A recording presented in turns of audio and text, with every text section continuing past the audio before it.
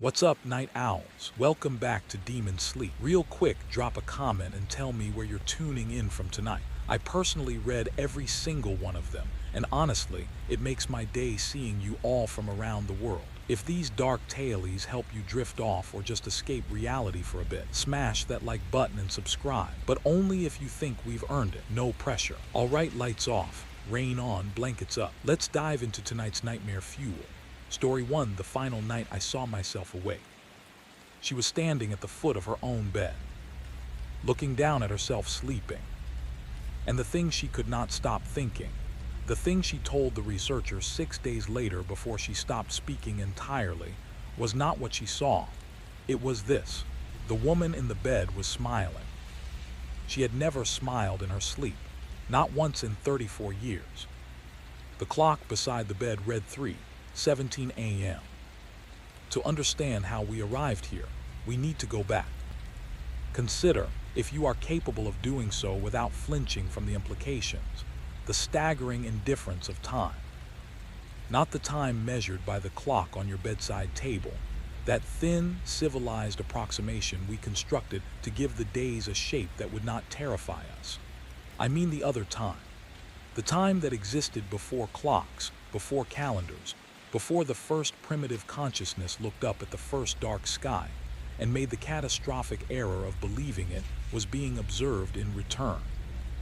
I mean the time that was here before your species drew its first trembling breath, and that will continue unchanged, uninterrupted, utterly unmoved, long after the last of you exhales.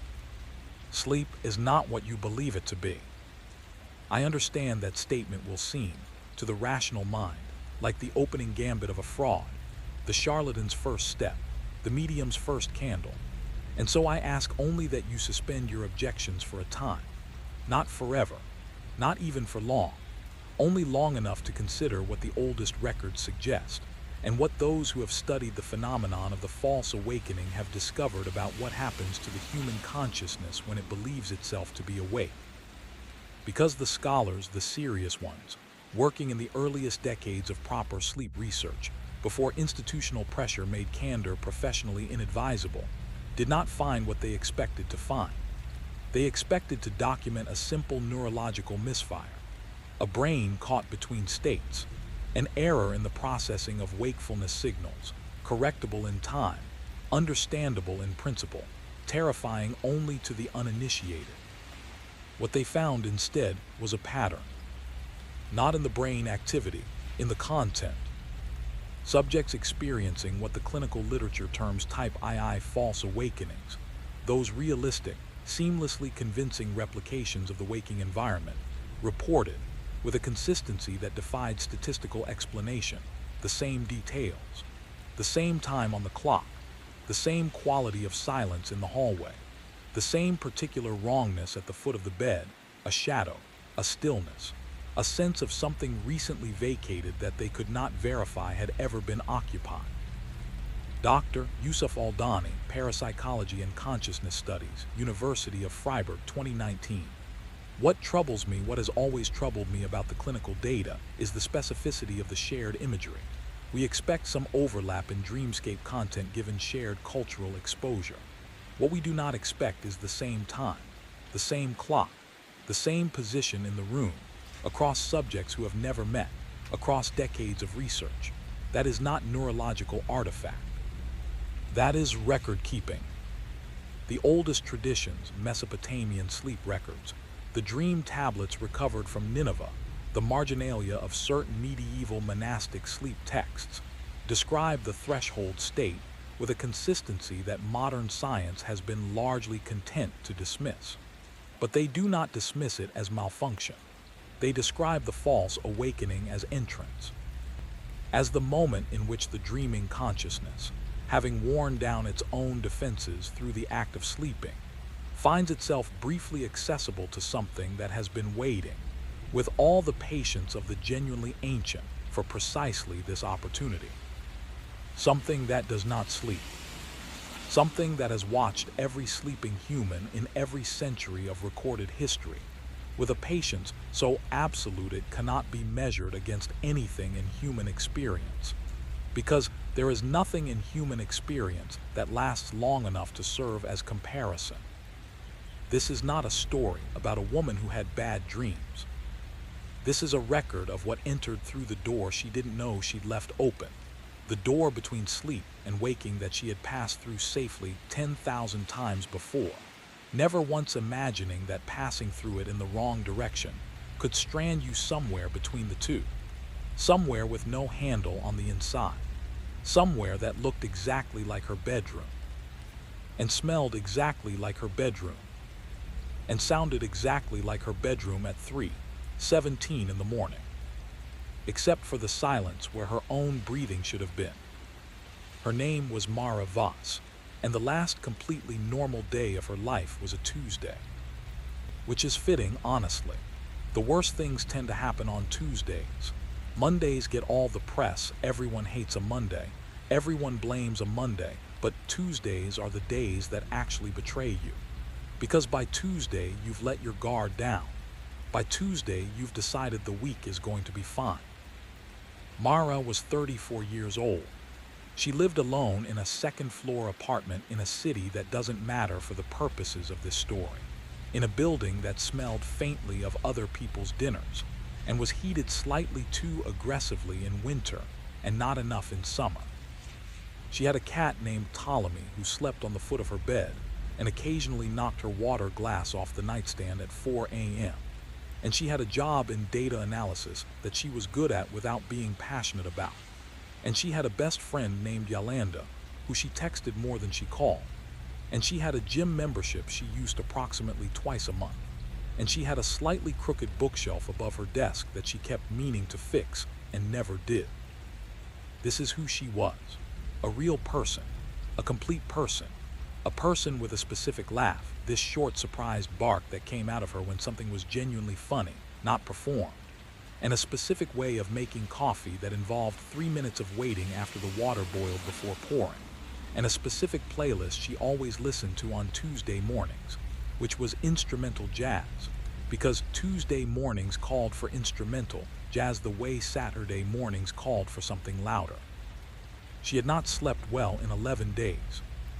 This is where it started, not with anything dramatic, not with a door swinging open in the dark or a shape at the window.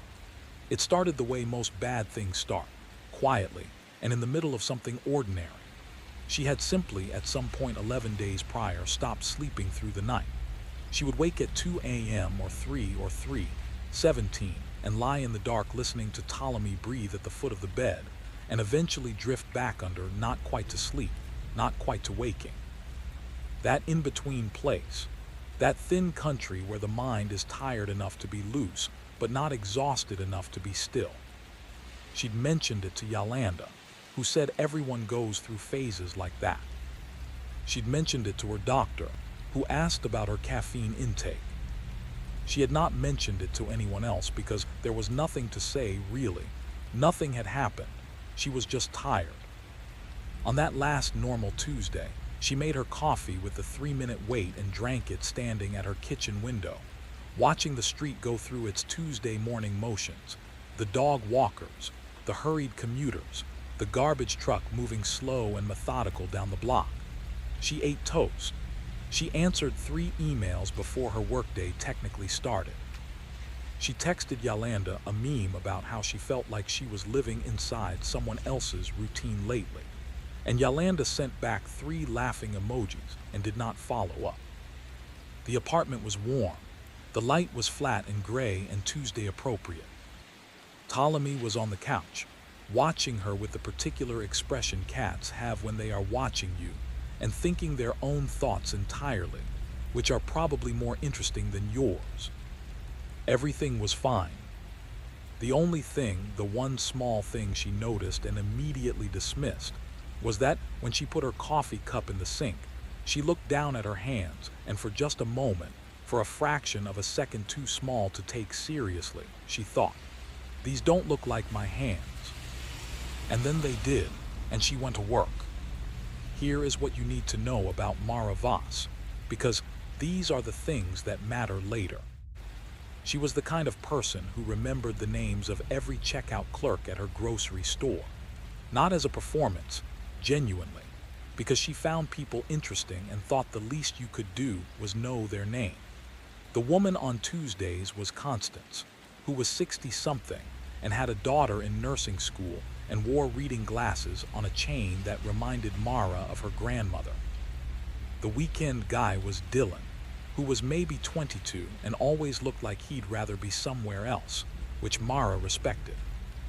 She had grown up in a smaller city than this one, in a house with a father who worked too much, and a mother who filled the space his absence created with houseplants and audiobooks, and a particular warmth that Mara had spent most of her adult life trying to recreate in small apartments, with varying success.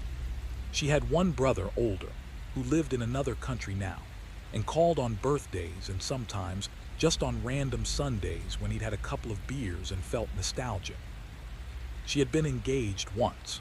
It had ended, as these things sometimes do, not with drama but with the slow revelation that two people who were fundamentally decent had simply built a life together without first checking if they wanted the same life.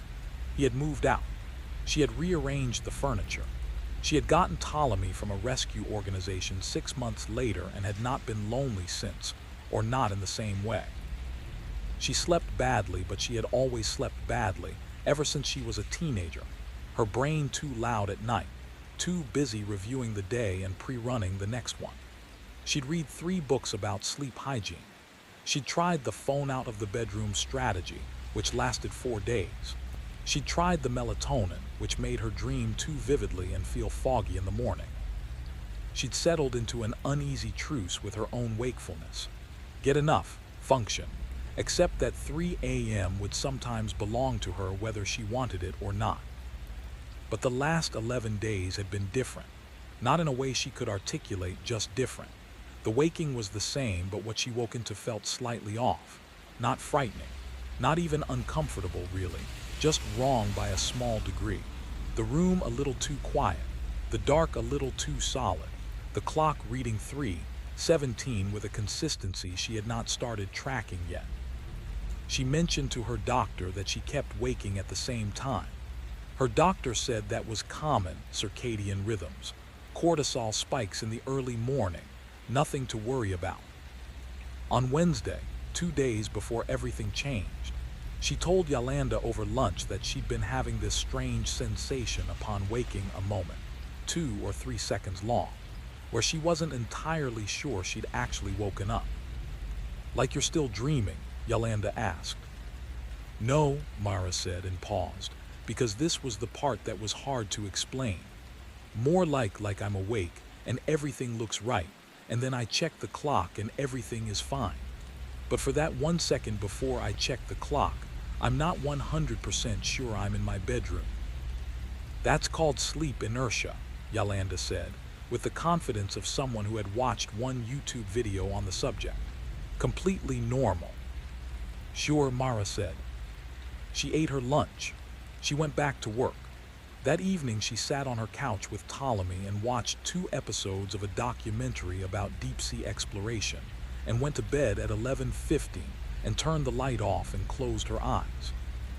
And woke up at 3:17 a.m. in a room that looked exactly like her bedroom. The first thing she did, every night, every waking, same as always, was look at the clock. 3:17 a.m. She lay still for a moment. The room was dark in the way a city room is dark, not total, not even close, the ambient glow of streetlights doing their usual work through curtains that had never quite been blackout curtains. She could see the shapes of things: dresser, chair with the clothes she'd meant to hang up, bookshelf, the particular shadow architecture of her ceiling that she had memorized over years of lying awake looking at it. Everything was where it should be. Ptolemy was at the foot of the bed. She could feel his weight through the blanket, that specific 8-pound anchor she had come to find more reliable than any alarm. She was awake. She was in her bedroom. It was 3:17 a.m. Everything was fine.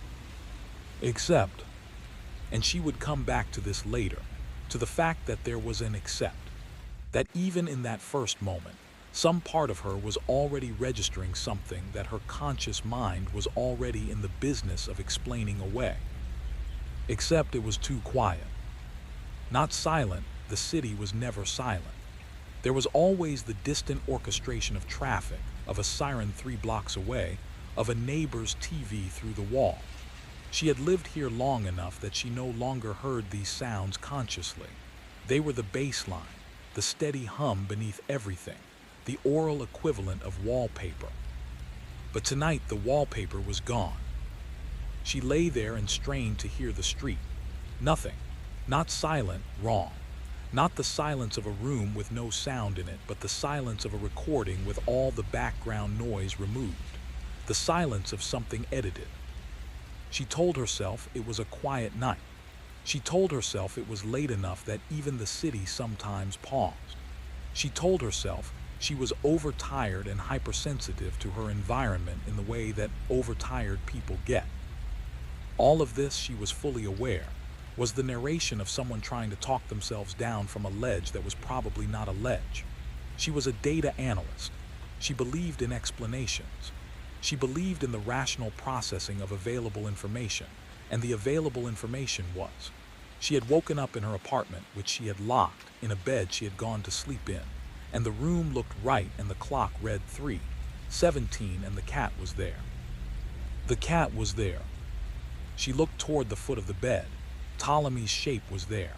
The familiar lump of him, the particular curve of sleeping cat. Except he wasn't breathing. She watched. 5 seconds. 10. The lump did not rise or fall, did not shift, did not make the small, unconscious adjustments a sleeping animal makes, the tiny constant movements that register below thought, below attention, but that you would notice God, you would notice if they suddenly stopped. She sat up, said his name. He didn't move. She reached down and touched him. He was warm, he was real, he was fine. He turned his head at the sound of his name, looked at her with perfectly normal cat sleepiness, tucked his nose back under his paw. Of course, he was fine. She had imagined the stillness, her own perception warped by bad sleep, and the specific 3 a.m. hyper-awareness that 11 days of broken rest will produce in any brain. She lay back down, pulled the blanket up. See, she told herself, all fine. But it wasn't Ptolemy she was thinking about anymore. It was the silence, the specific silence that had now, she noticed, returned. She lay in it for 20 minutes before she drifted back to sleep. She did not hear herself breathing, though she was. The decision, the actual wrong turn, the one that everything traces back to, was made at 11:47 p.m. on a Friday. She was sitting on the edge of her bed, ready to get in, about to reach for the lamp. She had had a fine day, genuinely fine, the kind that doesn't make stories. She had worked, she had eaten well. She had spoken to her brother on the phone for 22 minutes. She had fallen into an online rabbit hole about historical shipwrecks for half an hour before dinner, and she had decided, fully consciously, that tonight she was going to try something different. She was going to track it. Her sleep researcher brain, the part of her that defaulted, in the face of anything unsettling to the comfort of data collection, had decided that the thing to do with this 3:17 a.m. waking was to treat it as a variable, record it, understand it, chart the pattern until the pattern revealed an explanation. She had bought a small notebook at lunch. She had placed it on her nightstand, with a pen clipped to the cover. She had written the date on the first page and 3:17 a.m. and a short description of what each of the previous 11 wakings had felt like. When she was done writing, she reread the 11 entries. They were, she noticed, almost identical. She had written in slightly different language each time, but to the same effect, some variation of woke at 3:17. Room seemed quiet, felt briefly uncertain of surroundings, resolved on closer attention, returned to sleep. 11 nights, the same note, the same time. That, she thought, is interesting. Not frightening, interesting. There is a difference, and she was firmly on the interesting side of it. She turned off the lamp. What she did not write in the notebook, what she had not noticed because she had not been looking, was that the clock in her bedroom had been reading 17 a.m. on 3 separate occasions in the past week when she had checked it in broad daylight. Once after coming home from work. Once after a long Sunday afternoon nap. Once in the middle of a Thursday afternoon when she'd walked past the nightstand heading for the bathroom. 3 times in waking hours, the clock had read 3:17. She had not registered this. She went asleep. She woke up at 3:17 a.m. The room was exactly right. The clock was exactly right. Ptolemy was at the foot of the bed. The curtains were the right curtains. The ceiling had its familiar shadow map. Everything was fine and completely correct and absolutely her bedroom, and she knew this with certainty because she checked everything with the specific thoroughness of someone who had been making a point of checking. And then she looked at the foot of the bed. Ptolemy was there, and 2 feet to his left, sitting very still at the corner of the mattress, facing away from her, toward the wall, was another shape. Smaller than Ptolemy, not a cat, shaped in the dark like a child's hand pressed flat against the blanket, as if something had placed it there gently and had not yet seen fit to remove it. She did not move, she did not breathe. She told herself it was the blanket folded wrong. She told herself it was a shadow from the curtain. And here is the part nobody talks about, the part left out of every news report, every official account, every interview, because the people who knew, the ones who were actually there, made a decision. They decided some things were better left unsaid. They were wrong, and tonight you're going to hear why. She noticed it on a Tuesday. She turned the light on. The corner of the bed was empty. She checked the whole room, not frantically, not with the theatrical sweeping desperation of a horror film, but quietly, methodically, in the way a person checks something they are already certain about. She looked in the corner. She looked at the floor. She looked at the closet, which was open 2 inches, as it always was, because the door had a slight warp that prevented it from closing all the way. Nothing. She left the light on and sat on the edge of the bed for a while. Ptolemy came and butted his head against her shin, which was what he did when he wanted to acknowledge that something had happened without making a scene about it. "Good cat," she said. She left the light on. She did not sleep again that night. In the morning, over coffee, she made a list in the notebook. Not of what had frightened her, she was not prepared to use that word, but of what she had observed.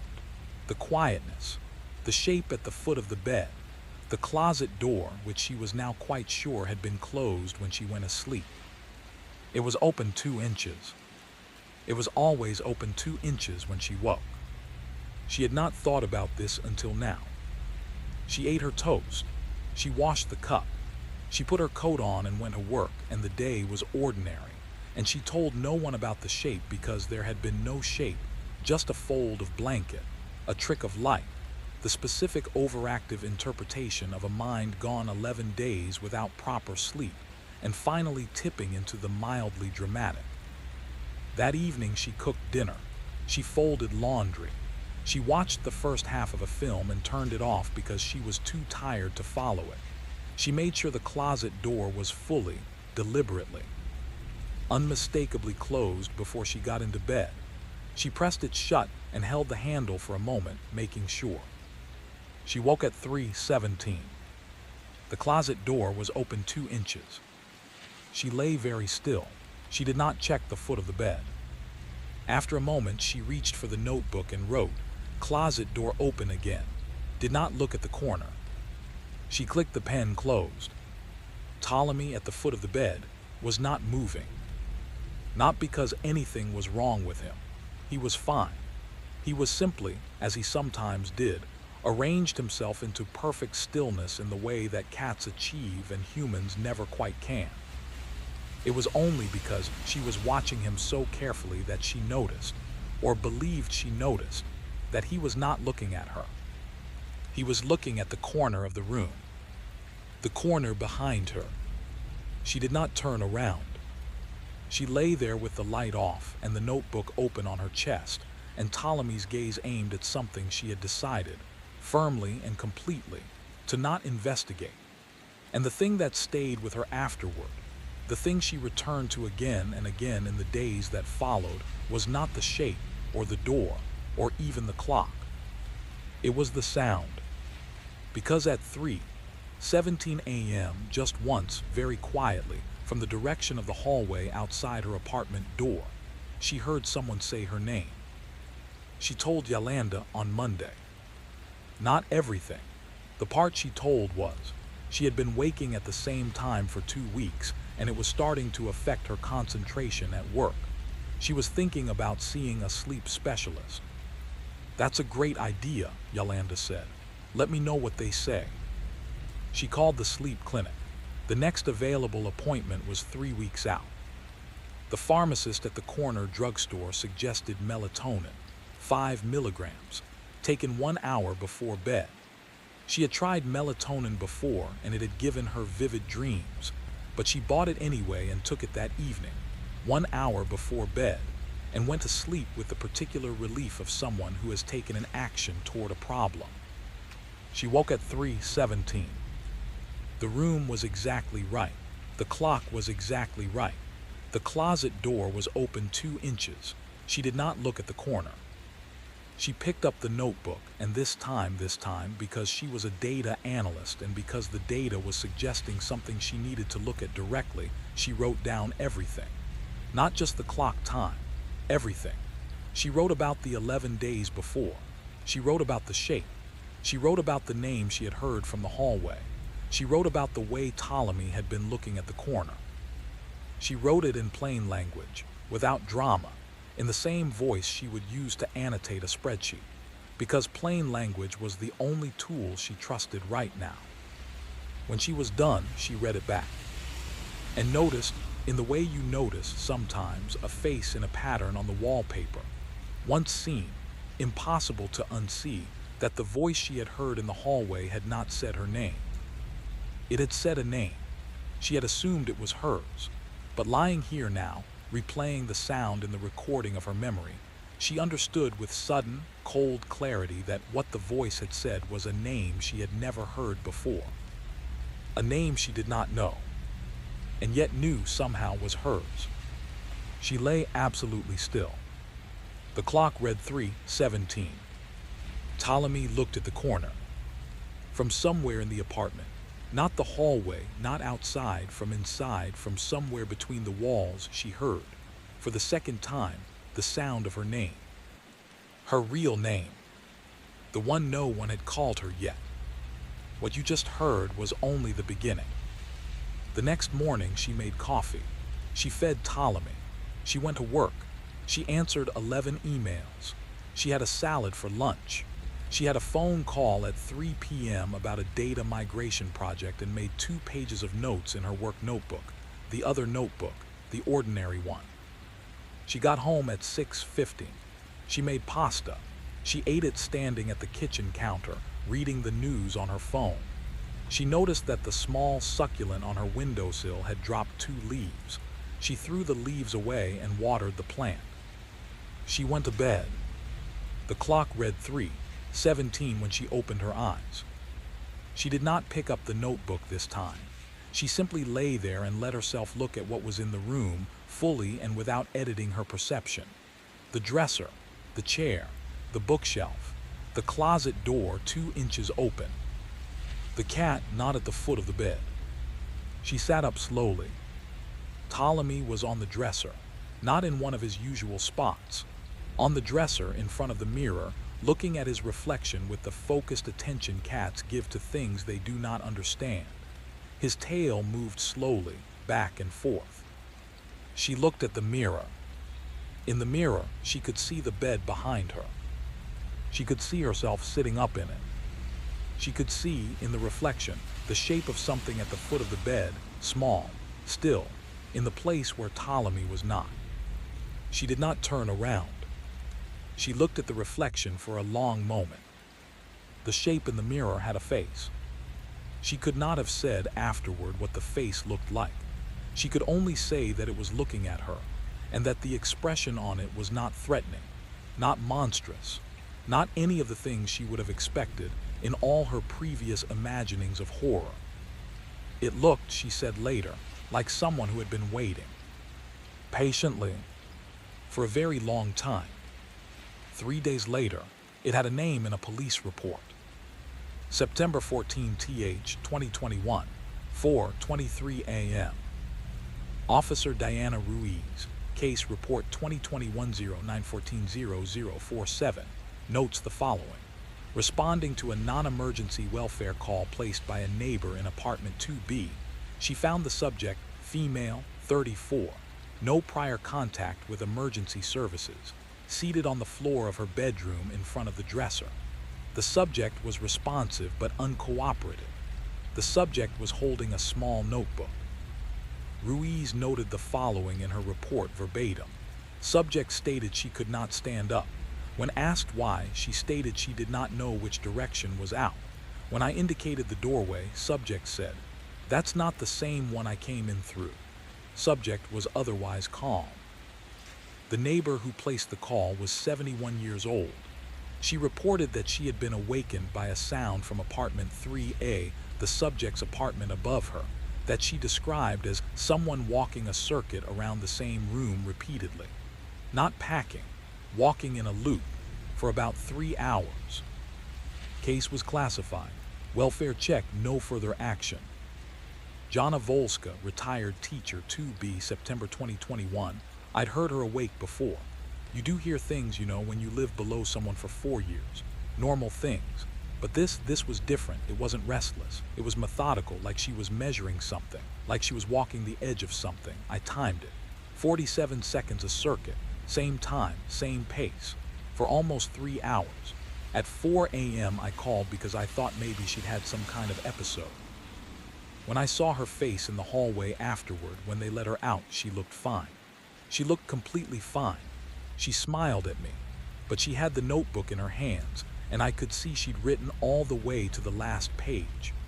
Jana Volska has not spoken to any researcher since this initial account. Her building transfer request was filed October 2021 and approved in November. This was not an isolated incident. Sleep disorder cases involving what researchers term lucid disorientation with false awakening cycling appear in medical literature as far back as 1954. The British Journal of Psychiatry published an account that year, referenced later by Hobson, Revansuo, and selectively by Laberge, describing a 29-year-old male patient who was admitted to Maudsley Hospital after being found by his wife crouched beside their bed at 3:30 a.m., facing the wall, writing on the wallpaper with a ballpoint pen. What he was writing was the same word, repeated. The word was here. The case was treated as acute psychotic episode. He was discharged 6 weeks later. His wife had relocated before his discharge. He was readmitted within the year. In the intake notes for his second admission, under patient's description of episodes, the attending physician wrote, "Patient states that upon each awakening the room looks exactly right, exactly as expected, but he cannot find the door. He says he can see the door. He can touch the door, but he cannot find it. When I asked him to explain the distinction, he said, 'Finding is different from seeing. You can see something that doesn't want to be found.'" Case file 1954 MH0382, Maudsley Hospital Archives. Request for external review pending for 67 years. March 3 RD 2003, 9:15 a.m. University of Michigan Sleep Research Center. Dr. Thomas Lau is presenting to the Behavioral Neurology Division. His subject, patient 7C, a 41-year-old woman referred by her GP after 17 consecutive nights of what she describes as not waking up in the right place. The patient's name is withheld. The transcript is public. The following is Dr. Lau's patient summary as recorded and transcribed by the center's administrative staff. Patient describes a recurring experience of awakening in what she identifies as her bedroom. The environment appears consistent with her actual bedroom in all observable respects: same layout, same furniture, same visual field from the bed. She reports waking at 3:17 a.m. each night. She reports feeling fully awake, no grogginess, no hypnopompic imagery, no confusion of the type associated with standard sleep inertia. She reports then noticing, over the course of 4 to 8 minutes, that something is wrong. She cannot specify what. Over 17 nights, she has documented these wrongnesses in a notebook. The notebook lists cumulatively over 200 distinct observations. Dr. Lau is asked by a colleague, "What does the notebook say?" He reads 3 entries aloud. Night 12, the window is on the wrong wall. I measured 2 feet to the left. My eyes are lying or the wall moved. Night 15, Ptolemy is not real. I know this because I asked him and he answered. Ptolemy has never answered. Night 17, I found the door. What is on the other side of it is not the hallway. Dr. Lau sets the notebook down. The patient, he tells his colleagues, has a cat named Ptolemy. She lives in a second-floor apartment. She is a data analyst. He does not explain why he has included these details. The transcript shows a long pause at this point, during which no one speaks. Dr. Thomas Lau, sleep researcher, University of Michigan, interview 2019. I referred her to a colleague. I shouldn't have stopped there. But the night 17 entry, what she described on the other side of that door. I've been in sleep research for 20 years. I have read every documented false awakening case in the clinical literature. What she described should not have been possible given the architecture of a type II false awakening. It was. She described it accurately. I know because I have since found 2 other accounts from unrelated subjects in different decades that describe the same thing. Dr. Thomas Lau retired from the University of Michigan in 2020. He did not publish his findings. When contacted in 2023, he declined to speak further on the subject.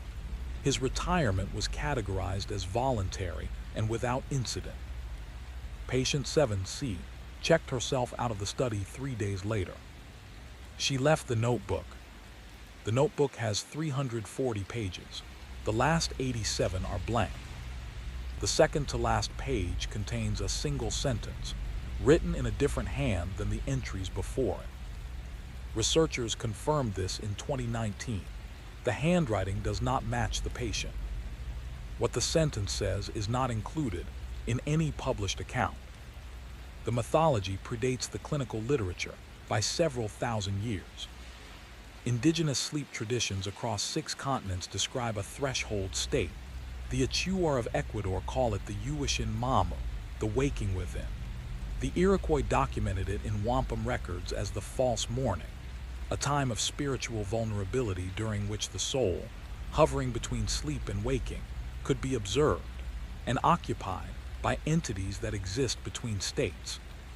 In the Aboriginal tradition of southeastern Australia, there is a word for the experience of waking in a room that looks right but isn't, Mimi-Jan. The Mimi are spirits who inhabit the liminal space. They do not require an invitation. They only require a threshold already open. In European folklore, specifically in the Czech and Slovak tradition, the figure observed in false awakenings was named Mara. Not a demon precisely, not malevolent precisely, but not safe. The Mara did not attack its subject. It sat with them. It waited.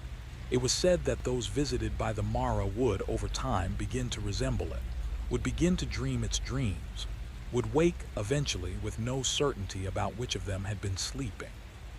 The word Mara entered English as nightmare.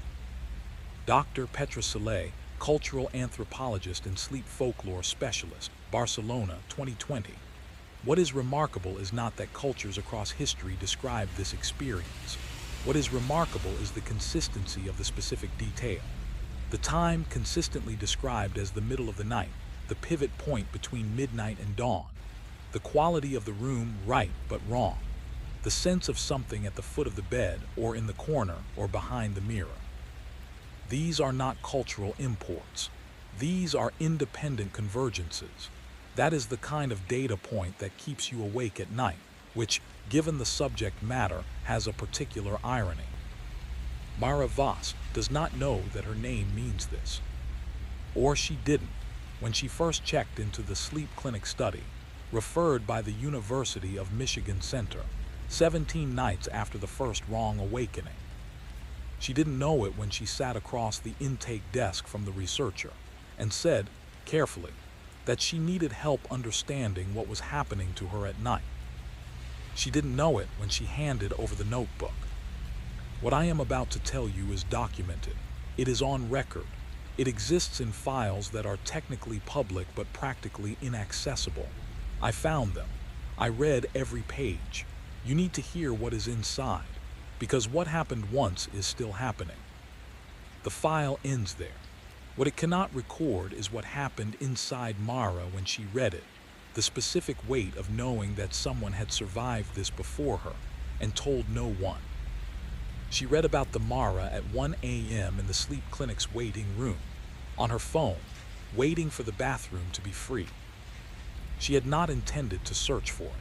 She had been looking for something else, an article about melatonin dosage she'd half remembered. And one thing had led to another, the way things do at 1 a.m. when you're exhausted and your defenses are down, and the internet is specifically calibrated to lead you one thing to another until you're reading something you can't unread. Mara, Old English, Old Norse before that, Old Proto-Germanic before that, a being that sits on you while you sleep, a being that steals your breath, a being that makes you dream things that aren't yours, a being that in the oldest accounts was not a visitor but a reflection, your own sleeping consciousness, split off, walking around in the dream version of your room, turning toward you with your face rearranged. She sat in the plastic chair and read this on her phone and thought, that's my name. Which was not the kind of thought she usually had. She was not a person prone to significance seeking. She did not believe in signs or synchronicities. She was, as she had established, a data analyst.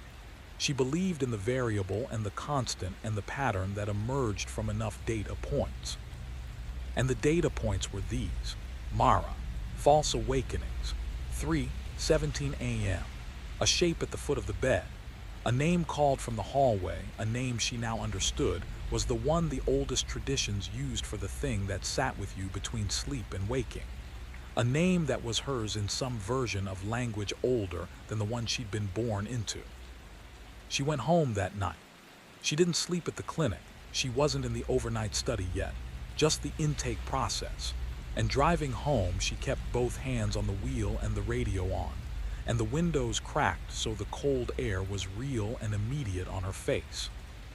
She was fine. She was completely fine. She was tired and she'd gone down an internet rabbit hole at 1 a.m. And now she was going home and going to bed, and in the morning she would eat breakfast and go to work, and the data would be exactly what it was, and she would stop making it mean things.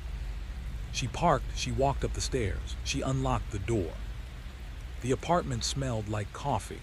She had not made coffee before she left. The coffee maker was off as she'd left it, cold to the touch. The smell was real. She stood in the doorway and thought, I cannot simply leave this. Not the apartment. She knew that was not what she meant. She could not simply leave the loop. She hadn't been awake the whole time.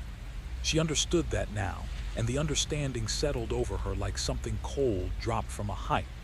Not all of the mornings she had remembered as normal driving to the clinic, eating breakfast, texting Yolanda had necessarily been real.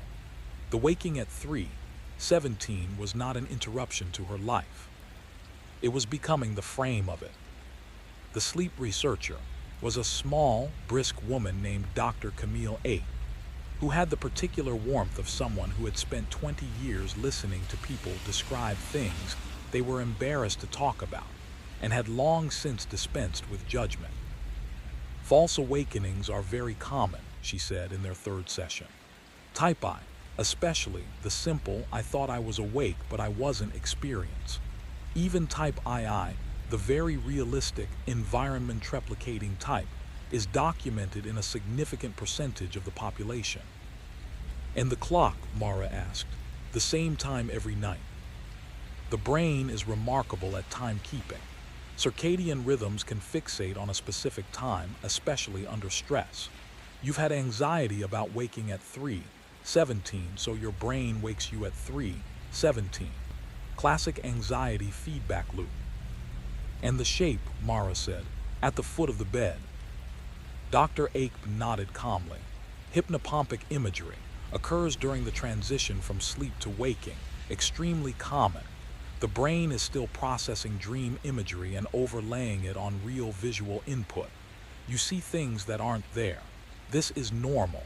This is documented. This is. Nothing to worry about, Mara finished. I was going to say manageable, Dr. Ape said gently. That evening, Mara felt better than she had in 3 weeks. Dr. Ape had given her things to do, sleep hygiene protocols, a light therapy lamp, a referral to a therapist who specialized in sleep anxiety. The problems had names. The names had treatments. This was how the world worked. You found the name for the thing, and the name reduced it to something handleable. She made dinner. She ate. She texted Yolanda a brief update, talked to the sleep doctor, think I'm going to be okay, and Yolanda sent back a string of heart emojis. She felt so much better. The relief was physical. She couldn't remember the last time she'd felt this unclenched.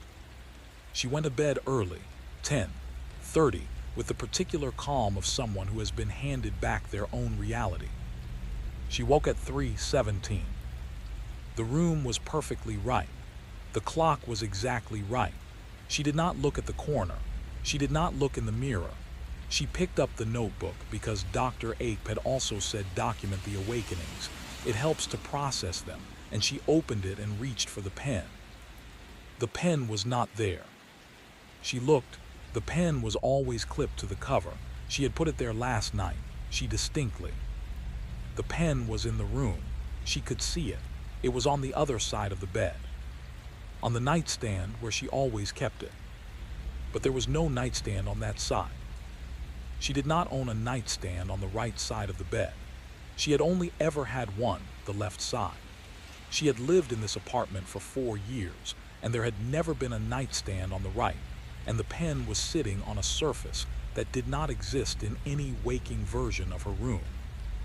The pen was sitting there, normal pen, blue ink, her pen, on a surface that should not have been there.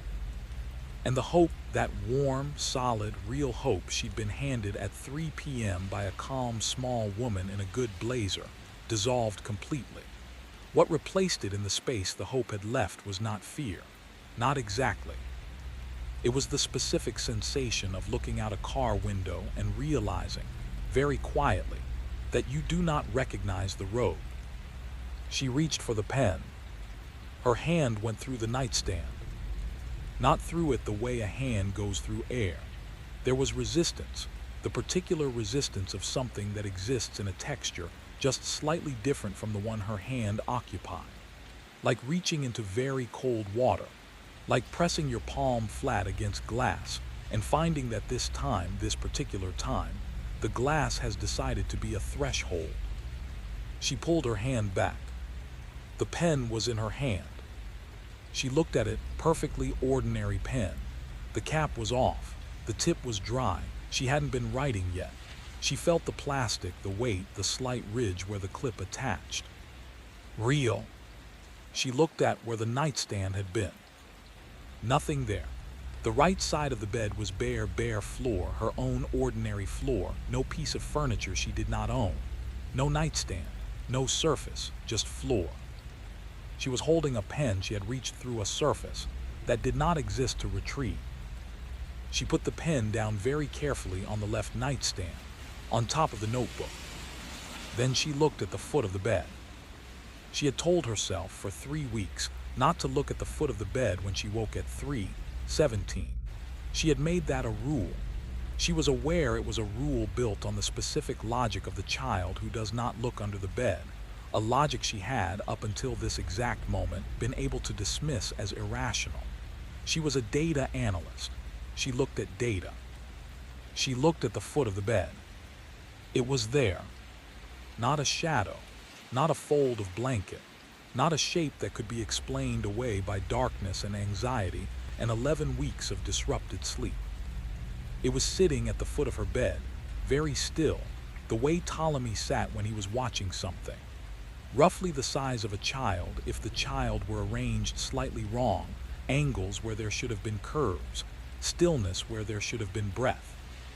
Its back was to her. And then, very slowly, it began to turn. And the face, what you just heard was only the beginning. She did not scream. She did not run.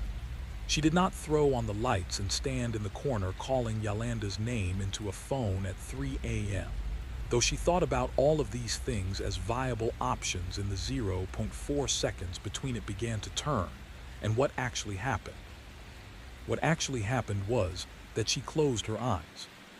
She closed them hard, the way you close your eyes against the sun, the full-force, deliberate shut of someone who has decided that what they are about to see is not something they are going to see. She counted to 10. She opened them. The foot of the bed was empty. Ptolemy was back, curled in his usual place. She sat in the dark for a long time. Long enough for 3:17 to become 3:44 on the clock. Long enough for the silence to ease a fraction and something like a distant siren to reassert itself outside, real and ordinary and completely welcome. The world was back, the real world, her bedroom, hers exactly right. She got up. She did not wait for morning. She made coffee at 3:44 a.m. and sat at the kitchen table with the notebook, and she read every entry, front to back. And she did what she had been trained to do by every data problem she had ever faced. She looked for what the data was saying. What the data was saying was this: the room was wrong in consistent, predictable ways. The wrongness was always localized: the foot of the bed, the corner behind her, the right side of the room. The wrongness escalated incrementally, slightly wrong, then more wrong, then demonstrably, undeniably wrong. And each time it escalated, she had done something, closed her eyes, turned on the light, refused to look, that had reset it to slightly wrong again. The data was saying, there is a process happening. There is an escalation structure. There is a mechanism. And then she asked the question she had been avoiding. Not what is in my room, but what if the room is in me? What if the 3:17 a.m. bedroom, the one that looked right, that was slightly wrong, that got more wrong the more she looked at it, was not her real bedroom with something in it? What if it was a bedroom, one that existed in the space between waking and sleep, populated with everything her real bedroom contained, accurate down to the specific fray in the closet door's carpet strip, because the thing constructing it had access to her memories, her perception, everything she knew about the room? What if there was something building a room around her every night at 3:17, and she was only now, after 11 weeks, starting to see the seams? And she thought, if that's true, what was I doing in those hours before I noticed the seams? She thought about it.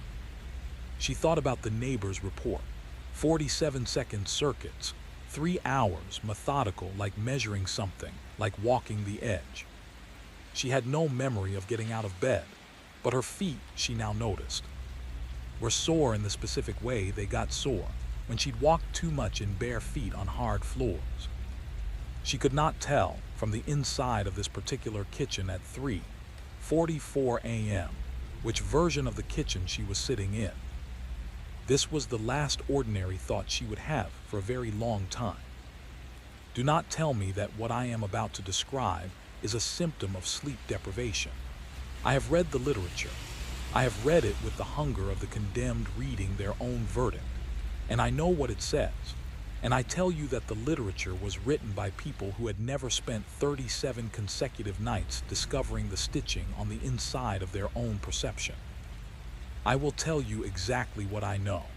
I will tell you precisely, methodically, in the order in which it occurred to me, and you may make of it what your comfortable certainty allows. The first thing I understood, truly understood, not in the lazy daylit way, but in the 3 a.m. way that burns, was that I had been narrating myself incorrectly. Not lying, not confabulating in the clinical sense, simply organizing the facts in the order that maintained the possibility of an explanation. I woke. The room looked wrong. I convinced myself it was anxiety. That structure, that structure was not dishonest. It was, in fact, the only rational structure available to a person who has not yet looked directly at what they have been not looking at. But I had looked at the foot of the bed, at the turning face, and I had closed my eyes. Yes, but I had seen something in the fraction of a second between the turn beginning and the eyes closing, and that something, that fraction, that sliver, had lodged behind my sternum like a splinter of glass. What I had seen, in the half-turn of that face before my eyes snapped shut, was not a face I did not recognize. That would have been easier. I recognized it. That is the fact I have been building toward and that I have been circling in my notes, in my consultations, in my carefully clinical language with Dr. Ape, for 11 weeks. The face at the foot of the bed. I recognized it. But recognition implies a context, a first encounter, a person who walked through a door and whose face one registered and filed away. I have no such memory. I have no recollection of ever meeting the person whose face was turning toward me at 3:17 a.m. at the foot of my bed. I have no photograph, no encounter, no dream that matches it. And yet, the recognition was bone deep. The recognition was older than memory. The kind of recognition you feel when you hear a piece of music you've never heard and know, somehow, exactly how it ends. I know this face. I do not know where I know it from. I do not know, and this is the question I cannot stop asking. The question that runs in the background of every waking moment. The question that has started to be present even in the moments I was most certain I was fully, unambiguously awake. I do not know whose face it is. It began, the true beginning, the beginning beneath the beginning, on a Wednesday, or what presented itself as a Wednesday. I can no longer guarantee the calendar. I woke at 3:17. The room was right. The clock was right. The closet door, 2 inches open, was exactly as it always was. I sat up. I did not look at the foot of the bed. I looked instead at my hands. I do not know why I looked at my hands, only that the impulse came from somewhere below reason, from the same instinctive register that tells you to stop walking before you have consciously identified why. My hands were correct, 10 fingers. The small scar on my left index finger where I had cut it against a tin lid at 19. The chipped nail on the right ring finger that I had been meaning to file for a week. Correct, familiar, mine. But I looked at them for too long. And when you look at anything for too long, anything, it stops reading correctly. This is a perceptual fact, a genuine neurological phenomenon. A thing that happens to the stable, the rational, the clinically unremarkable. It is called semantic satiation when it happens to words. It has no name when it happens to the sight of your own hands in the dark at 3:17 a.m. My hands looked like my hands. And then they looked like the hands of someone else who had very carefully arranged themselves to look like mine. I know what you are thinking. I know. I thought it too. I told myself, this is sleep-deprived perception. This is the natural result of 11, 12, 13 weeks of waking in a room that has been gradually teaching me not to trust what I see. This is the expected outcome of a mind that has been, night after night, confronted with the evidence of its own fallibility. And then I stopped. Because the person thinking that thought, the person calmly marshaling that explanation, did not feel like me. The explanation felt correct. The logic was sound. The language was the language I would use. But the one thinking it did not feel like the one who usually thought it. If you are still with me, if you have not yet turned away from what I am telling you, write in the comments. The walls remember. Let me know I am not alone in this.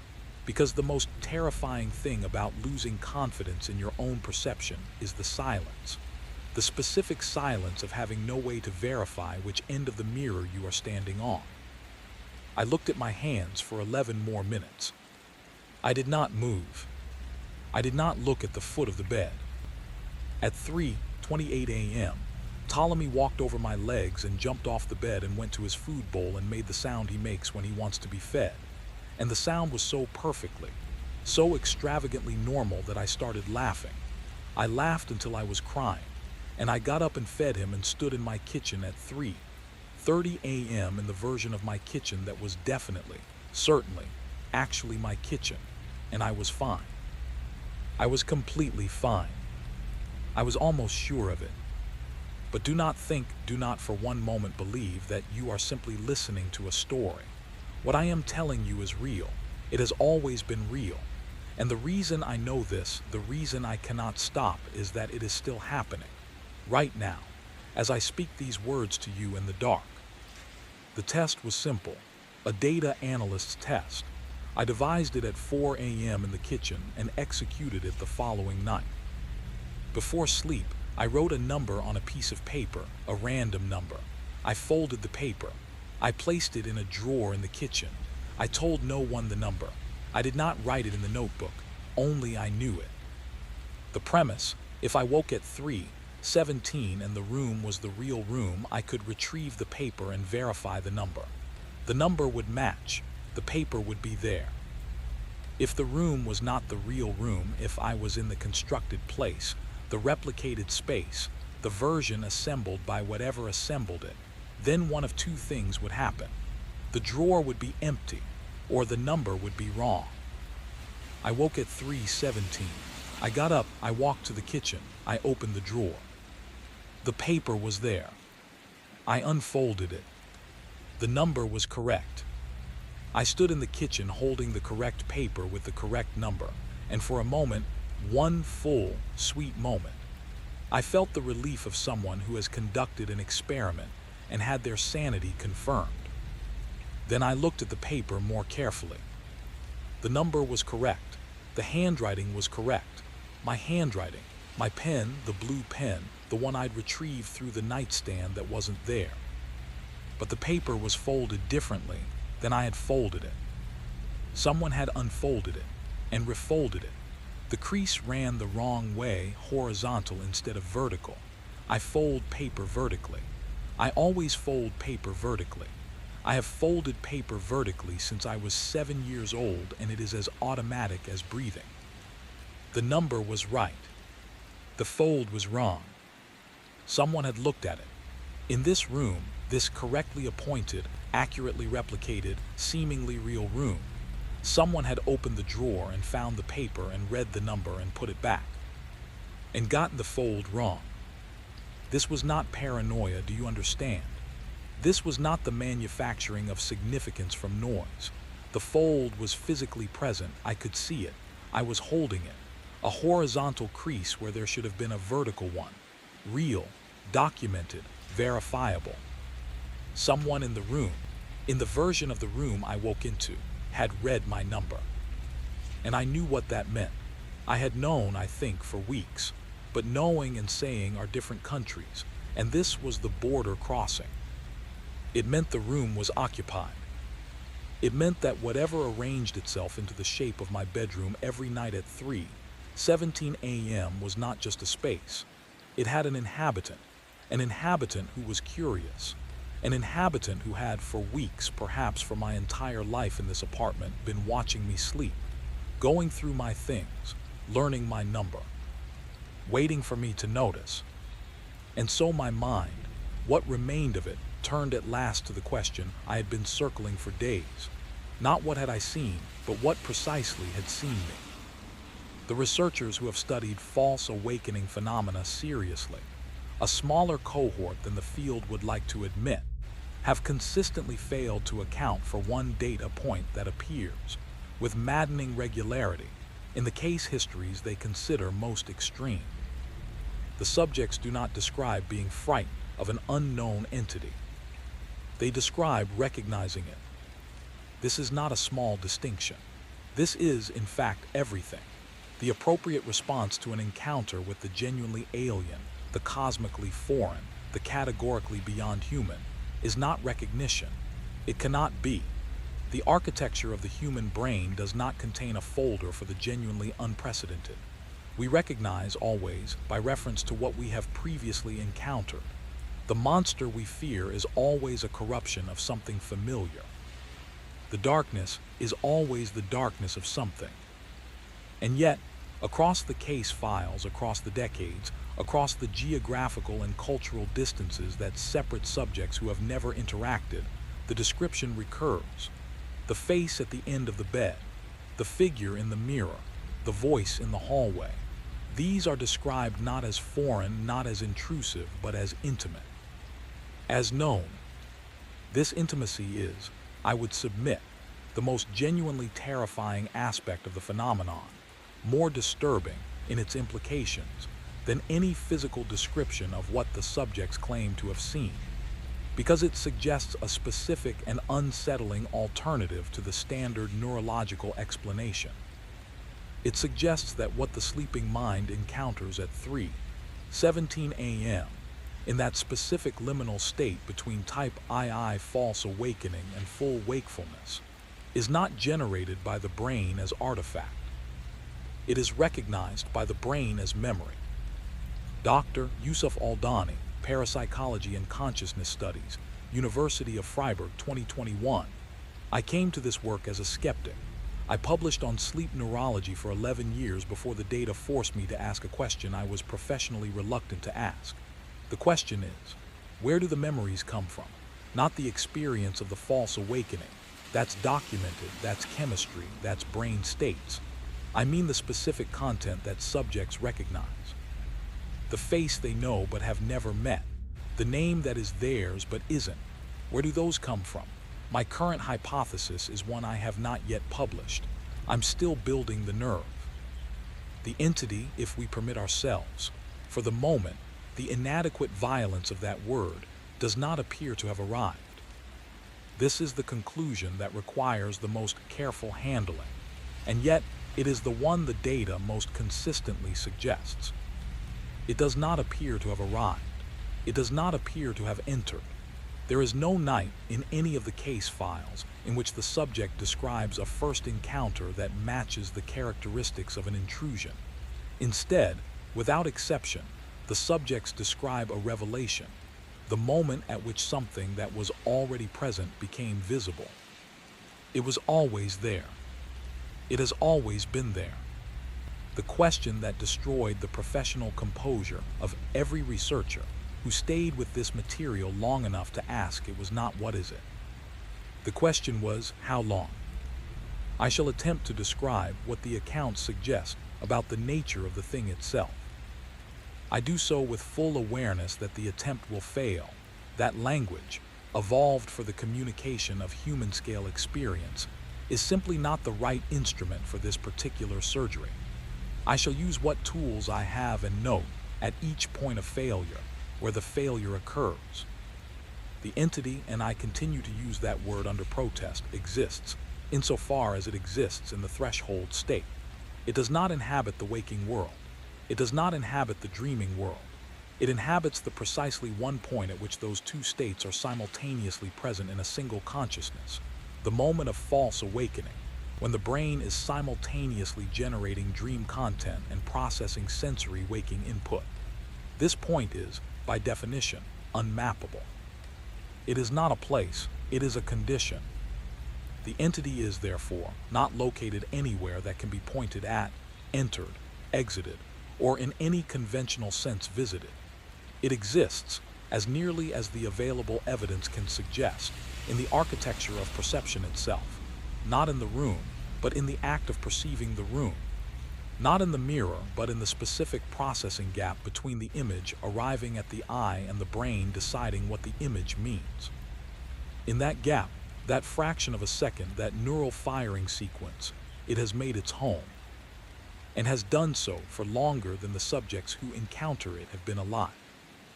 How do I know this? Because the subjects know things about it, specific, detailed, verifiable things that they could not have constructed from their own experience.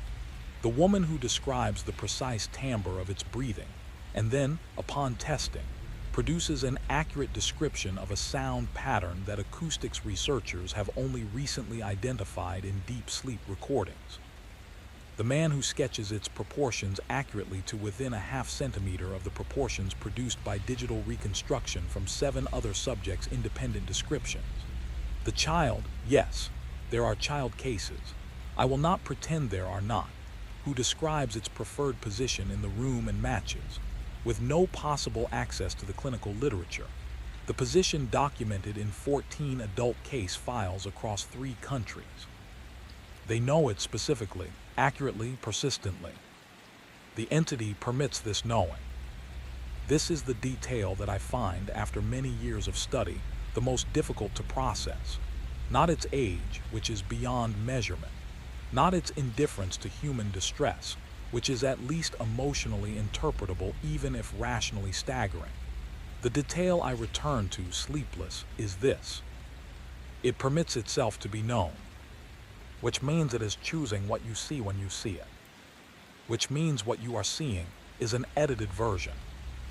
And no account, no case file, no clinical record, no survivor testimony has ever described what lies behind the edit. Perhaps that is the mercy.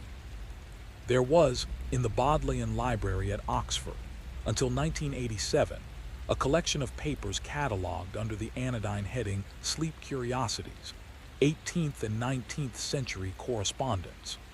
These papers were removed from the public catalog in 1987 for reasons the library has declined to specify beyond the phrase material condition concerns. They were digitized, partially, by a graduate student in 2003, before the digitization project was discontinued. What the digitized portion shows is a series of letters, 11 in total, written between 1831 and 1849, from a network of correspondents across England, France, and what was then Prussia, who were describing, with remarkable precision and mutual corroboration, an experience none of them appear to have shared openly with anyone outside the correspondence chain. The experience they describe is identical to the clinical case, files assembled a century later. The clock detail does not appear in these letters. Clocks of the period did not glow, but the time appears. Each correspondent describes the awakening as occurring at the bottom of the night, which is the colloquial Victorian expression for the period between 3 and 4 in the morning. The shape at the foot of the bed appears in 9 of the 11 letters. The voice in the hallway appears in 7. The face turned away, beginning to turn, appears in 4. The writers who describe the face all describe the same thing, recognition. A face known but unknowable, a face that should not have been possible. The 11th letter, the last in the series, written 1849 by a correspondent identified only as CV, location given as Brno, is different from the others. It does not describe the experience. It was written, the correspondent explains, because the others had gone silent. One by one, the letters had stopped. 7 correspondents who had been writing weekly had stopped writing entirely over the course of 18 months. CV writes, I have since made inquiries as much as is possible for a person of my resources. Of the 7 who have fallen silent, I have been able to learn the fate of 3. The first has been committed to an institution in Frankfurt, where she is reported to be in good health and good spirits, though she has not spoken in 14 months. The second is reported deceased. The third I visited in person and found present in body and apparently rational in conversation, but observed, in the course of an afternoon spent in her company, that she did not once blink. Not once. In 4 hours. I counted. I am enclosing this letter with the others against the possibility that someone, at some future date, might find it useful to know. The letter ends there. The others stopped corresponding shortly after. The graduate student who digitized these papers in 2003 completed the project on a Thursday. On Monday of the following week, she filed a leave of absence from her doctoral program. She did not provide a reason. She has not published. Her name is in the files. I will not include it here. What you just heard was only the beginning. The full truth, the portion that lies beneath even the most disturbing clinical and historical accounts, is not something I am able to transmit in the language available to me.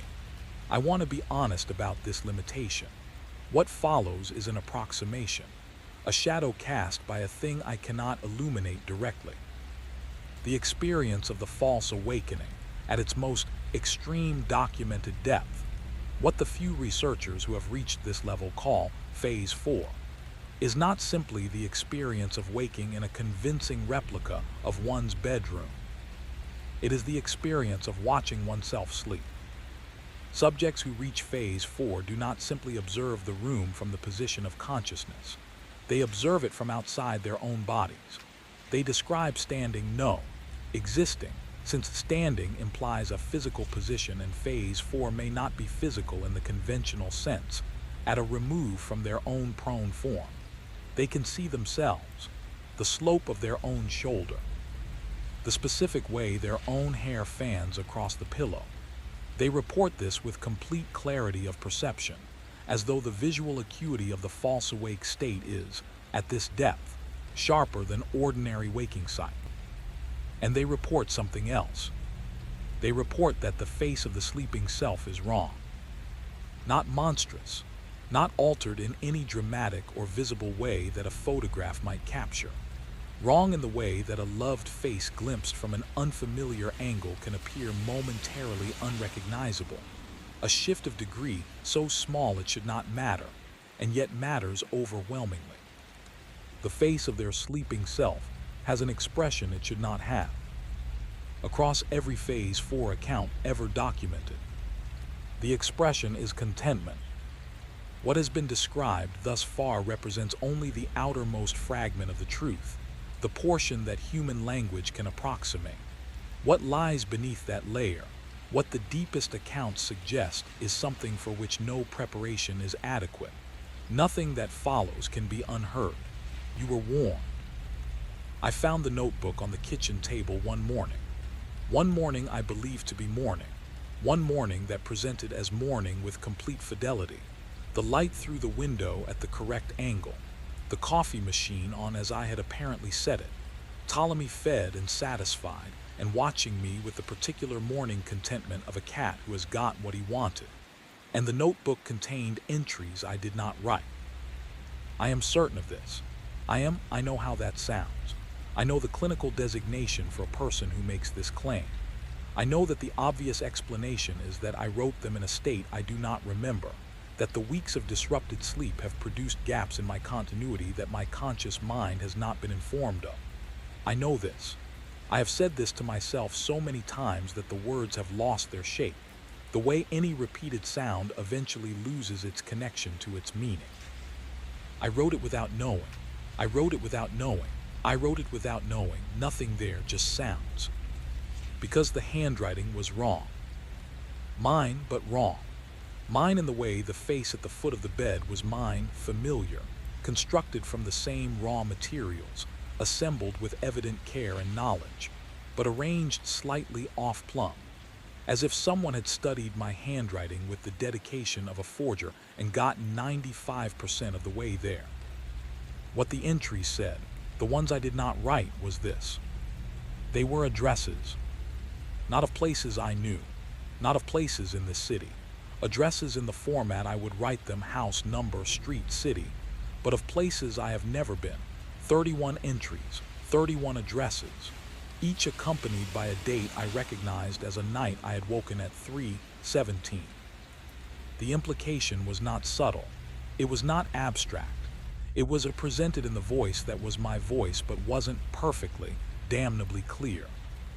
On the nights I had woken at 3:17 and believed myself to be in my bedroom, the nights I had cataloged, documented, analyzed, my body had been somewhere else. 31 nights, 31 places. I sat with the notebook at the kitchen table, the morning kitchen table, the coffee steaming, the sun correct, and I understood with the specific, irreversible quality of certain understandings that I had crossed a line somewhere in the past 11 weeks without being shown where the line was.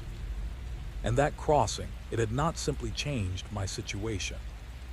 It had changed me. Guilt, actual guilt, the lodged in the chest variety, the kind that does not respond to reason, arrived on the night I decided to look up the addresses. I should not have looked. I knew as I typed the first one into the search bar that I should not have looked. But knowing should not and doing should not are separated sometimes by a distance so small and so critical that the person who crosses it does not notice the crossing until it is long behind them. The first address, a residential street in a city 2 hours from this one. I searched it. A news article dated 8 months ago about a woman who had been found walking in her neighborhood at 3 a.m. in a state of confusion. Hypnopompic episode, the article said. No foul play. She was fine. She did not remember how she had gotten outside. The second address, a park in a different city entirely. A man photographed by a security camera at 3:19 a.m. standing at the edge of a fountain looking at his reflection. He had no memory of being there. He lived 40 minutes away. He did not drive. There was no record of a cab or a train. Third, fourth, fifth. I stopped at the fifth, because the fifth address was a hospital, a sleep research center, and the article attached to it described a case from 6 years ago of a research participant who had been found, in the middle of the night, standing at the window of another participant's room, watching them sleep. The participant had no memory of leaving his own room. He was distressed and apologetic and genuinely could not explain it. The case had been closed as a sleepwalking incident. The sleepwalker's name was a name I did not know. But his face, the photograph included with the article, was the face from the foot of my bed. I had been watching him for 6 years before something wearing my sleep and walking in my skin had stood at the window of his room and watched him. I closed the laptop.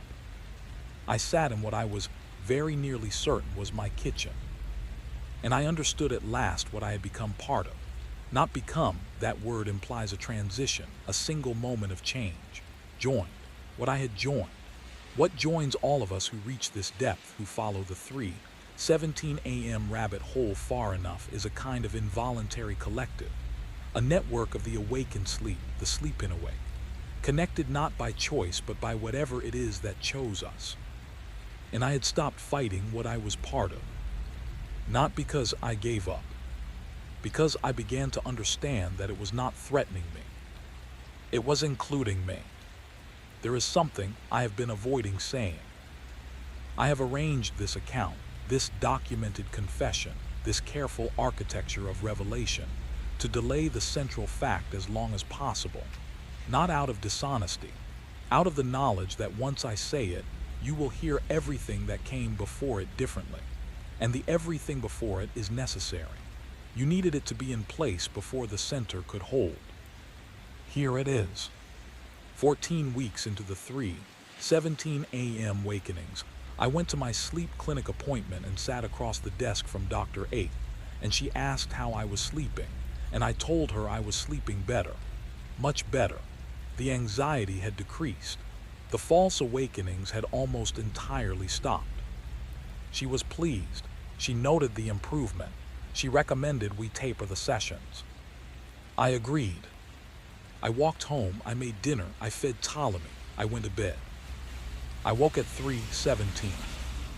The room was perfectly right. The clock was exactly right. The closet door was 2 inches open. Ptolemy was at the foot of the bed. And I did not look at the corner. I did not reach for the notebook. I did not check my hands. I lay there and I breathed, and I felt for the first time in 14 weeks, completely, entirely, utterly at rest. And I understood that the reason I felt at rest was that I had stopped fighting it, that I had, sometime in the past week, crossed from subject to inhabitant, that the 3:17 a.m. room and the 11 p.m. room and the 8 a.m. room and all the rooms in between had become simply the room. One room. Mine. Mine in a way it had not been before.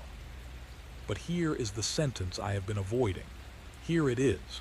The thing that I could not stop not saying for all these sections and cannot stop not saying any longer. I do not know which version of me went to Dr. A. Enough of the theoretical, enough of the academic distance. What was found in that room deserves to be described as it was, in full, in light, with nothing hidden. The researcher who finally entered the room, the actual room, the apartment in which Mara Voss had been living and ceasing to live for 16 weeks, was a woman named Dr. Petra Soleil, whom you have heard from before. She entered with a key obtained from the building manager, accompanied by a colleague and a representative from the sleep clinic, on a Monday morning when Mara had not appeared for her appointment and was not answering her phone. What they found was this. The apartment was in order, perfectly, meticulously in order, the kind of order that is achieved not by fastidious cleaning but by the absence of use. No dishes in the sink, no clothes on the chair. The bed made with a precision that no one achieves when they make a bed for themselves, hospital corners, pillow centered, the specific geometric perfection of a room that has been staged rather than lived in. The coffee maker on the counter, clean and dry. Ptolemy on the windowsill, healthy, well-fed, with a full bowl of water beside him that had not yet been drunk. The notebook on the nightstand, open to the last written page. The last written page contained, in Mara's handwriting, confirmed later against all previous samples, confirmed as hers to within every parameter that handwriting analysis can measure, a single sentence, written in a hand that was neither distressed nor rushed. Dr. Soleil photographed it before touching anything else.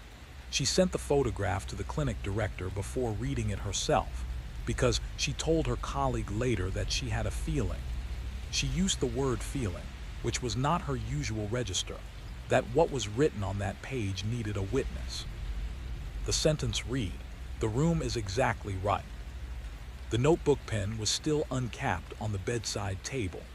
The ink on the words was fresh enough to smear, though Mara had last been confirmed present in the apartment 3 days prior. Dr. Soleil opened the closet. The closet door swung inward easily, fully, without any resistance, without the 2-inch hitch that the building manager confirmed had been present in that door since the apartment was built. The closet contained clothing neatly hung, shoes on the floor, a shelf of folded things above. And on the inside of the closet door, covering every square inch of its surface, written in blue pen in Mara Voss's handwriting, numbers. Not addresses, not dates, not words of any kind. Numbers. The same number repeated from top to bottom, edge to edge in the same hand, the same size, without variation or deterioration. 47. The measurement of the circuit. The 47-second loop the neighbor had heard for 3 hours on the first night someone had called it in. 47, 47, 47. In every available inch of a door that Mara had confirmed opened 2 inches and no more. The door that now opened fully. The door that was, on its inside surface, exactly 47 inches wide. Let me tell you what the entity was, as best the evidence allows. Not monstrous. I want to be precise about this. There is a vocabulary for the thing in a bedroom at 3 a.m., the language of horror, the lexicon of dread, and almost all of it is wrong. The entity at the foot of Mara's bed was not a creature of malice or appetite. It did not arrive to consume. It did not arrive at all in the conventional sense. It was the room's second self. Every room where humans sleep long enough develops this, or so the oldest accounts suggest, and so the physical evidence, incomplete as it is, implies. A ghost of the room's own repetition. The 1,000 nights of 3 a.m. compressed into something that persists when the sleeper's consciousness loosens enough, that steps forward when the dream logic is fluid enough to permit it. Not a foreign thing, a local thing. The room's own history made briefly visible in the gap between sleeping and waking. This is why every subject recognizes it. They have seen it every night of their lives, in the fraction of a second before the brain decides it's awake. They recognize it because it is built from them, from their own memories of the room, from the specific pattern of their own perception. from the peculiar angle of the light as their specific eyes have always registered it at 3 a.m. It is made of their own material. It is, in the truest sense, a version of them, but the version that chose to stay when the waking self left each morning. The version that spent the days in the room, in the closet, in the corner, behind the mirror, waiting.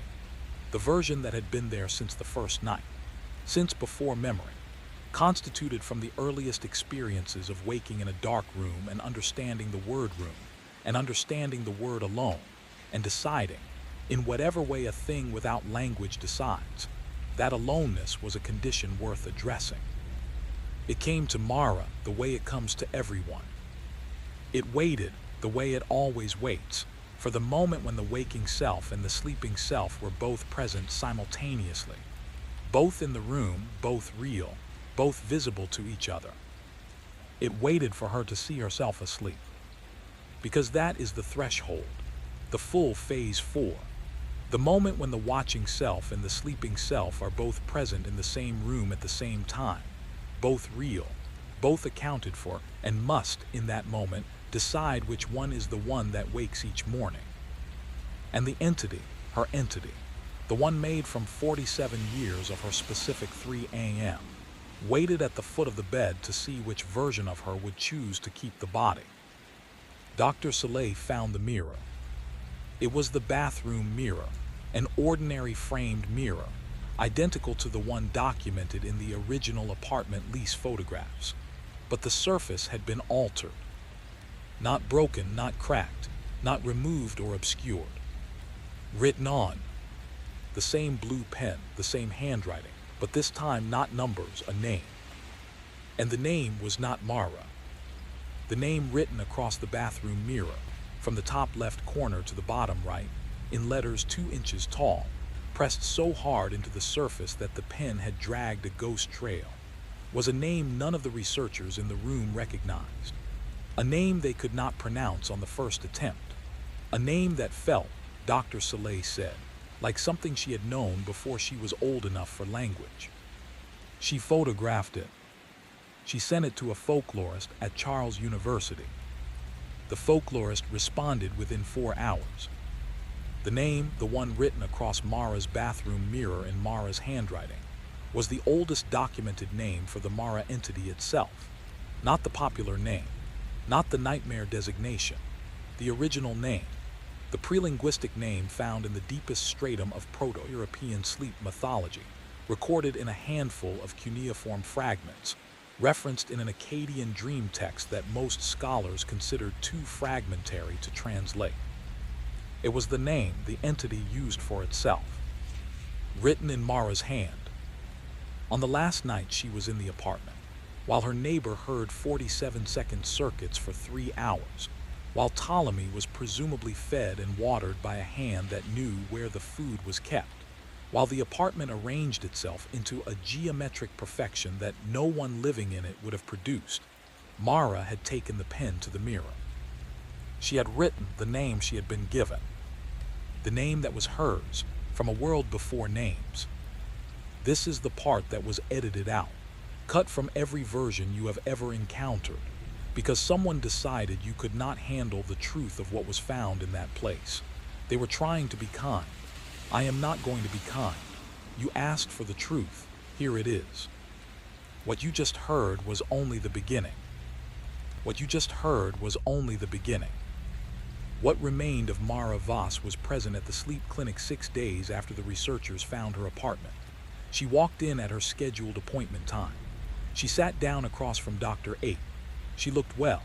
She looked, several staff members said later, better than she had in months. Rested, clear-eyed, calm in the specific way that is not the calm of someone who has resolved a problem, but the calm of someone who has stopped perceiving the problem as one. She answered every question Dr. Ape asked her. She described sleeping beautifully. She described the false awakenings as having stopped entirely. She smiled at the nurse on the way out, called her by name. It was only the building manager, the one who had given Dr. Soleil the key, who noticed something different. He had lived in the building for 15 years and had spoken to Mara Voss many times in the way building managers speak to tenants, briefly, functionally, but with enough repetition to constitute familiarity. He passed her in the lobby on her return from the clinic. He described the interaction to researchers later. She said hello, she smiled, she looked fine, but she asked me my name. She said very politely, like she really wanted to know, she said, "I'm sorry, I know you've told me before. What's your name?" And I told her. And she nodded like she was filing it away, like it was new information. He had lived in her building for 15 years. She had known his name since the day she moved in. The apartment, when he checked it the following morning at her request, she had asked him to verify the stove was off, which she had never done before, was in order. The closer door swung fully open. The mirror was clean. The notebook was on the nightstand, closed. The pen clipped correctly, vertically to the cover. He did not open the notebook. He said he thought about it, said his hand was on the cover. But the pen was facing the wrong direction on the clip, and he didn't know why he noticed that. And he didn't know why it made him put the notebook down and leave the room without looking inside. He said the room felt like it was waiting, just waiting, the way a room waits when someone's just stepped out and they're about to come back. He closed the apartment door behind him. He went back to his office. He did not tell anyone about the pen until 6 months later. That is what happened to the room. Now I will tell you what happened to the record. October 19th, 2021. Sleep Research Intake Form. Patient VOSS-M. Dr. Camille Ake's notes from the final session, session 14, are available.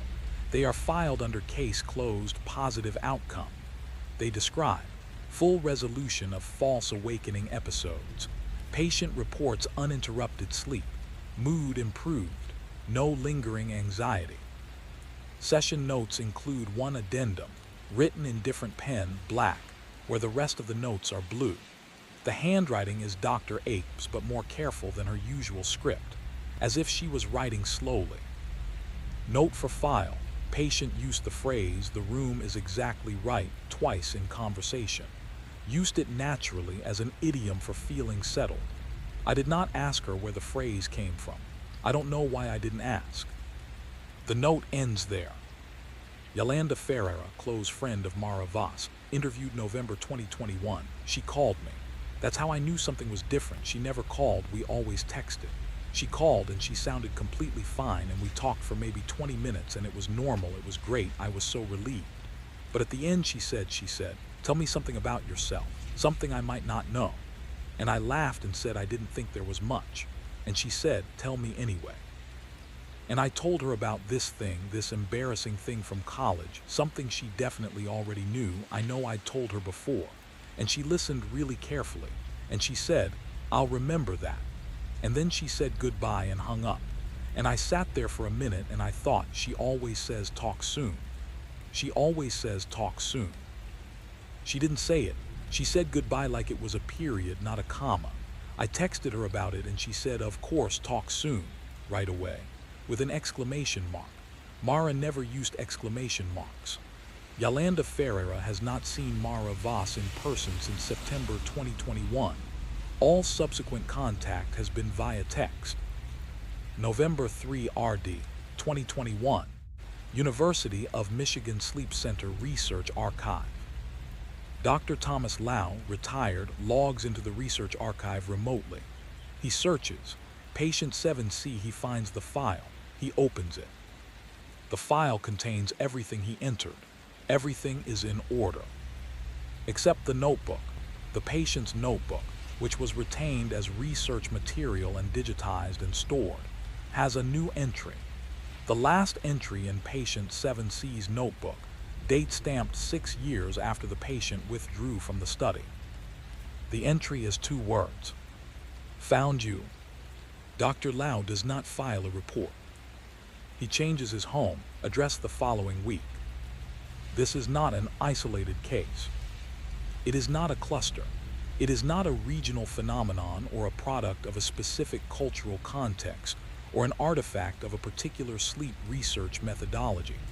It is a pattern, documented across decades, identified in fragments by a dozen different researchers who did not know about each other's work. June 14th, 1998. Oslo, Norway. A 28-year-old man is admitted following 11 weeks of sleep disruption and reports of waking inside the same room twice. He is released. He files a missing persons report on himself 8 months later. He is found in his apartment in good health, with no explanation for the gap in his documented presence at work and social engagements. He states, "I don't know where I was, but the room was exactly right." February 27th, 2007. Cape Town, South Africa. A 39-year-old woman participating in a sleep study withdraws after week 6. Her exit interview form contains a single sentence in the space for reason for withdrawal. "It started answering me." August 11th, 2013. Seoul, South Korea. A 31-year-old man is found by building staff on his roof at 3:19 a.m. He is calm. He states he was checking the view from a different angle. He has lived on the 14th floor for 4 years and has never previously accessed the roof. He does not know how he reached it. He does not remember leaving his apartment. March 5th, 2019. Lahore, Pakistan. A 26-year-old woman tells her GP she has been waking at 3:17 a.m. for the past 3 weeks. The GP refers her to a sleep specialist. She does not attend the referral. She calls the GP office 6 weeks later to cancel future appointments. The receptionist notes in the call log, "Patient states she is sleeping fine now. Patient sounds very calm." Patient asked the receptionist's first name before hanging up. January 9th, 2024. Portland, Oregon. A sleep researcher reviewing archival case files for a paper on false awakening phenomenology notices that 17 of the 43 cases she has reviewed share an unusual detail. Not the time, not the shape at the foot of the bed, a smaller detail. In every account, the subject describes at some point in the progression, reaching for something and finding it on the wrong side of the bed. Something that should not be on the wrong side. She sends an email to 3 colleagues. 2 respond. The third, a researcher at the University of Michigan, does not. The most recent case in Dr. Soleil's compiled file is dated 3 weeks ago. The subject is 28 years old. They report waking at 3:17 for the first time last Tuesday. The last confirmed survivor to speak on record is a man identified in the research literature only as Subject K. He spoke to Dr. Petra Soleil in a recorded interview in Barcelona in March 2022. He was 55 years old. He had experienced what he described as 18 months inside the cycle before reaching what he called the other side of it. He was the only subject who had returned from phase 4 with intact recall and a willingness to describe what he found. Dr. Soleil conducted the interview over 3 sessions. Subject K was calm throughout. He was articulate. He used precise language and was careful to distinguish between what he had experienced and what he had interpreted. The following is excerpted from session 2. "Soleil, you said there's an other side. What's on the other side?" Subject K, "The room is exactly the same. That's the part people don't expect. You think getting through means escaping. It doesn't. You're still in the room." Soleil, "But something is different." Subject K, "You are. You know the room now. You know it completely. Every version of it. The one at 3:17 and the one at 9 a.m. and the one in between. You know all of it at once. And the thing that was at the foot of the bed, it's not there anymore." Soleil, "Where is it?" Subject K, long pause, "It's not there anymore because the distinction doesn't apply anymore. You understand?" Soleil, "Not entirely." Subject K, "The room is exactly right. I say that and I mean it the way you mean it when you say a key fits a lock. Not that it's fine, that it's correct, that everything in it is what it's supposed to be, including me." Soleil, "Both versions of you." Subject K, pause, "There's only one version of me now." Soleil, "Which one?" Subject K did not answer this question.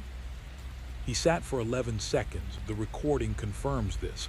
11 seconds of silence, and then he said, "I sleep fine now. Ask me something else." Dr. Soleil asked, "Do you still wake at 3:17? Subject K said, "I wake when the room needs me to." His final recorded words on the subject from session 3. When it starts for someone, when they first notice the clock, the quiet, the wrongness at the foot of the bed, the thing they should do is what no one ever does. They should stop asking which version of the room is real. They should stop asking which version of themselves is real. The answer is, whichever one remembered to feed the cat. Current status. Mara Voss is employed. She has held her position for the past 2 years and her performance reviews are positive. She is described by colleagues as a careful, attentive worker who is good with data and who has an unusual gift for remembering the names and personal details of everyone she has met. She texts Yolanda regularly. She has never used an exclamation mark in a text. No one who currently knows her has noticed this. Ptolemy is healthy. The closet door in apartment 3A opens fully. The sleep clinic case file is marked closed, positive outcome. Dr. Ape has not changed the designation. The University of Michigan archive shows no new entries in the patient 7C digital notebook since the found you timestamp. Researchers who access it now find only the original patient entries. The Bodleian papers are not available for external review. The 1954 Maudsley case remains unreferred for external review. The reviewing request has been pending for 70 years. The graduate student who digitized the Victorian sleep correspondence published a paper in 2019 on an unrelated topic. She does not discuss her doctoral work. She changed her research focus entirely upon returning from her leave of absence. Her current field is marine biology. Dr. Thomas Lau's address change was filed under his private records. His new address is not available to the university. The 28-year-old subject whose first 3:17 awakening occurred 3 weeks ago has not returned calls from the research team following up on their intake questionnaire. Their neighbor, contacted as an alternative, reports that they seem fine, sleeping well, better than before. Dr. Petra Soleil, cultural anthropologist and sleep folklore specialist, Barcelona, final recorded statement on subject, December 2023. I have been studying this for 6 years. I have found 47 cases. I am aware of the significance of that number, yes, that fit the progression. I have found 11 subjects who reached phase 4 and came back. All 11 describe the same endpoint. All 11 are, by every observable measure, completely well. The question I cannot answer, the question that I suspect cannot be answered from the outside, is whether coming back is the right description for what they did. Subject K asked me once if I had ever looked at someone I'd known for years and seen a stranger. I said yes. He said, "What made you keep looking?" I didn't have an answer. I think about that a lot. The document that should not exist but does is a single-page record filed in the University of Michigan Research Database in 2019 under a case number that does not correspond to any active or archive study. It contains only a sleep log, 37 entries. Each one reads 3:17 a.m. Room correct. Nothing unusual. The file was created from an IP address that resolves to apartment 3A. It was created 14 months before Mara Voss began experiencing sleep disruption. She makes coffee on Tuesday mornings now. 3-minute wait after the boil, same as always. She stands at the kitchen window and watches the street. The dog walkers, the commuters, the garbage truck, slow and methodical. She texts Yolanda. She goes to work. She comes home. She feeds Ptolemy. She reads for an hour. Something she picked up without remembering why, a collection of very old letters, correspondence between people in the 1800s, which she can't seem to finish but can't stop starting. She goes to bed at 11:15. The closet door is fully closed. The notebook is on the nightstand, the pen clipped correctly to the cover. The notebook is almost full. She has not read back through the old entries. It does not occur to her to do so. She wakes at 3:17. The room is exactly right. She lies there for a moment. She is not afraid. She has not been afraid for a long time. She looks at the ceiling with its familiar shadow map, and she breathes slowly, and she thinks about nothing in particular. After a while, she gets up. She goes to the kitchen. She drinks a glass of water. She stands at the window and looks at the sleeping street, and there is something there, something in the quality of her attention to it, something in the way she is looking that is different from the way she looked at it before, not more or less, differently. The way you look at something you are in the process of learning, the way you look at a new city you have been told you will come to love. She goes back to bed. She doesn't check the clock. In the morning, Ptolemy is at the foot of the bed in his usual spot. She scratches his ears. He makes the sound he makes when he is satisfied with the state of things. Everything is exactly right. On the nightstand, the notebook has one new entry she doesn't remember writing. The handwriting is hers. The words are too. Still here. Consider, finally, what it means that you have heard this. Not in the abstract, not as an intellectual exercise in the horror of cosmic scale, but specifically, concretely. You are hearing this at a particular time, in a particular place, probably in a state of reduced alertness, possibly in the dark, possibly in a room you know so well that you no longer see it. The room you've been in 1,000 times. The room your brain has mapped so completely that it could reconstruct it with your eyes closed. And it does, every night. While you sleep, your brain builds this room around you, builds it from memory, from the 10,000 nights of specific sensory data accumulated over however many years you have lived here. The curtains, the ceiling, the weight of the specific darkness, the quality of the silence. Your brain assembles all of this with a fidelity that is, by any measure, extraordinary. The question, the one I have been orbiting without landing for this entire account, is simply this.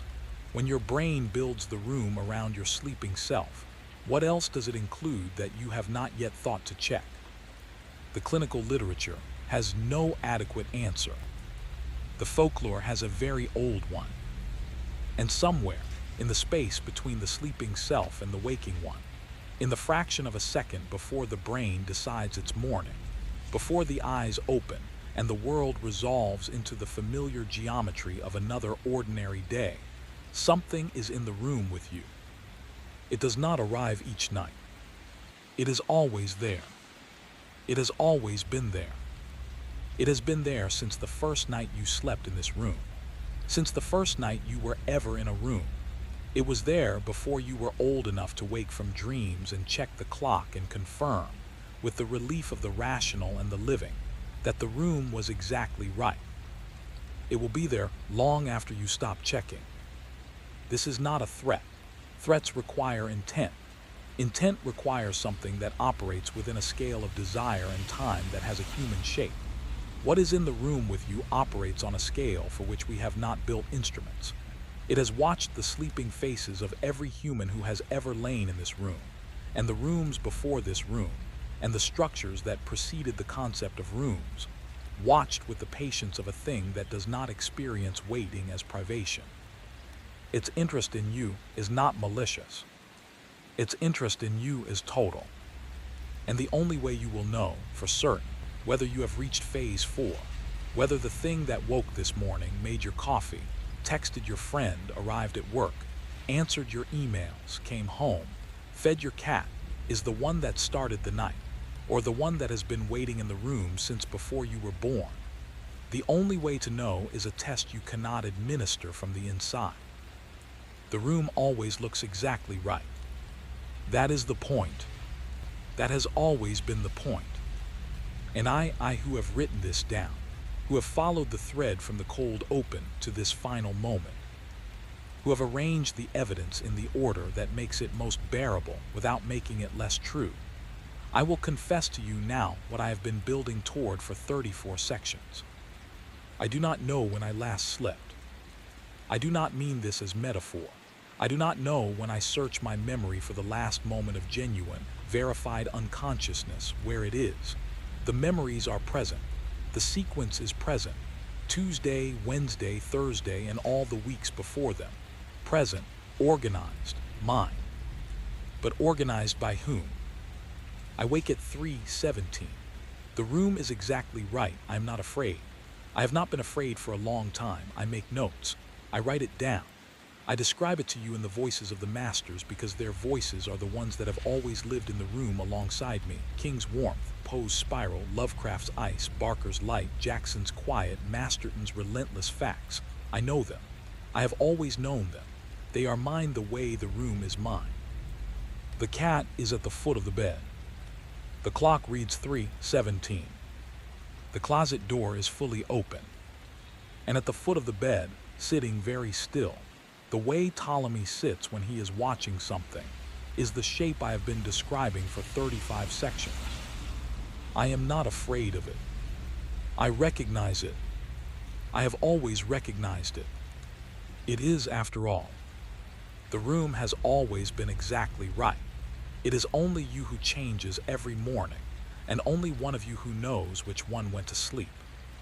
Story 2. The hidden pattern behind collective NIGHTMARS. The researcher's name was Dr. Ishan Shohari. He had spent 11 years studying dreams. On March 14, 2023, he printed 4,700 survey responses, spread them across his office floor, and stood in the middle of them for a long time without speaking. Every single person had drawn the same staircase. He called his department chair. He said, "I think we have a problem." He never published. He never presented. He resigned 4 months later. To understand how we arrived here, we need to go back. Dreams usually belong to one person at a time. This is the foundational assumption of every tradition, scientific, spiritual, folkloric, clinical, that has ever attempted to account for the phenomenon of the dreaming mind. The dream is private. The dream is sealed. The dream occurs behind a boundary so absolute that even the most intimate of human relationships cannot breach it. You may share a bed with another person for 40 years, and their dreams will remain as inaccessible to you as the dark side of a world orbiting a star in a system your civilization does not yet have instruments to detect. We built this assumption into our research. We built it into our therapeutic frameworks. We built it into our mythology, our religion, our poetry. The dream is yours. Whatever terror or transcendence or banality unfolds behind your closed eyes each night is generated by your particular brain, shaped by your particular experiences, rooted in the specific and unrepeatable architecture of your individual consciousness. This assumption is approximately 10,000 years old. It is, the evidence now suggests, incorrect. The suggestion did not arrive dramatically. It did not arrive in a single paper, a single laboratory result, a single anomalous finding that forced a reassembly of everything the field believed. It arrived the way the most genuinely disturbing scientific discoveries always arrive, gradually, across multiple research centers, in data sets that were individually explicable and collectively inexplicable, reported by researchers who were reluctant to share their findings because sharing them meant defending them, and defending them meant describing something that sounded, to any rational colleague, like a category error, like a confusion of the private with the public, like a dreamer who had not quite woken up. The earliest flagged case in what later became known as the Shohari Archive dates to 2019. A sleep research center in Zurich, conducting a longitudinal study of dream imagery across cultural populations, noted that 17 of their 43 participants, drawn from 6 different countries with no documented social or cultural connection, had in the same 2-week window reported a dream involving a building, not a building in the general sense, a specific building, described in independently generated written accounts with a specificity of architectural detail, the particular pitch of the roof, the number and arrangement of the windows, the material of the front steps, that the researchers flagged as statistically anomalous, and then, in the final published paper, declined to discuss in any substantive way, routing the observation into a footnote labeled possible shared imagery source, requires further investigation. The investigation was not pursued. The building appeared again in 2020, in 2021, in 2022, it appeared in dream journals from 14 countries simultaneously. Dr. Amara Osai, Director, Institute for Consciousness Studies, Accra, Ghana, 2023. The question I kept returning to was not how, the mechanism question, the neurological question, the question that consumes everyone initially. The question I kept returning to was why now? If this pattern is ancient and the evidence suggests it is ancient, why were we only catching it in 2023? And the answer I arrived at, which I have not published because I do not have the infrastructure to survive the response it would generate, is because in 2023, for the first time in human history, we had a data collection mechanism fast enough and large enough to catch it. Something has been leaving the same mark on the dreaming mind of humanity since before the first human thought to write down what they dreamed. We simply did not have, until very recently, the resolution to see the mark clearly. We have it now. I am not certain this was a development in the correct direction. His name was Marcus Webb, and he had the same dream for the first time on a Wednesday in January 2023, which was a Wednesday like any other Wednesday, meaning it was gray and slightly resentful of itself, the kind of day that February is already threatening to be. Marcus was 41 years old and lived in a city and worked as a high school history teacher, which meant he spent a significant portion of his waking life explaining to teenagers why things that happened a long time ago still mattered, which was, if you thought about it. And Marcus thought about it sometimes, usually in the shower or driving home, the kind of job that required either genuine faith in the idea or the professional ability to fake it convincingly. He had started with faith. He still had most of it, which he considered a minor achievement after 16 years. He lived in the kind of apartment that history teachers live in, books on every flat surface, a second-hand couch that was surprisingly comfortable, a kitchen where the good pan was good and the rest were charitable efforts. He'd been divorced for 3 years amicably, and he had a daughter named Priya who was 9 and lived with her mother 40 minutes away, and who he saw every other weekend and on school holidays, and whom he thought about with a specific frequency and a specific ache that he had learned over 3 years to carry without letting it bend him. He slept badly. This was not new. Marcus had slept badly since he was a teenager, too much going on in the attic, as his mother used to say. His brain was one of those brains that waited until the lights were out to start its most interesting work. So most nights he fell asleep by midnight if he was lucky, woke at some point between 2 and 4 a.m., lay there cataloging things he should have said or done differently, and then drifted back under around 5 a.m. for a couple of hours of the good deep sleep that left him feeling almost functional. He remembered his dreams, not all of them, not with the kind of narrative completeness that some people claim. Marcus was skeptical of that kind of claim the way he was skeptical of people who said they had no regrets, which was to say, he believed them but thought they were either very lucky or very unexamined. He remembered fragments, moods, the emotional residue of places he had been in his sleep. On the Wednesday in January, he woke at 4:17 a.m. with an unusual clarity of recall. He remembered the building. He remembered it the way you remember a real place, not in the impressionistic, symbolically loaded, starting to dissolve even as you reach for it way of dreams, but solidly, architecturally, the way you remember a building you visited on a school trip at 12 and have driven past occasionally ever since. He lay in the dark and thought about it. Stone, 3 stories, a certain proportioning of the windows 4 across, evenly spaced, that suggested something institutional. Steps at the front, wide and shallow, made of the same gray stone as the facade. and a door that was recessed deep into the frame, so that even in the dream's flat daylight, the door itself was in shadow. He had never seen this building. He was sure of that. The sureness was part of what made the dream unusual. Usually when you dreamed of buildings, there was the faint ghost of familiarity, the sense that your sleeping brain had assembled the structure from architectural memories accumulated over years. This building felt sourced differently, felt found rather than made. He made coffee. He went to work. He taught 2 periods of AP European history and one of 9th grade world history, and did not think about the building until 9 p.m., when he sat down to grade papers and found himself instead opening a notebook and sketching, with no particular conscious intent, the arrangement of the 4 windows. He stared at the sketch for a moment. He closed the notebook. He went to bed. The thing you need to understand about Marcus Webb, the thing that matters for everything that comes after, is that he was specifically not the kind of person who believed in things he couldn't verify. This wasn't hostility. It wasn't the aggressive skepticism of a man who needed to be right.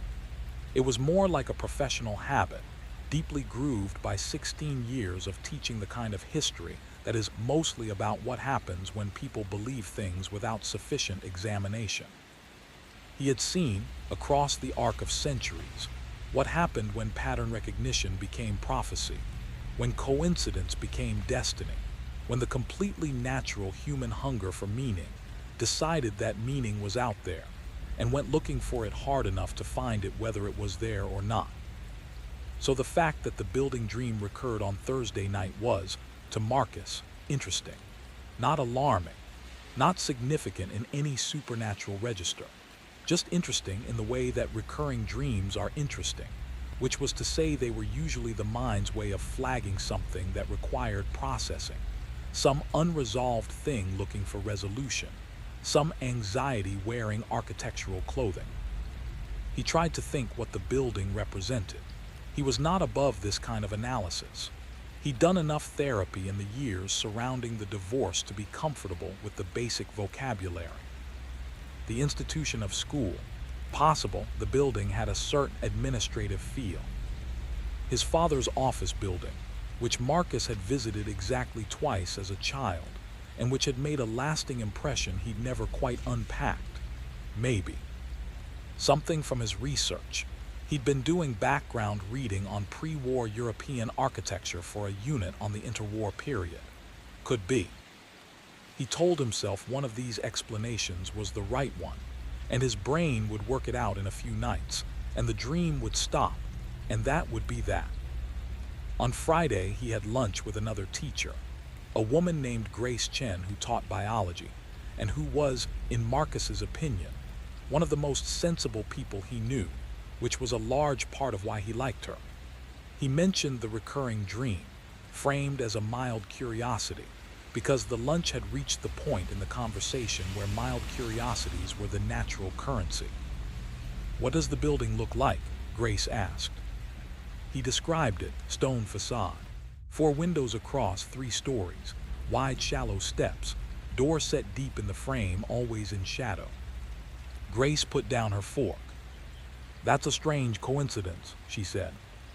"What is?" "My sister. She's been having a dream. She told me about it last week because it was bothering her." Grace paused. She described a building, the same basic description.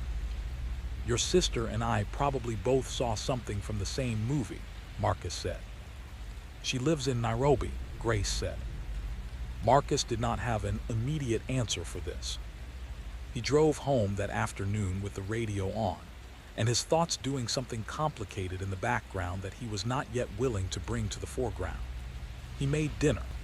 He helped Priya with a math problem over video call, which took 45 minutes and involved a great deal of patient repetition on Marcus's part and good-humored irritation on Priya's, and which ended with Priya saying she understood and Marcus choosing to believe her. He went to bed. He dreamed of the building. This time he was inside it. The interior was not what the exterior had suggested. From outside in the earlier dreams, the ones that had felt like observation, like standing on the opposite side of a street and looking. The building had seemed institutional, office building, school, hospital, something designed for the organized movement of people through a defined purpose. The kind of building that existed because a need had existed. Inside, it was something else. The hallway was wide. The floors were stone, the same gray stone as the exterior, worn smooth in the middle by the passage of something that had passed here often and for a long time. The ceiling was high enough to be slightly uncomfortable, the height of it adding a quality to every sound that Marcus's waking mind could only describe as deliberate, as though the space had been designed to emphasize the sounds made within it, to give them a weight and a resonance that they would not have had in a smaller room. There were doors along the hallway, closed, evenly spaced, the same spacing as the windows outside, which Marcus in the dream did not remark upon because in dreams certain geometric consistencies are accepted without comment. He walked the hallway. He did not try the doors. He was not avoiding them. It simply did not occur to him. Some grammar of the place made it clear that the hallway was where he was, and the doors were not where he was, and this distinction required no further examination. At the end of the hallway was the staircase. It descended. That is the simple version.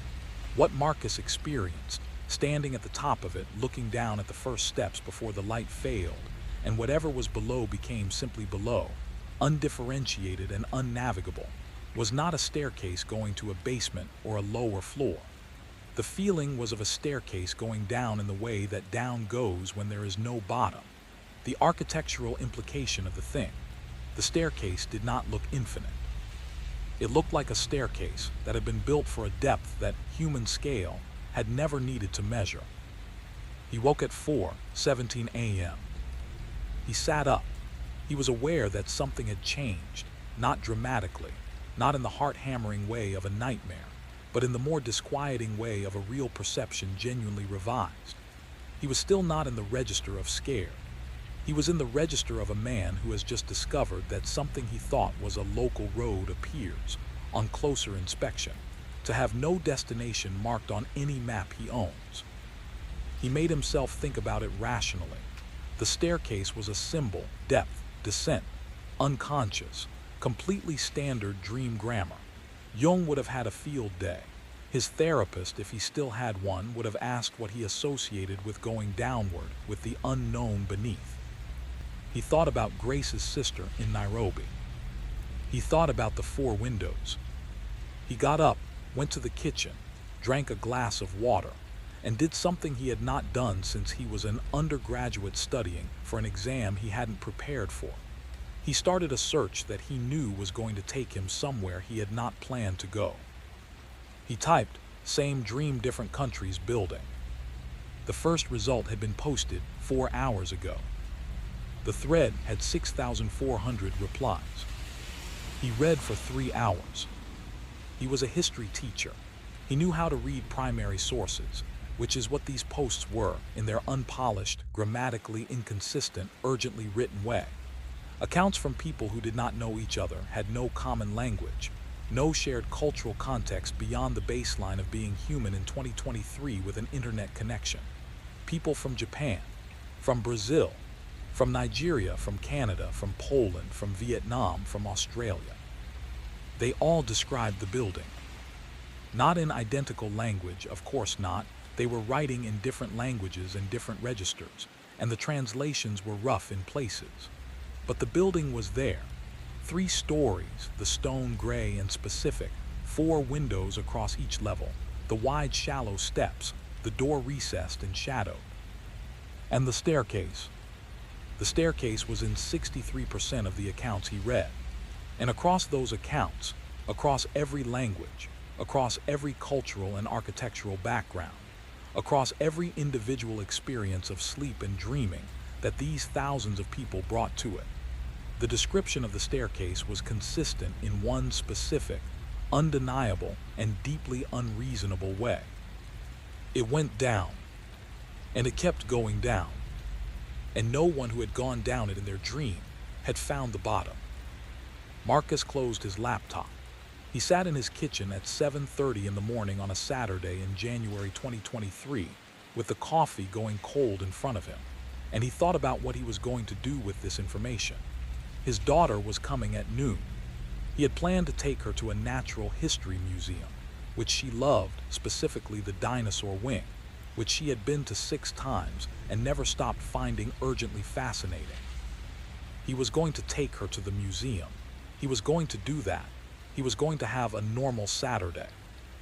He was also going to go back to the forum at midnight after she'd gone home, and he was going to start reading more carefully, because he was a history teacher, because the pattern was there, because 17 years of teaching people to recognize the thing that mattered in the middle of all the things that didn't had given him a nose for it, and his nose was telling him that this mattered. And here is the part nobody talks about, the part left out of every news report, every official account, every interview, because the people who knew, the ones who were actually there, made a decision. They decided some things were better left unsaid. They were wrong, and tonight you're going to hear why. She noticed it on a Tuesday. There was a woman in the forum who had posted 47 times. Marcus found her by accident, sorting by post count, looking for the most detailed accounts. Her username was an unremarkable string of letters and numbers. Her posts were not dramatic. They were not written in the hyperbolic style that dominated much of the forum. The "oh my god, I thought I was alone" tone, the exclamation points, the urgency of someone who has just discovered that their private experience is not private. Her posts were quieter than that. Matter of fact, almost. She described the building, the way someone describes a place they visit often and have stopped finding remarkable. She had been dreaming of the building for 3 years. Not every night, but often, more often lately. She described the hallway, the closed doors, the staircase. She said she had gone down the staircase. She posted this without comment, without the usual hedging and contextualization. Just, she had gone down the staircase. One of the other forum members had replied, "How far?" She had not answered that post. Her next post, 3 days later, described the building from outside, a new detail, something on the roof. She had seen it from outside in the newest dream. She described it in 11 words. There is something on the roof that has always been there. She did not describe what it was. No one had asked her to clarify, which Marcus found, on reflection, more unsettling than the original statement. He searched for her other posts across the forum. He found that she had been a member for longer than the collective nightmare discussion. She had joined a general dreams forum 2 years prior and had posted occasionally in various threads. Not about this building, not at first. About ordinary dreams. The content of a person's inner life, which Marcus read with the particular feeling of looking at something private and knowing it but reading on anyway. Her posting frequency had increased sharply in October 2022. Her most recent post was 3 days ago. It said, "I found the bottom." That was all it said. 47 replies asking what she meant, what was there, what she had seen. She had not responded to a single one. Marcus looked at the time. It was 1:15 a.m. His apartment was quiet in the way apartments are quiet at 1 a.m. The settled quiet of a building where everyone else has stopped moving, which should have felt like stillness but felt instead like holding of breath. He realized he had been sitting in the same position for over an hour. He realized his coffee was not just cold but had been cold for a long time. He realized only now that he had not once looked away from the screen. He posted in the forum for the first time on Sunday morning. He described his dreams, the exterior of the building, the hallway, the staircase. He was careful and specific because he was a historian and specificity was a habit he couldn't turn off, and because he wanted to know, needed to know, at this point, whether the details he was carrying around in the back of his head matched what others were carrying. 12 replies in the first hour, all of them confirming details he had not mentioned in his post. The pitch of the ceiling in the hallway, the sound the floor made underfoot, not quite an echo, Something different, something that people kept reaching for descriptors for and not quite finding. The way the light in the hallway came from no visible source. The way the doors along the hallway were identical, same height, same dark wood, same absence of handles. He had not posted about the doors. He had not mentioned that detail. 40 minutes after his original post, a new reply appeared. The username was the same string of letters and numbers. The woman who had been dreaming of the building for 3 years. She had not posted in 3 days. She posted now. She said, "Be careful what you look at in the hallway." He replied immediately, "What do you mean?" She posted again within seconds, as though she had been waiting for the question. She said, "The doors are not all closed." He stared at that for a long time. He went back through every description of the hallway that had been posted in the thread, 212 accounts. He read them all, which took 90 minutes, keeping a running tally in the notebook beside him. 211 accounts described doors that were closed. One account filed in October 2022, posted by a username that no longer existed, that the forum records showed as deactivated, described walking the hallway and noticing, at the far end, near the staircase, one door that was open. Just slightly. The account ended there. The user had never posted again. Marcus closed his laptop. He sat in the silence. Outside, a car passed, real, ordinary, reassuringly real, and its headlights moved across his ceiling and were gone. He thought about the staircase, the one that went down without reaching bottom. He thought about the woman who said she had found the bottom. He thought about the door that was open at the far end of the hallway, near the top of the staircase. And he thought about what might have come up. What you just heard was only the beginning. He went back to the forum the next morning, and the woman with the 47 posts had deactivated her account. Her posts were still visible, the forum archived rather than deleted, but her username now displayed as removed, and the profile link returned a blank page. He searched for her posting history in the archive and found it intact. 47 posts, same username, same building. The same building described over and over with a flat, uninflected clarity that read differently to him now than it had at 1 a.m. Then it had read as matter of fact. Now it read as careful. The way someone is careful when they are describing something they do not want to get wrong. He read her 47 posts again in order, all 47. She had never once used the word nightmare, never once used the language of distress. She described the building the way a cartographer describes terrain, with the particular dispassion of someone whose job is to make the record accurate, not to render a verdict on what the record means. In post 31 from 8 months ago, she had written, "The hallway is not the same length each time. I have measured it. Some nights it is shorter. Some nights it extends further than the exterior of the building would seem to allow." She had measured it. In post 39, there are sounds from some of the doors. Not all. Not the ones near the entrance. The ones further in. If you stop and listen at the door, you can hear something behind it that I can only describe as the sound of many people breathing at the same time. Post 44. I want to be clear that none of this has frightened me. I say this not because I want you to think I am brave, but because I think it is an important piece of data. Whatever is in the building does not feel threatening. It feels like something that has been there longer than threatening and not threatening are useful categories. Post 45. I think it knows I have been mapping it. Post 46. I found the bottom.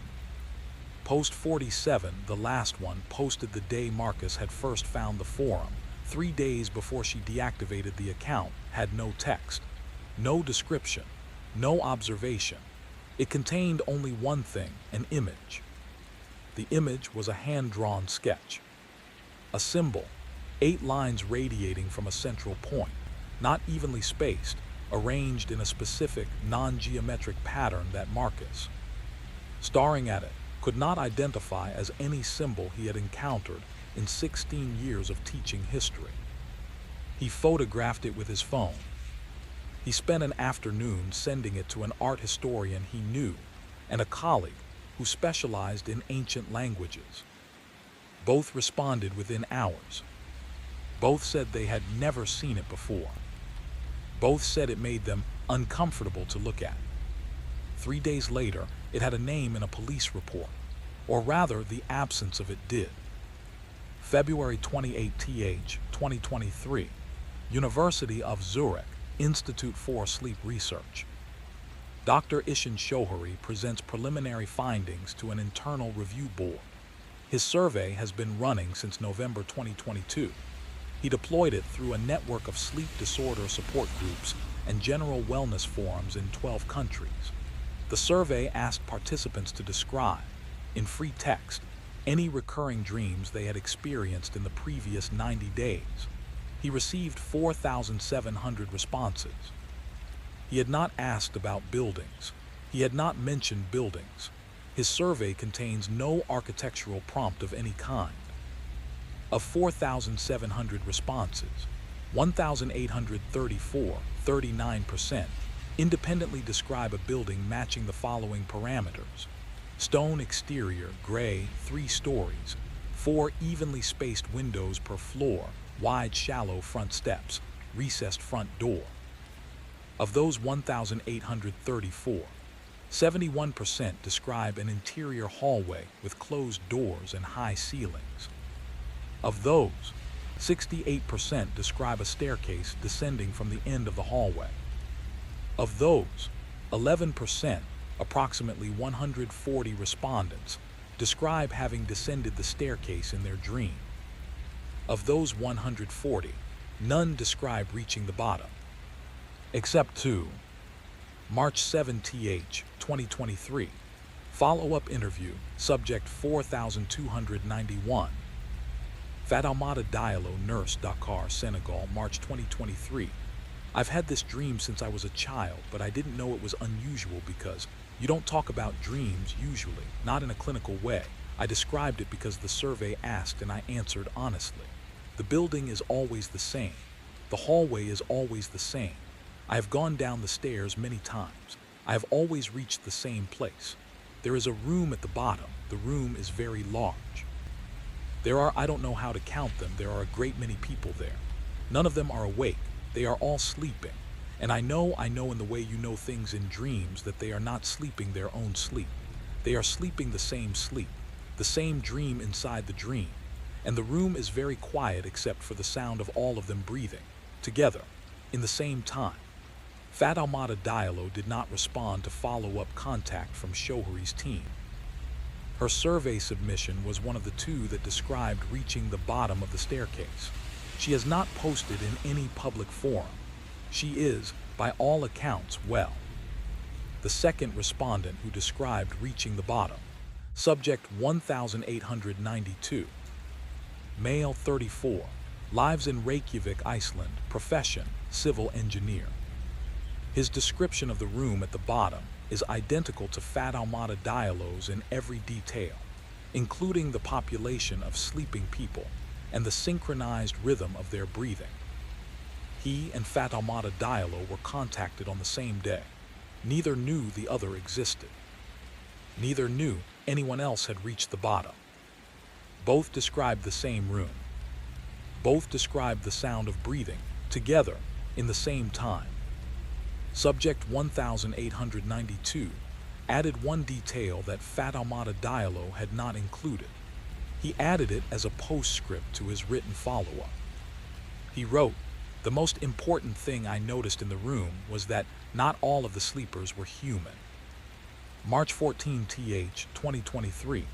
Dr. Chaudhary's office, University of Zurich. The day he printed the responses and spread them on the floor. The day he called his department chair. His department chair's name was Professor Lena Burham. She is still in her position. She has declined all interview requests related to this case. What Shohari told her in that phone call is known from a single source. A graduate student named Pavel Hrubesh, who had been assisting with the survey data entry and who happened to be in the adjacent office with the door open. Pavel's account of the call is the most detailed external record of Shohari's state of mind at the peak of his involvement. Pavel Hrubesch, doctoral candidate, University of Zurich, March 2023. He called her at about 3 in the afternoon. I could hear his side of it. He was calm. Dr. Shohari was always calm. That was his thing. But it was the kind of calm where you can hear what's underneath it, you know. He said something like, "I need you to look at something before I go further with this." And then there was a long pause and he said, "And I remember this exactly because I wrote it down. I didn't know why I was writing it down. I just did," he said. The symbol appears in 211 surveys. It appears in hand-drawn images, not described in text. 211 people drew the same symbol and not one of them was asked to draw anything. And there was another pause and he said, "Lena, it's not a modern symbol. I had it checked. It's pre-Sumerian. It appears in the Uruk period. It appears on dream tablets, and 211 people drew it from memory this month, in 12 countries without being prompted." And then he said, quietly, "That's not a cultural artifact. That's a transmission." Pavel Hrubesch completed his doctorate in 2024. He wrote his thesis on historical dream recording practices from the Mesopotamian period. He did not reference the Shohari survey in any section of the published text. Dr. Shohari's research notes were submitted to the university archive upon his resignation. Most of them are available. The final 23 pages are redacted. The stated reason for redaction: protection of participant privacy. No participant names appear in the final 23 pages. The university confirmed this when pressed. The pages are redacted for a different reason. No one at the university has explained what the reason is. The symbol is older than writing. This is not a metaphor. This is a verifiable archaeological fact. The earliest known instance of what researchers have cautiously designated the radiant, or 8-limb symbol, appears on a clay fragment recovered from a site near modern-day Eridu, Iraq, the oldest known city in the world, dated to approximately 5000 BCE. The fragment is housed in the collection of the Iraqi Museum in Baghdad. Its original excavation was documented but not followed up, because the symbol appeared in a context, a private dwelling, in a space interpreted as sleeping quarters, that at the time of excavation in 1952 offered no obvious significance. It appears subsequently in the following archaeological contexts: wall paintings at Saddlehuryu, Turkey, dated 7500-5700 BCE, carved into the stone of a passage grave at Nicknaria, County Sligo, Ireland, dated approximately 3500 BCE, painted on the ceiling of a cave near Altamira, Spain, not the famous cave paintings, a separate chamber rarely mentioned in archaeological literature, because what is on the ceiling of that chamber does not fit the established narrative of Paleolithic art, and has therefore been quietly filed under anomalous and left there. The symbol does not belong to any single culture. It predates any single culture. It appears wherever it appears, in proximity to sleeping spaces. Dr. Nadia Kowalczyk, Archaeological Symbolism, University of Warsaw, 2023. What I can tell you is that every civilization that left a record of this symbol left it in the same context, the place where the dead slept, or the place where the living dreamed. In some cases both. Many ancient cultures did not clearly distinguish between the two states. The symbol was not decorative. It was not religious in the sense we would recognize. The best translation the associated textual evidence provides, and this is from multiple independent sources, Sumerian, Proto-Elamite, and Minoan, is something like the mark of the commonplace, or the shared room, or in one inscription that took me 3 months to parse correctly, where they gather. Where they gather. 4,700 survey respondents, 1,834 dreaming the same building, 211 drawing the same symbol without being asked, 2. Reaching the bottom and finding the same room with the same breathing in the same time. And in the online forum, 7,000 posts and growing from every continent except Antarctica, though there are research stations there, and the season was summer and people sleep. What I am about to tell you is documented. It is on record. It exists in files that are technically public but practically inaccessible. I found them. I read every page. You need to hear what is inside, because what happened once is still happening. The file ends there. What it cannot record is what happened inside Marcus Webb when he read it. The specific weight of knowing that the symbol he had photographed from a forum post had a name 5,000 years old. He found the Shohari survey through a contact of a contact, the way you find things that aren't supposed to be easy to find, through a series of connections that each seem reasonable in isolation and add up to something you hadn't intended to arrive at. The contact was a woman named Dr. Amara Osai, whose name he found in a comments thread on a sleep research forum where she had posted once, 6 months ago, a carefully worded observation that someone with good pattern recognition might flag as a way of saying something she didn't want to be recorded as having said directly. Marcus had good pattern recognition. He emailed her. She emailed back. They spoke on the phone for 90 minutes. She was careful. She spoke in the register of someone who has thought a great deal about what is and isn't attributable, what is and isn't provable, what can be said and what must be implied. But she gave him the survey. She gave him the full data, not the redacted version that was technically in the public archive, the full data, including the 211 hand-drawn symbols. He spread them on his kitchen table. They were not identical. No two hand-drawn things are identical, but they were, and here is where the historian's vocabulary of primary source and corroboration and independent attestation started to feel very inadequate. They were the same 8 lines, the same irregular spacing, the same quality of something that was geometric without following any geometry he could name, something that the eye kept trying to parse as a familiar shape and kept failing to resolve into one. He looked at them for a long time. He noticed something. He had drawn this symbol, not consciously, not deliberately.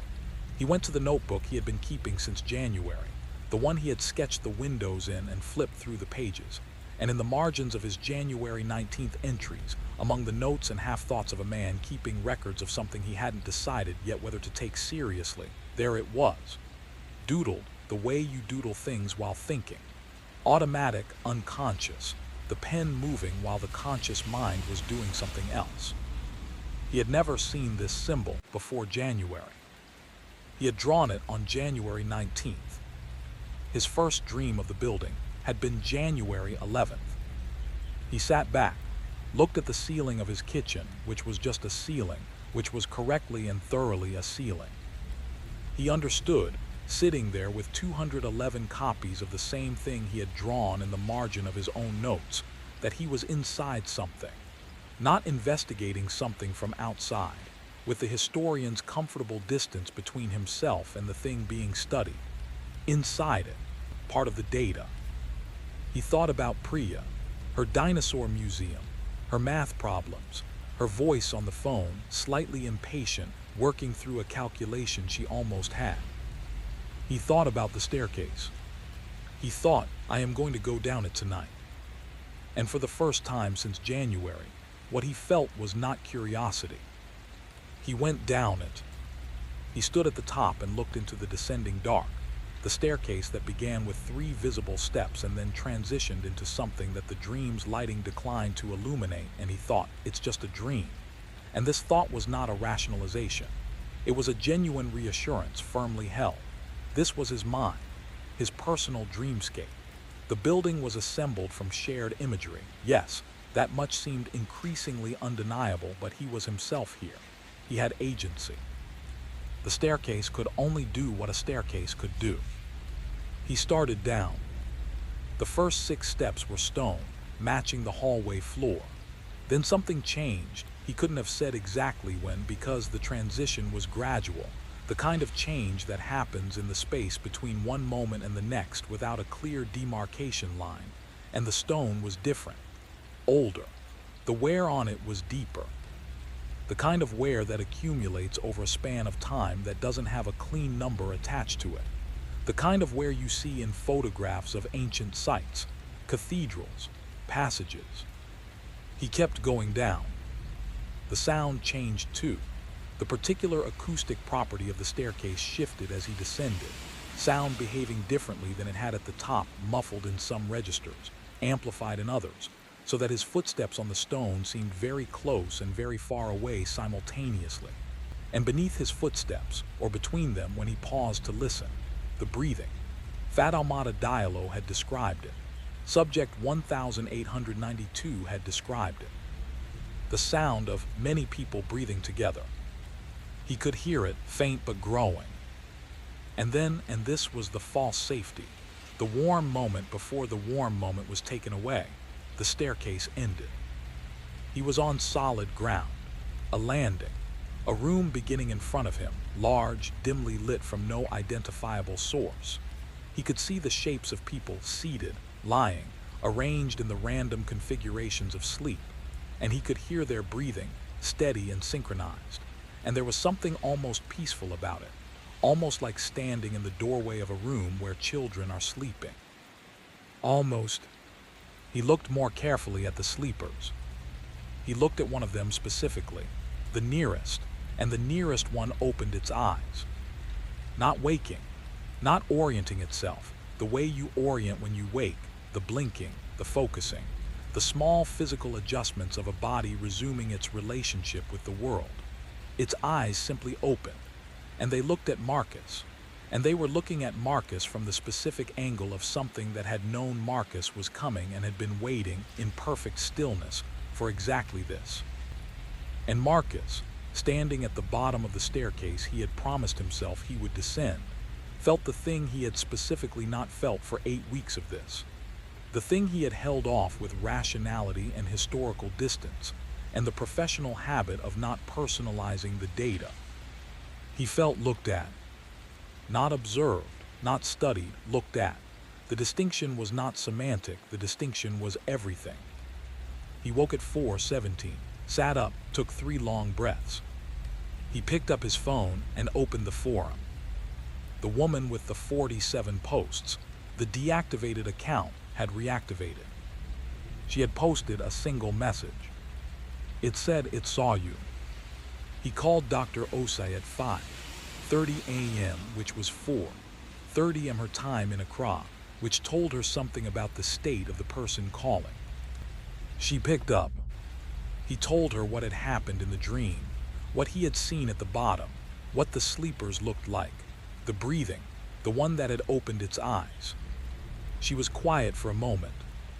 She said, "I need to tell you something I left out of our conversation last week." She told him. In the full, unredacted Shohari survey data, the version she had, there was a follow-up question that had been sent to the 140 respondents who reported descending the staircase. The question was simple. After you descended the staircase in your dream, did you experience any of the following? It listed 12 options, ranging from the mundane to the unlikely. Option 8 was, did you have the sense of being recognized by something in the dream? Of the 140 who had descended, 138 had selected option 8. 138 people from 12 countries who had gone down the staircase in the collective dream had felt recognized by something at the bottom. Not observed, not noticed. Recognized, as if whatever was at the bottom had been expecting them specifically. As if the descent had not been an accident but an arrival. As if the building, the stone building with the 4 windows and the hallway and the closed doors and the staircase that descends forever, had been constructed for exactly this, had always been there for exactly this, had been leaving its mark in the sleeping minds of human beings across the entire span of recorded history, drawing them in ones and twos, patient as something that does not experience waiting as a cost. waiting for the moment when enough of them arrived at once, waiting for the number the room required. Marcus sat with his phone against his ear, listening to Dr. Osai breathe on the other end of the call, and asked the question he already knew the answer to. "How many people," he said, "are in the room at the bottom?" She told him, and the answer was the number that had been in the margin of his notebook since January 19th, drawn without conscious intent, 8 lines radiating from a center, irregular and specific and 5,000 years old. What you just heard was only the beginning. The answer was not a number Marcus could have named ahead of time.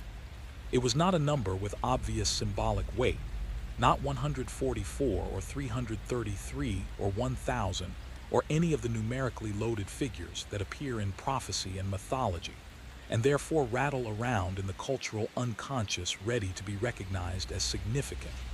It was a specific, undramatic number, 7,240. 7,240. He knew it from his own notes because he had, 3 weeks ago, while doing something else entirely, written it in the margin of page 6. He had not known he was writing it. He had, when he noticed it later, assumed he was nodding a population figure for something he'd been reading. He had not tracked down what it referred to. He had moved on. 7,240 people.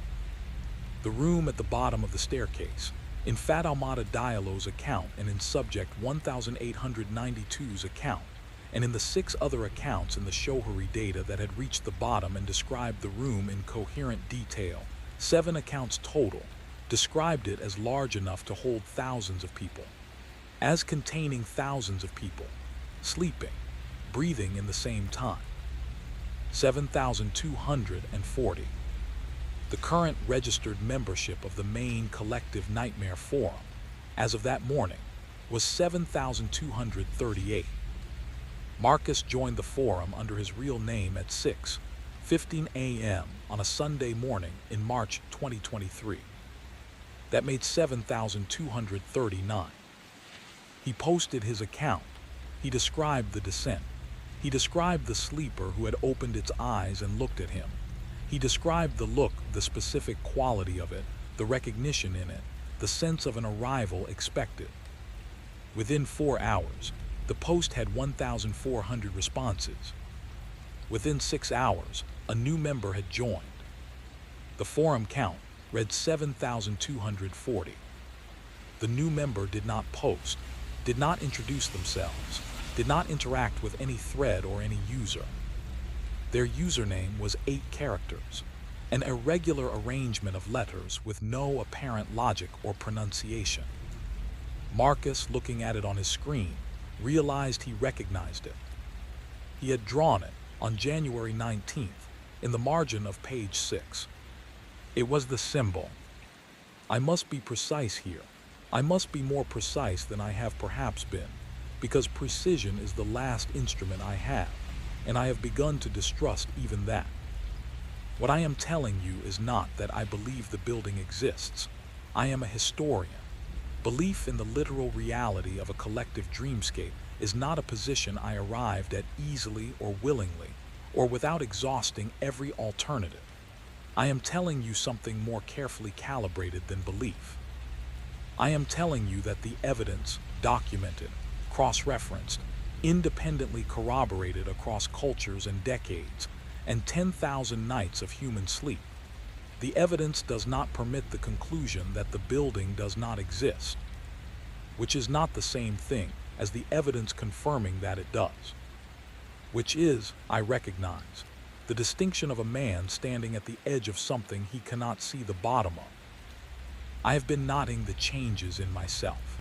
I note them the way I note everything now, with the particular compulsive precision of someone who has become afraid of their own cognition, who has begun to treat the records as more reliable than the recorder. Because the recorder is, I have to say this clearly, the recorder is unreliable. Not dramatically, not in the way of the clinical cases I have read about, the acute breaks, the sudden and visible ruptures. in the way of someone who has been looking at something in the peripheral vision for long enough that it has started to reshape the center. I dream of the building every night now. I do not always remember the descent, but I am always there in the hallway with its closed doors and its sourceless light and its high ceiling that adds weight and resonance to every sound, including the sound of my own breathing, which I have become. I must say this. I have become uncertain is the only breathing I am hearing when I walk that corridor. Is this dissociation? Is this the documented psychological response to extended immersion in disturbing material? The researcher's occupational hazard, the contamination of the studied by the study? Possibly. I must hold that possibility. I am holding it.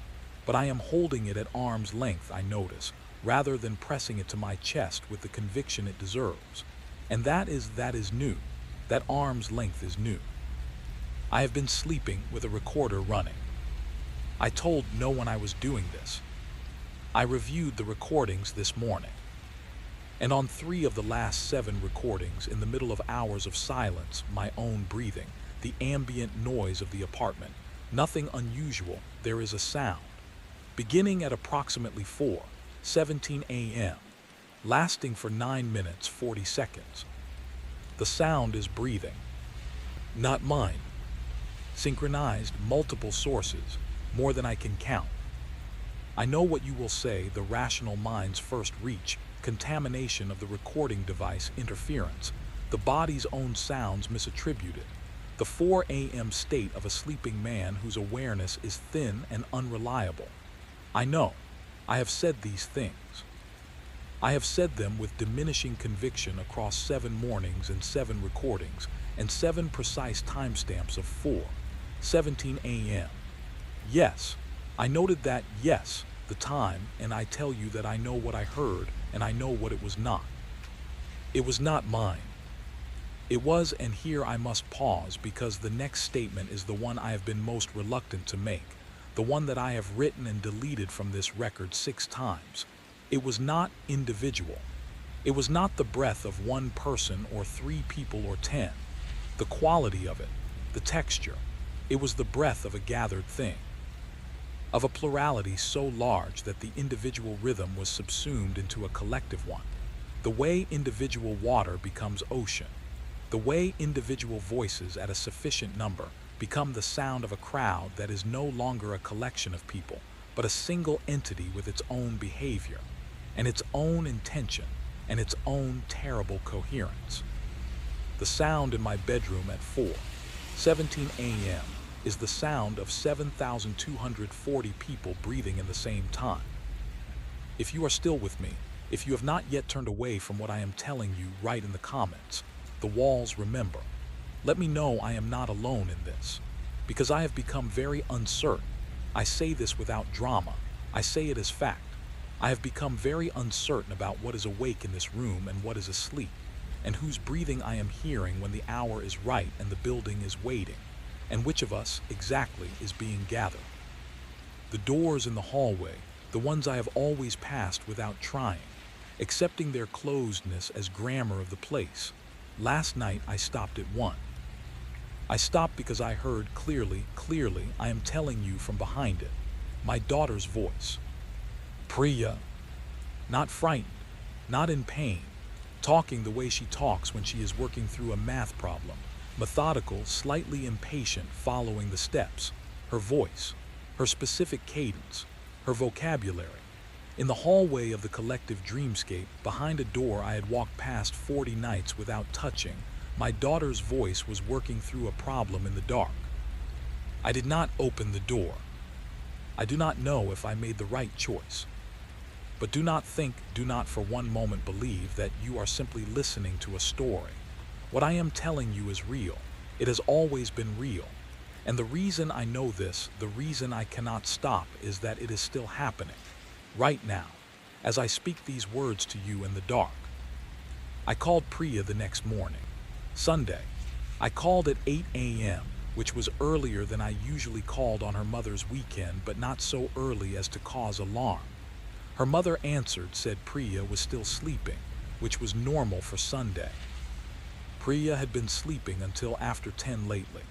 She said it like a complaint, the way parents of 9-year-olds complain about their sleeping patterns. I asked if anything unusual had happened with Priya's sleep. I kept my voice careful, academic, a tone I have become skilled at. Her mother paused, said, "What do you mean, unusual?" I said, "Has she mentioned any vivid dreams?" A pause. Then, "She's been drawing something. The same thing over and over all week. On everything, her homework, the backs of receipts from my purse, the margins of a book she was reading. I was going to ask you if you knew what it was." I knew. I said, "Can you describe it?" She described it. 8 lines, irregular spacing, 5,000 years old. Priya had been drawing the symbol. I sat for a long moment without speaking, and her mother took my silence as concern, which it was, but not the concern she thought, not the manageable parental concern about a child's peculiar fixation, but something colder and older and more specifically targeted concern aimed at myself, at the thing I had done, at the trail I had left, researching and posting and descending and attending to the building night after night, week after week, mapping it like a cartographer who has forgotten that maps invite travelers. I had brought Priya to the building's attention. And this is worse. This is the thought that will not resolve into a more bearable shape.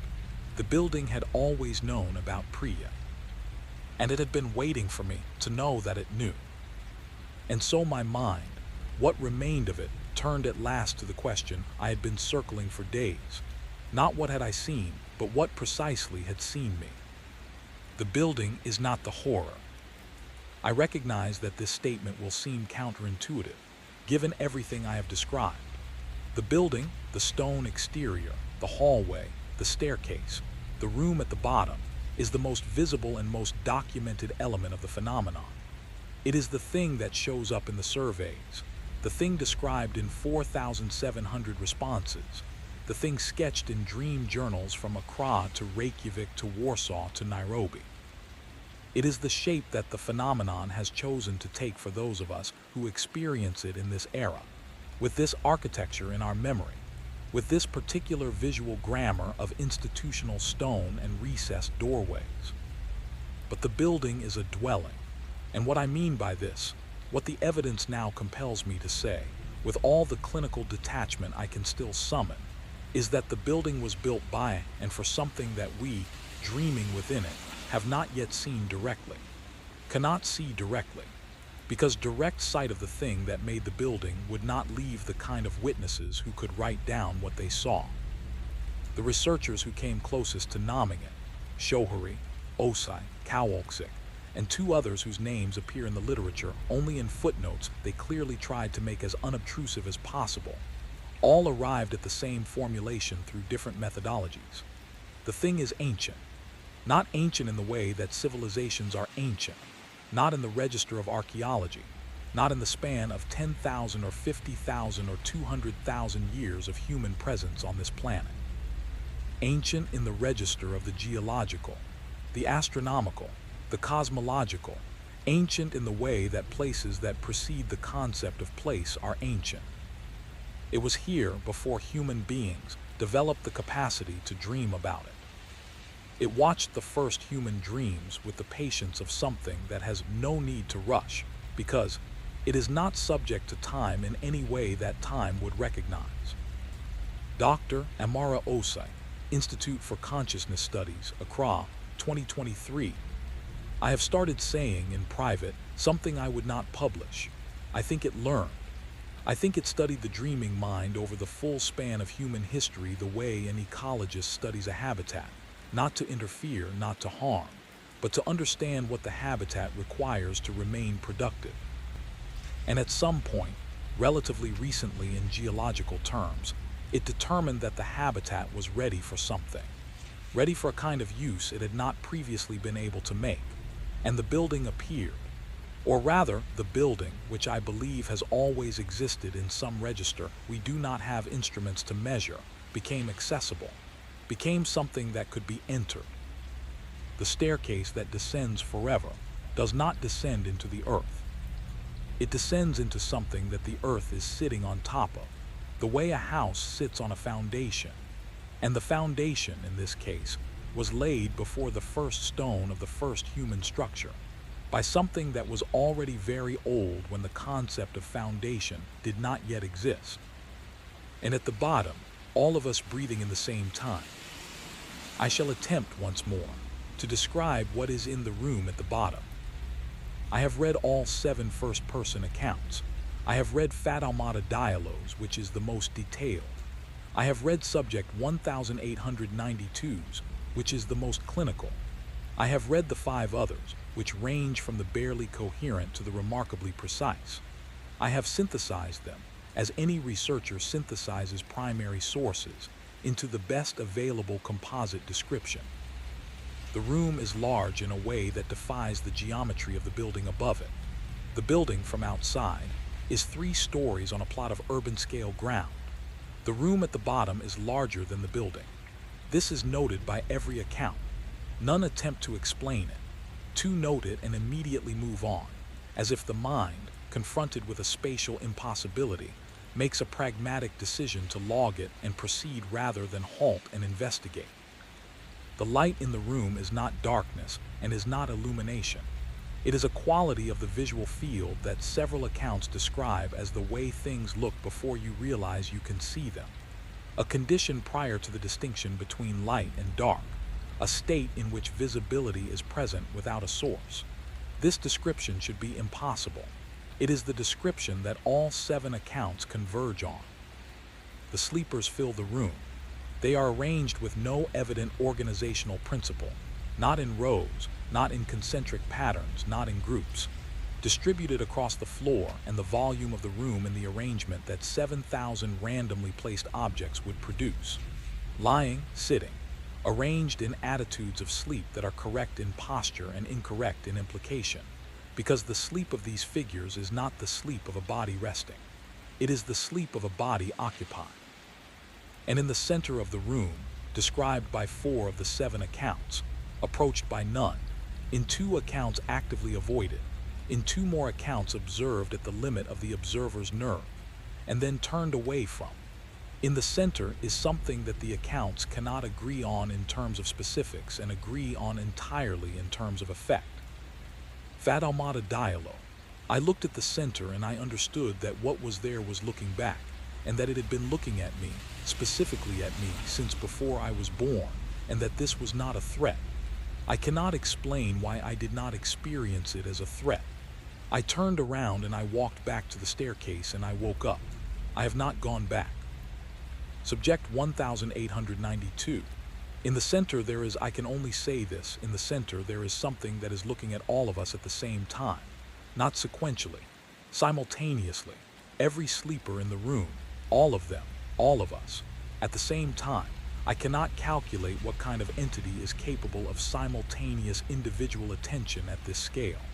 My engineering background has no framework for it. The other 5 accounts describe the center in 5 different specific ways, all of which are mutually contradictory in terms of visual description, all of which describe the same thing, the experience of being seen, fully and specifically and personally, by something that has known you longer than you have known yourself.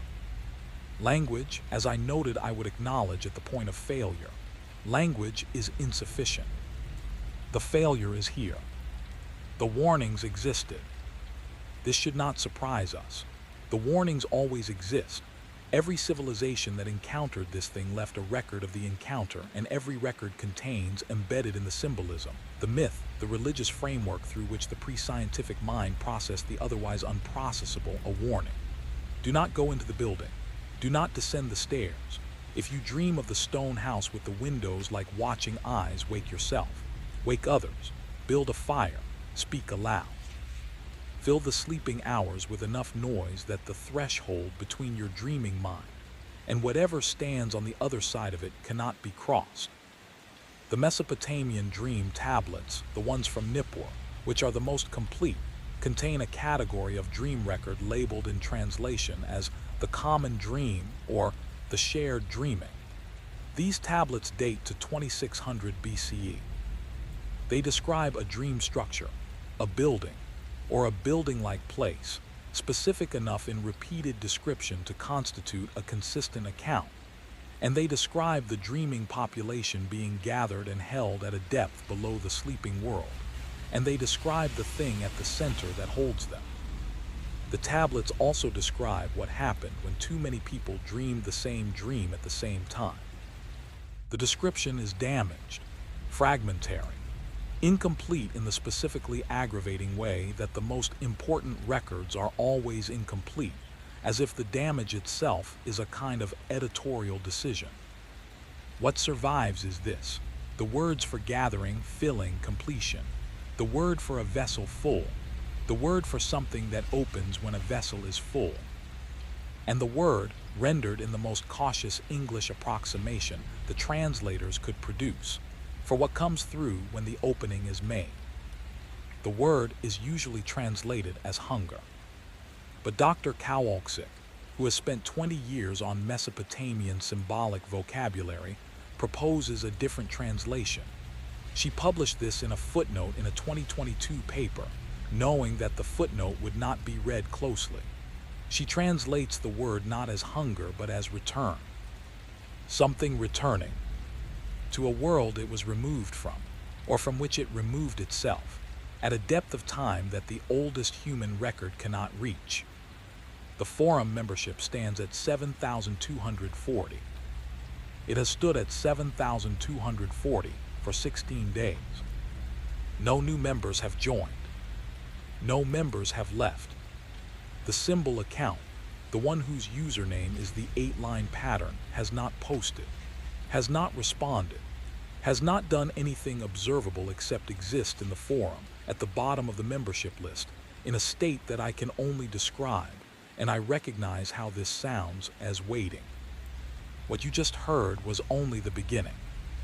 The true scale of what the forum has assembled, of what it has, perhaps, been assembled by, this gathering of 7,240 dreaming minds from every continent and culture and chronological position in the long arc of human sleep, is not something I can present to you directly. To present it directly would require a language that does not exist in the human inventory. What I can do is approach it the way you approach something you cannot face, obliquely from the side, in the reflection rather than the source. Consider what 7,240 sleeping minds, dreaming the same dream in the same night, represents in neurological terms. The raw electrical activity, the synchronized firing of circuits across thousands of individual brains, each one sealed in its skull, each one operating in the irreducible privacy of its own consciousness, and yet, in some register that the instruments cannot quite measure, humming in concert, humming toward the same place. Descending, each in their private dark, the same staircase, arriving in the same room, adding their breath to the gathered breathing of everyone who has arrived before them.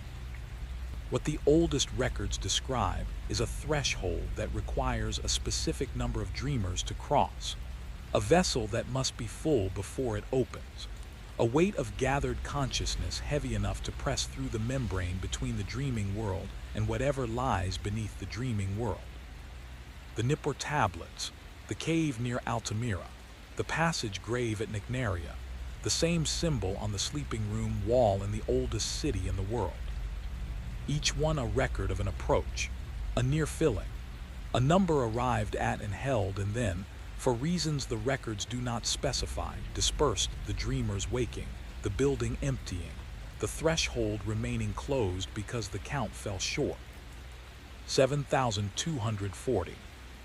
What has been described thus far represents only the outermost fragment of the truth, the portion that human language can approximate. What lies beneath that layer, what the deepest accounts suggest, is something for which no preparation is adequate. Nothing that follows can be unheard. You were warned. I went back to the building.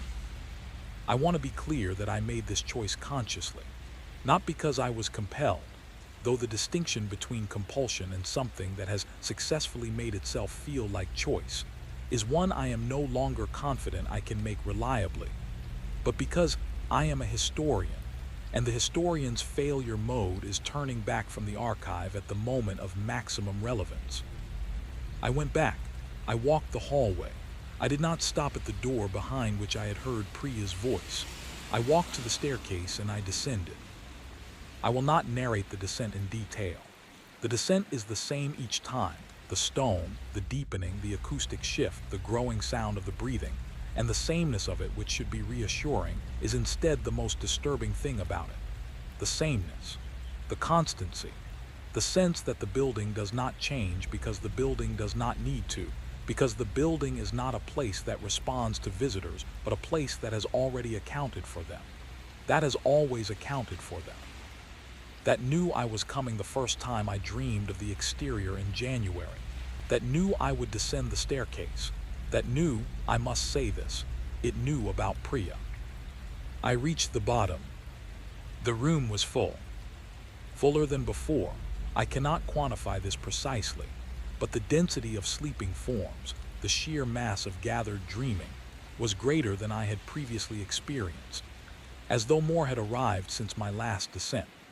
As though the counting was continuing, the vessel approaching its capacity, the number moving towards 7,240 with the particular inexorability of a thing that does not rush and does not stop. And at the center, I looked at it directly for the first time.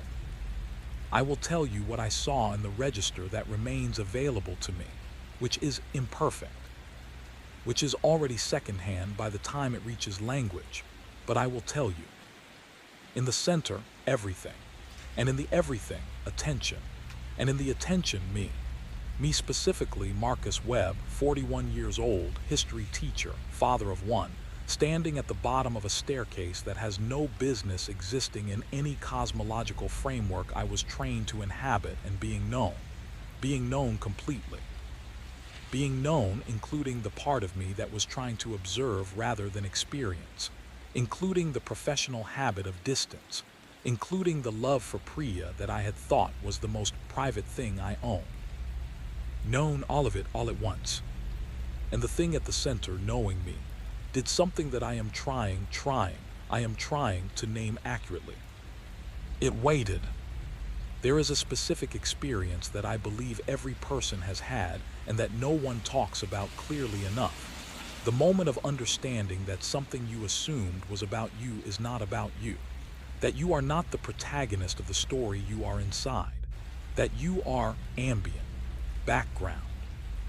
One figure in a larger scene that has its own center of gravity, its own arc, its own purpose that was not designed with your presence in mind, even though your presence is, in this moment, real and legible and fully accounted for. The thing at the center of the room was not interested in me, not primarily, not in the way that I, standing there, being seen, experienced as a narrowing of all attention to my person. What it was doing, what I now understand it to have been doing across every encounter any dreamer has ever had with it, was using me. Using me the way a threshold uses the hand that opens it, the way a key uses the hand that turns it, not maliciously, not with contempt. With the specific utilitarian regard that a mechanism has for the force that operates it. I was not the point. We all 7,240 of us, gathered in that room, synchronized in our breathing, assembled from every nation and culture and decade of human sleep into this specific number at this specific time. We were not the point either. We were the weight. We were the pressure. We were the accumulated mass of dreaming consciousness required to do something that the mechanism at the center had been waiting, with geological patience, to have done. And in the dream, in that room, I stopped fighting what I was part of. Not because I surrendered, because I understood. I understood what it wanted, what it had always wanted, what the building had been built to collect, what the staircase had been built to deliver, what the symbol that appeared on sleeping room walls since before the first human wrote had been marking. The return. I stopped fighting it. I woke up. I need to be careful here. I am not certain which waking was real. Here is the thing I have been avoiding saying. I am a historian. I have spent my professional life explaining how things that happened long ago continue to shape what is happening now, in ways that are often invisible until you know where to look. The continuity of cause and effect across time, the persistence of pattern, the way the past is not past but structural, embedded in the present the way the foundation is embedded in the building above it.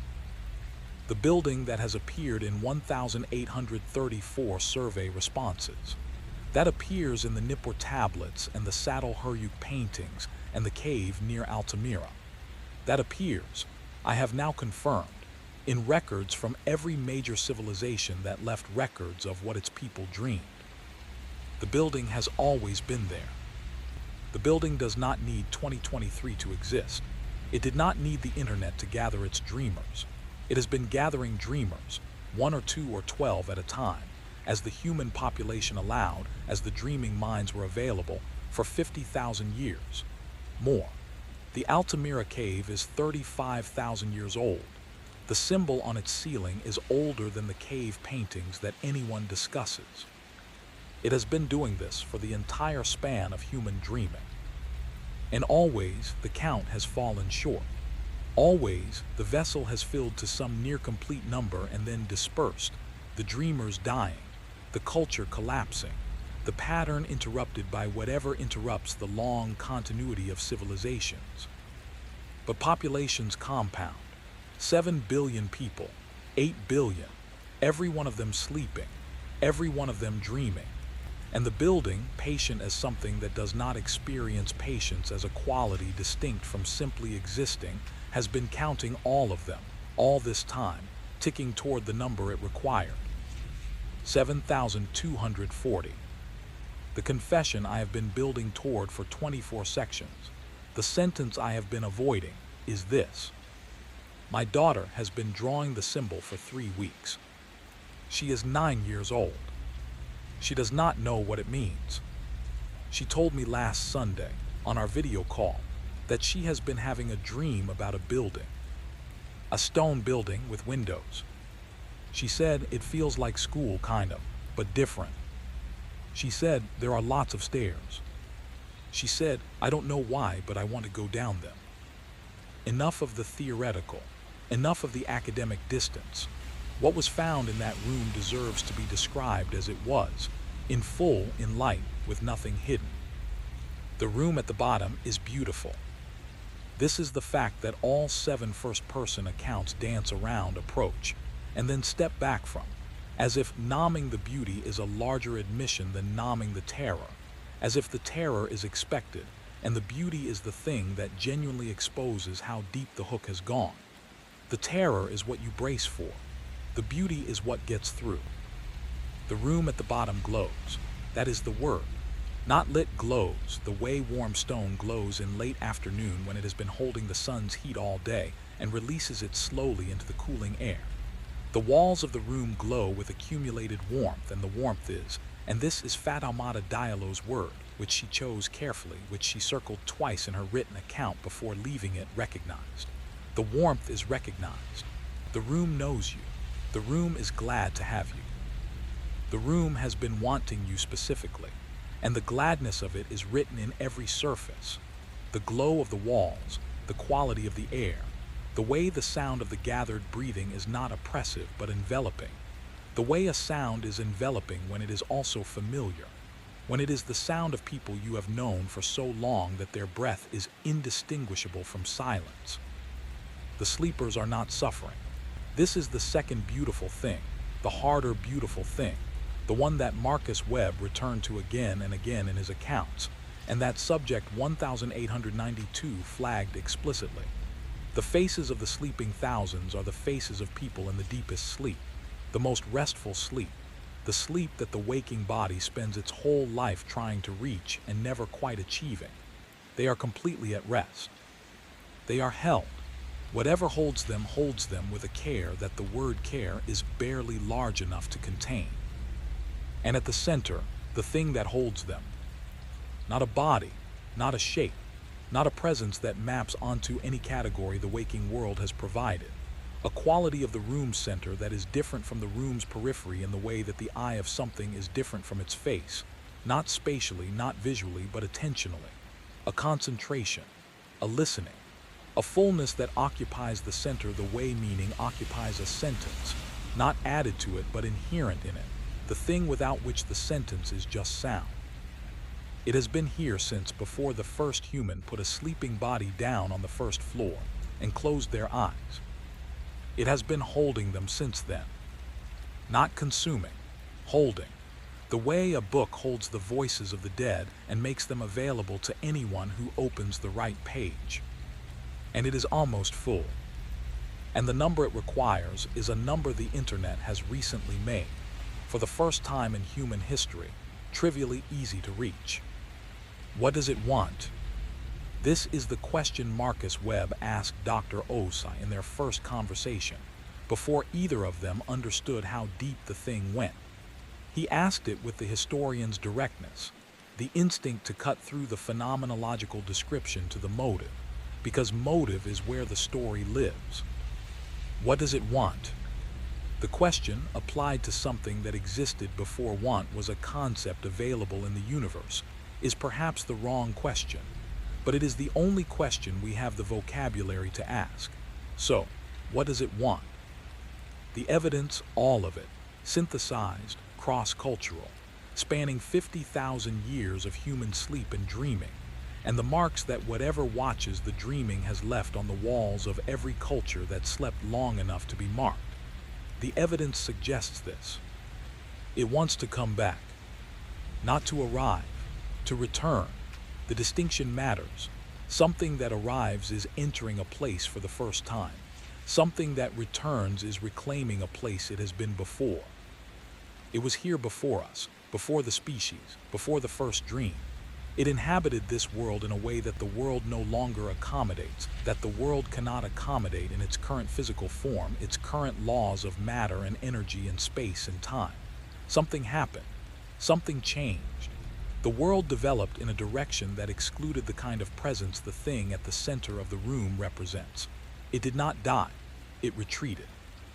It found the one register of the human world that retained, like a genetic remnant, the architecture it required, the dreaming mind.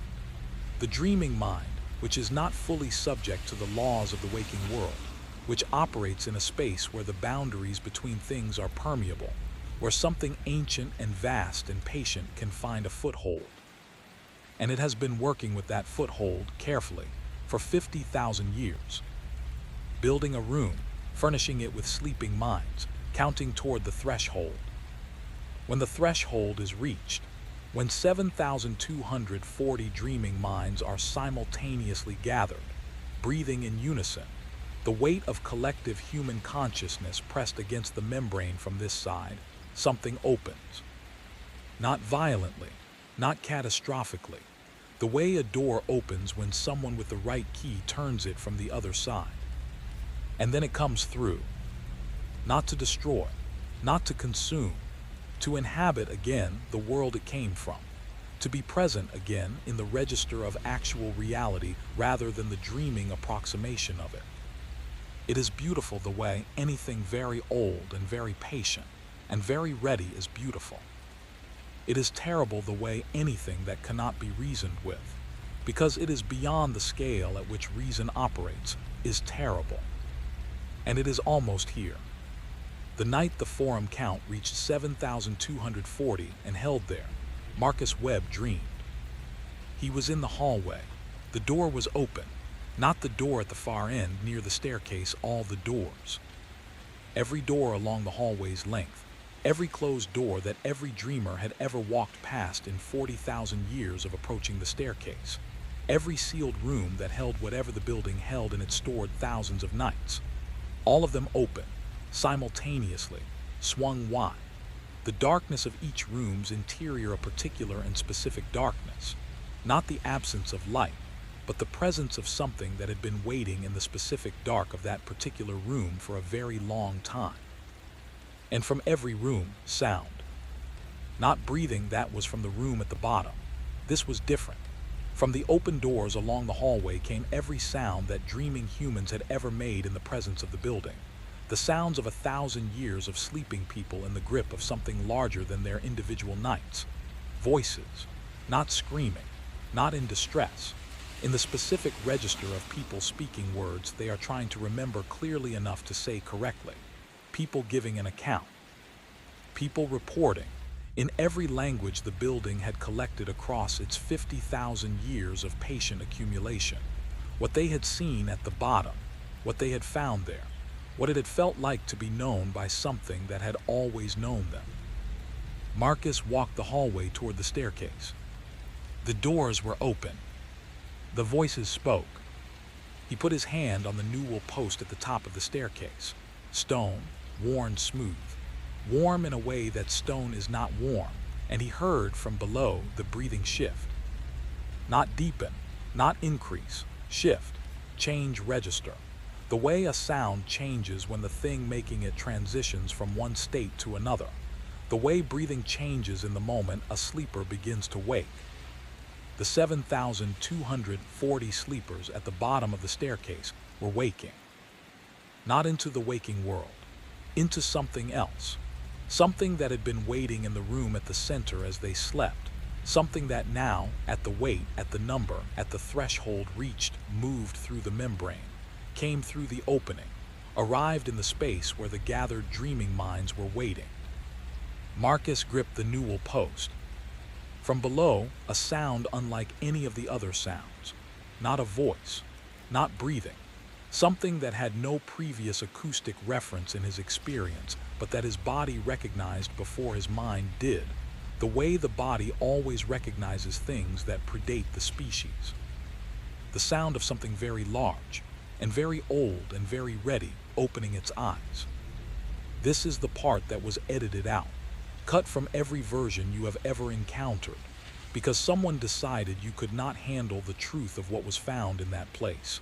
They were trying to be kind. I am not going to be kind. You asked for the truth. Here it is. What you just heard was only the beginning. What you just heard was only the beginning. He woke at 4:17 a.m. on a Saturday in April 2023, in his apartment in the city where he had lived for 16 years, and where everything was exactly as he had left it the night before. The book on the nightstand, the glass of water, the phone on the charger, and he lay in the dark for a very long time without moving. He was aware of the silence. Not the usual city ambient silence of 4 a.m. A different silence. A silence that was not the absence of sound, but the presence of a quality he could not name. A textural stillness that had settled over the apartment the way something settles after the most significant event of its history. The way a room is quiet after something irreversible has happened in it. He got up. He went to the window. The street was there. Real, ordinary Saturday morning empty. The streetlights still on in the gray pre-dawn of a city not yet awake. Cars parked. A pigeon working its way along the opposite curb with the unhurried pragmatism of urban birds. Everything was exactly right. He went to his laptop. He opened the forum. The membership count read 7,240. The symbol account, the 8-line username, the entity that had joined as the 7,240th member and had never posted, never interacted, simply existed at the bottom of the membership list for 16 days, had posted. Once 11 minutes ago. The post was not text. It was an image. The building, drawn in a hand that was not human, not in the sense of grotesque or malformed, but in the sense of a precision so complete that no human hand, however skilled, produces it. Every line exact, every proportion verifiable, every stone of the exterior rendered with the specificity of a technical drawing made by something that has been looking at this building from the outside for 10 times the span of recorded history. And in the image, the building was the same. But the front door, the recessed door that had always been in shadow, that dreamers had walked past for 50,000 years on their way to the hallway, and the staircase, the front door was open. And the light that came through it was not the gray stone light of the building's interior. It was something else. something that had not been in the building before. That is what happened to the room. Now I will tell you what happened to the record. April 12 th, 2023. University of Zurich Department Chair's Office. Professor Lena Burnham files a formal data retention request for the full Shohari survey archive. The request is approved the same day. All materials, the 4,700 survey responses, the follow-up data, the 211 hand-drawn symbols, the correspondence with participating researchers, are transferred to a restricted archive. Access requires departmental approval plus a secondary review from the university's Research Ethics Board. No researcher has been granted access since the transfer date. The stated reason: ongoing participant privacy review. The privacy review has not concluded. No timeline has been provided for its conclusion. April 14 th, 2023. CHAUDHARY Forum, post by user symbol account. Yuki Tanaka, software engineer, Tokyo, Japan, April 2023. I was in the forum since January. I saw everything happen: the survey data, the staircase accounts, the symbol. I'm a developer, so I archived everything. Screenshots, post histories, the whole thread. I archived the symbol accounts post with the image of the building. I archived it at 4:22 a.m. on April 12th, 4 minutes after it was posted. Then I went to bed. When I woke up at 8 a.m., I checked the forum. The post was gone, not deleted, gone.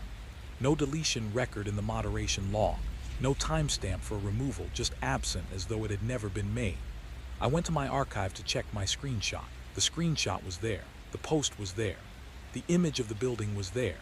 But the front door of the building, which I had definitely seen open when I screenshotted it, was closed in my archive. I have the screenshot. The door is closed. I know what I saw at 4:22 a.m. I know what was in that screenshot when I took it. The door was open. It is closed. These are not the same image. Yuki Tanaka provided the screenshot to 3 independent image analysts. All 3 confirmed no digital alteration. All 3 confirmed the door is closed. Yuki maintains the door was open. The analysts have no explanation for the discrepancy. The forum still exists. The post does not. The symbol account still exists. It has not posted again. Dr. Shohari's whereabouts are confirmed. He is well. He is working in a private consulting capacity and has not discussed sleep research publicly since his resignation. His office was reassigned in October 2023. The new occupant reported, in a casual conversation with a departmental administrator that was documented for entirely unrelated HR reasons, that the office smelled different than other offices on the floor. She said it smelled like many people had been there at once. She said it smelled like somewhere people slept. The pattern is not confined to the Shohari study. January 11 th, 2023. Seoul, South Korea. A dream interpretation app with 2.1 million users implements an AI clustering tool to identify common themes in user-submitted dream logs. The clustering tool, run on the January dataset, flags a category it designates architectural recurring to, a building matching the established description. 31,800 app users report this dream in January alone. The app's research team prepares a press release. The press release is not issued. The company's head of research leaves the organization in February. February 3 RD 2023. Nairobi, Kenya. A university psychology department launches a crowdsourced dream mapping project. 68% of the first 500 respondents independently describe a stone building. The lead researcher, Dr. Fatima Ademi, files the results and requests a peer review. The peer review assigns 3 external reviewers. 2 submit their reviews. The 3rd does not. The 3rd reviewer is Grace Chen's sister, a woman named Dr. May Chen, who teaches biology at a Nairobi secondary school and who is not by profession a psychology researcher, and whose name should not appear on any peer review assignment for a university research project. When this anomaly is flagged, the assignment record shows that she was never on the list. The list contains 2 names. The third slot in the database is occupied by a string of 8 characters. October 22 ND 2023. Boston, Massachusetts. A sleep clinic reports 7 patients, unconnected, from different neighborhoods with no prior relationship, all canceling their appointments on the same morning. All 7 cited the same reason in their cancellation messages. All 7 said, in slightly different words, the same thing. They were sleeping fine now. January 14 TH 2024. Global, the Collective Nightmare Forum undergoes a routine server migration. In the post-migration audit, the forum administrator notes that the member count has changed. It no longer reads 7,240. The new count is higher. The administrator does not publish the new count. She posts a brief message saying the server migration introduced some data irregularities and that member counts may appear incorrect temporarily. The irregularities have not been corrected. 3 weeks ago, a thread was started in the forum asking what the current member count was. It has 340 replies. No one has provided a number. Marcus Webb gave his final interview on September 3, 2023. He spoke to Dr. Osai, who recorded the conversation with his knowledge and consent. The recording is in her possession. She has shared a transcript with 2 researchers. The transcript is the source of what follows. He described the night of April 12th. He described the building with the open door. He described waking at 4:17 and sitting in the after silence of something that had completed. He said, I don't know what came through. I don't know if through is the right word. I don't know if any spatial word is the right word. What I know is that something that wasn't present before is present now. Not in a dramatic way, not in a way I can point to or photograph or demonstrate, but the way you know when a room that was empty is occupied. The quality of the air is different. The quality of the silence is different. Something is in the world that wasn't in the world before April 12th. And the building is still there in the dreams, in the forum, in the survey data, and it is still gathering, still counting. And I don't know if 7,240 was the full number or a first number. I don't know if what came through was everything or in advance. I don't know what comes next.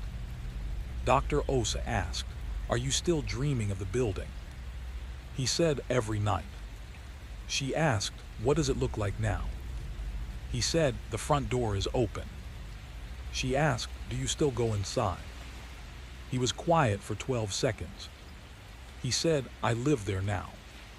His last recorded words on the subject, added as he was ending the call, tell whoever you tell this to, tell them to check their dream journals. Tell them to check the margins of their notes. Tell them to look for the 8 lines. And if they find them, he stopped. He said, tell them the staircase goes both ways. Dr. Os has not heard from Marcus Webb since September 3rd. He is by all accounts well. Current status. The Collective Nightmare Forum has 7,240 listed members. The administrator's note about the count irregularity remains pinned. No correction has been issued. The actual current count is not publicly available. The symbol account remains active and has not posted since April 12th. No new threads about the building have been started since September 2023. Existing threads are still active. New replies arrive daily. Dr. Ishan Shohari is a private consultant. He has not spoken publicly about sleep research. His paper on collective dream imagery, which was in review at 2 journals in early 2023, has been withdrawn from both. The withdrawal notices cite author request. The authors listed are Shohari and 3 co-researchers. When contacted, 2 of the 3 co-researchers state they did not request withdrawal. The 3rd co-researcher's email address returns a bounce. Dr. Amara Osai continues to work at the Institute for Consciousness Studies in Accra. She has published 2 papers since 2023, neither of which touches on collective dream imagery.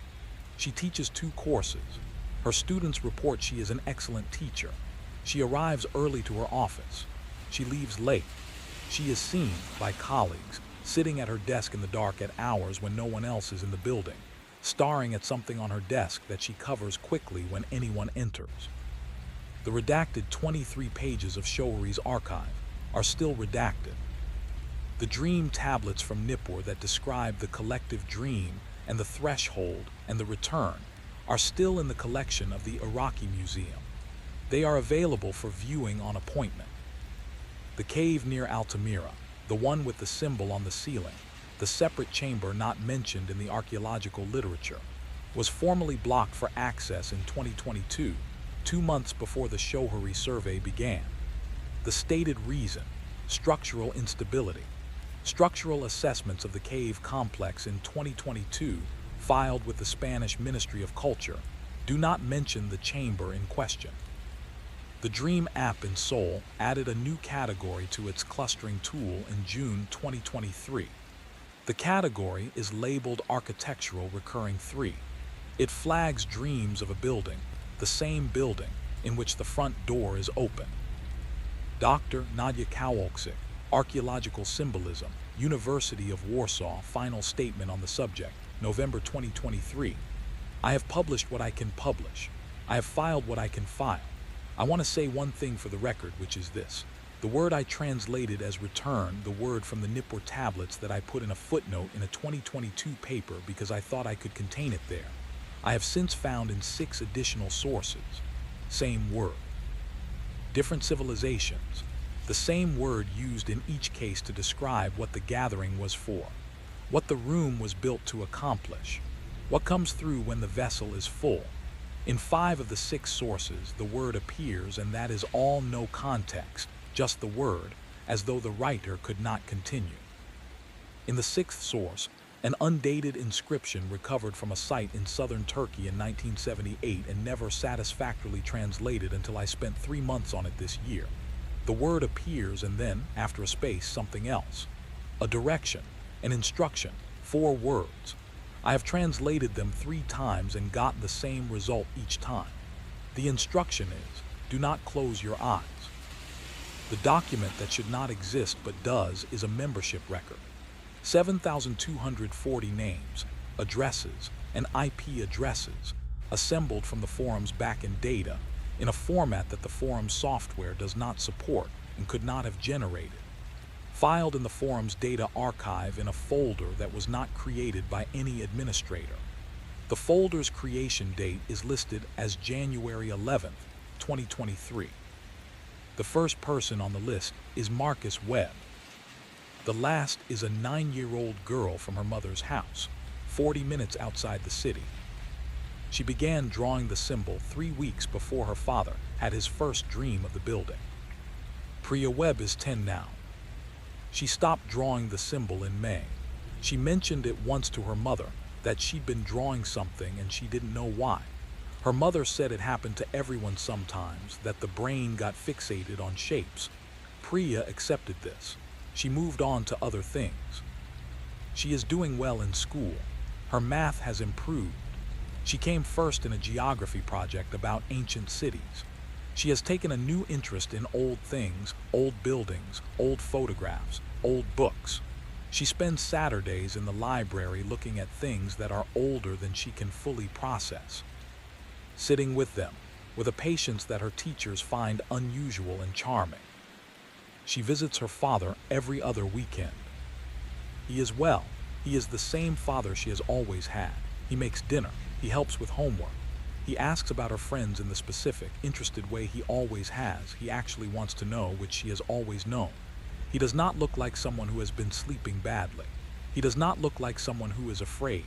He looks, she thinks, more settled than before, more certain.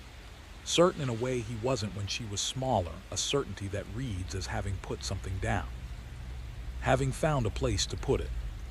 She asked him once about the building. He looked at her carefully, the way he does when a question matters. He said, "Have you been dreaming of a building?" She said, "I don't know, maybe." He said, "If you do, it's okay." She said, "Okay." He said, "The staircase is safe." She thought about this. She is 10. She is specific and unhurried the way he is specific and unhurried. She said, "How do you know?" He looked at her for a moment longer. He said, "Because I've been to the bottom." She went back to her book. She did not ask what was there. She was not afraid. She was not afraid in the way that a person is not afraid when they have already, without knowing it, made the decision. She closed her eyes that night and slept. She dreamed of a building with 4 windows and wide, shallow steps. The front door was open. Consider, finally, what the pattern means. Not the 2023 instance of it, the Shohari survey, the forum, the 7,240 members, the symbol account, the night of April 12th when something opened that had been working toward opening since before the first human closed their eyes in the dark and began to dream. Not the specific, temporally located event that this account has documented. Consider the pattern beneath the event, the shape of the thing as it has repeated across the full span of human dreaming. It has happened before. Every time humanity reached a sufficient density of sleeping minds in sufficiently close communication. Every time a civilization grew large enough and connected enough to generate the accumulated dreaming weight the threshold requires, the building appeared. The gathering began. The number was approached. And every time before the threshold was crossed, something interrupted.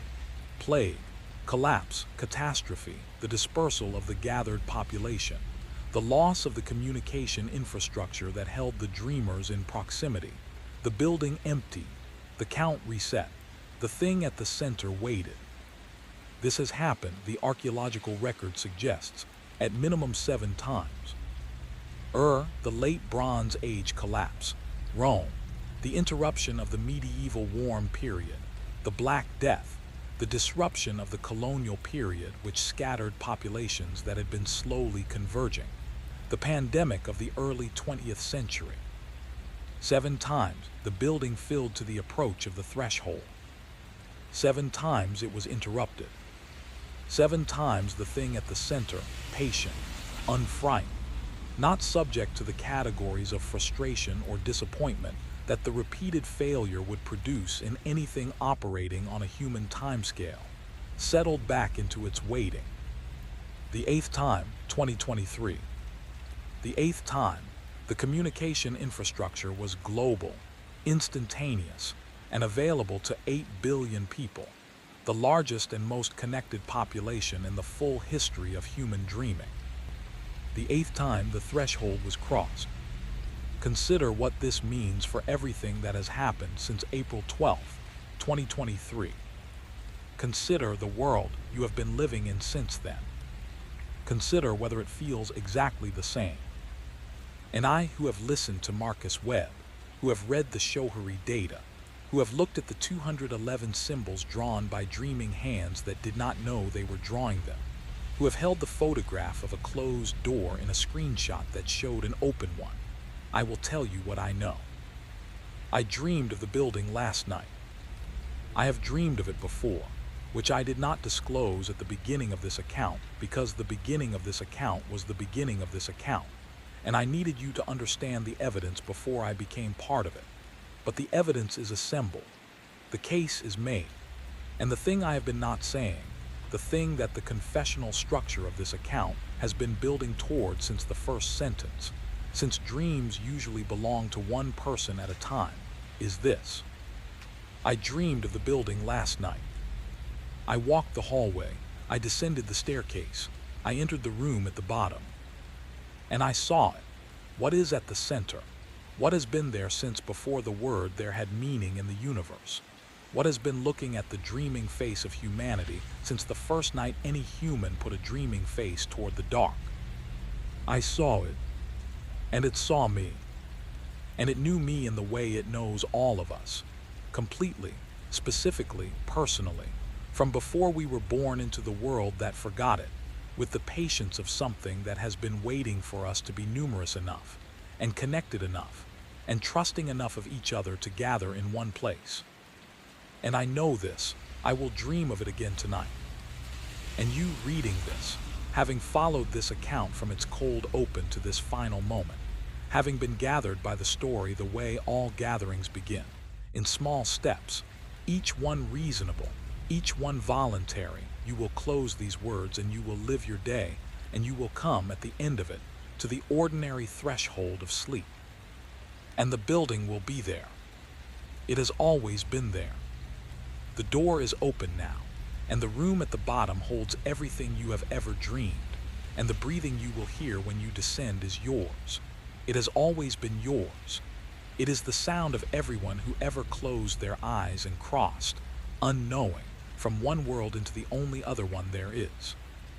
Story 3. The night my body moved without me. His wife found the marks on a Tuesday morning. 8 of them, 4 on each side of his throat, pressed deep enough to leave ovals of bruised purple in the skin, the specific geometry of a human grip, his own hands, his own fingerprints, confirmed later by the detective who was called before anyone understood what had happened. He had been asleep the entire time. He remembered nothing. To understand how we arrived here, we need to go back. The human brain normally paralyzes the body during dreams. This is not a metaphor. This is not a poetic description of the depth and stillness of sleep. It is a literal, mechanically precise neurological event that occurs with the onset of REM sleep, the stage in which dreaming is most vivid, most narrative, most physiologically convincing to the dreaming mind. The brainstem, in a feat of engineering that evolution has refined over hundreds of millions of years, sends inhibitory signals to the motor neurons of the spinal cord, suppressing the voluntary musculature so completely that the dreaming body becomes, in effect, a prisoner of its own stillness. The mind may be running through a burning building. The mind may be fighting with the full physical conviction of adrenaline and fear and the absolute urgency of survival. The body does not follow. The body lies. The body maintains its quiet treaty with the mattress while the mind commits, behind the sealed theater of the skull, whatever acts the dreaming narrative requires. This mechanism, this paralysis, this suppression is ancient. It predates the mammalian brain in its current form. It is found, in some version, in every creature that has ever been observed to sleep. It is so fundamental to the architecture of sleep that the human body developed a separate pathological category for its failure: cataplexy, for when it intrudes into waking; REM sleep behavior disorder, for when it simply does not engage during the dreaming state. It is this second failure that concerns us. In REM sleep behavior disorder, a condition first formally described in the clinical literature only in 1986, which is to say recently, which is to say that for the entire preceding span of human history during which human beings fell asleep and did not stay still, there was no name for the thing that was happening to them. The suppression fails. The motor neurons fire. The body acts. The body performs in the dark and without witness whatever the dream requires. And the dreaming mind, sealed in its narrative, does not notice, does not moderate, does not experience the body's movements as anything other than the body of the dream, moving through the dream, doing what the dream demands. What the dream demands is not always gentle. Dr. Rashida Okonkwo, Sleep Neurology, Johns Hopkins University, 2022. What makes REM behavior disorder so clinically disturbing, beyond the obvious physical risks, is the specificity. These patients are not thrashing randomly. They are executing. Their movements are coordinated, purposeful, matched precisely to a dream narrative we cannot access except through what the body is doing. The body is the only transcript we have. And some of what that transcript describes, when you reconstruct the dream from the injuries, from the movements, from what the partner reports watching, some of what it describes is not what you want to know about the person sleeping in your bed. The condition is more common than the published figures suggest. Most cases go undiagnosed for years, decades sometimes. The sleeper wakes with an unexplained bruise, a tender shoulder, a vague memory of having fought something in the dark. They attribute it to restlessness, to stress, to the ordinary turbulence of a body that hasn't been told to be still. They do not consider that the body was told, that the signal was sent, that something, somewhere in the old, deep, ancient architecture of the sleeping brain, decided not to listen. His name was Daniel Reyes, and the first time his body moved without him, he was 43 years old and asleep in the bedroom of the house he'd lived in for 9 years, in the suburb of the city where he'd grown up. In the bed he shared with his wife Cass, with their dog Juniper at the foot of it. And he would tell you, if you asked him, that he was one of the most ordinary men he knew. He meant this without self-deprecation and without false modesty. He was genuinely, solidly ordinary in the way that some people are genuinely, solidly good at being alive, not brilliant, not tortured, not particularly seeking. He worked in logistics for a mid-sized distribution company, which meant he spent his days moving things from where they were to where they needed to be, which was, he'd sometimes point out, a description that could apply to most of human endeavor if you squinted right. He coached his daughter Maya's soccer team on Saturday mornings. He made a genuinely excellent chili that he'd been refining for 15 years, and about which he had strong opinions regarding the role of dried chilies versus fresh. He had a gym membership he actually used, 3 mornings a week, 5:45 a.m., before the world got loud. Slept well. He had always slept well. This was something Cass occasionally mentioned with the mild resentment of someone who lay beside excellent sleeping every night, while her own relationship with it was more complicated. Daniel would be asleep within 8 minutes of his head hitting the pillow. Cass knew this because she had once timed it, lying awake herself, watching the ceiling and listening to his breathing shift into the steady rhythm of a man who had absolutely no unresolved business with unconsciousness. This was who he was. This was the man. On the night it first happened, a Thursday in October, 2 years before everything came to a head, Cass woke at 3 a.m. to find Daniel's side of the bed empty. He was standing at the window. She said his name. He didn't respond. She said it again, louder, sitting up. He turned from the window, turned toward her, she said later, with his eyes open, and looked at her with the eyes of someone who was not, in any functional sense, looking. Then he walked back to bed, got in, lay down, went straight back to the steady breathing. In the morning, over coffee, she asked if he'd been up during the night. He said no. She described what she'd seen. He had no memory of it. He told her it was probably sleepwalking. His cousin had done it as a kid. He said he'd keep an eye on it, which was easy to say and easy to mean when the thing you were proposing to observe only happened while you were asleep. The coffee was good. Juniper needed feeding. Maya had a game on Saturday and needed her shin guards. He didn't think about it again for 3 weeks. The next time, Cass found him in the kitchen, both hands pressed flat on the counter, head down, breathing like a man who has just stopped running from something. Here is what you need to know about Daniel Reyes to understand what came later. He was the kind of man who fixed things, not metaphorically, literally. The kind of man who, when the dishwasher started making a noise, watched 3 YouTube videos, drove to the hardware store, and spent a Saturday afternoon with his hands in the guts of the machine until it was right. The kind of man who noticed when a friend was struggling before the friend said anything, and who made a point of calling, not texting, who understood that some conversations need a voice attached to them. He had grown up in a house where problems were handled, not suppressed, not avoided, handled. His father, a man of few words and considerable competence, had communicated most of what he knew about being in the world through the act of showing up and doing the work. Daniel had absorbed this completely. He did not spiral. He did not catastrophize. He was a fixer, and fixing required clear sight of the problem. And he was good at acquiring clear sight. So when the kitchen incident happened, he did what fixers do. He gathered information. He told Cass about it the next morning. He'd found her version of the event in the notes she'd started keeping after the window night, which she'd left visible on her phone because she had stopped knowing how to bring this up directly. He read her notes without comment. He asked her to describe both incidents in detail. He listened.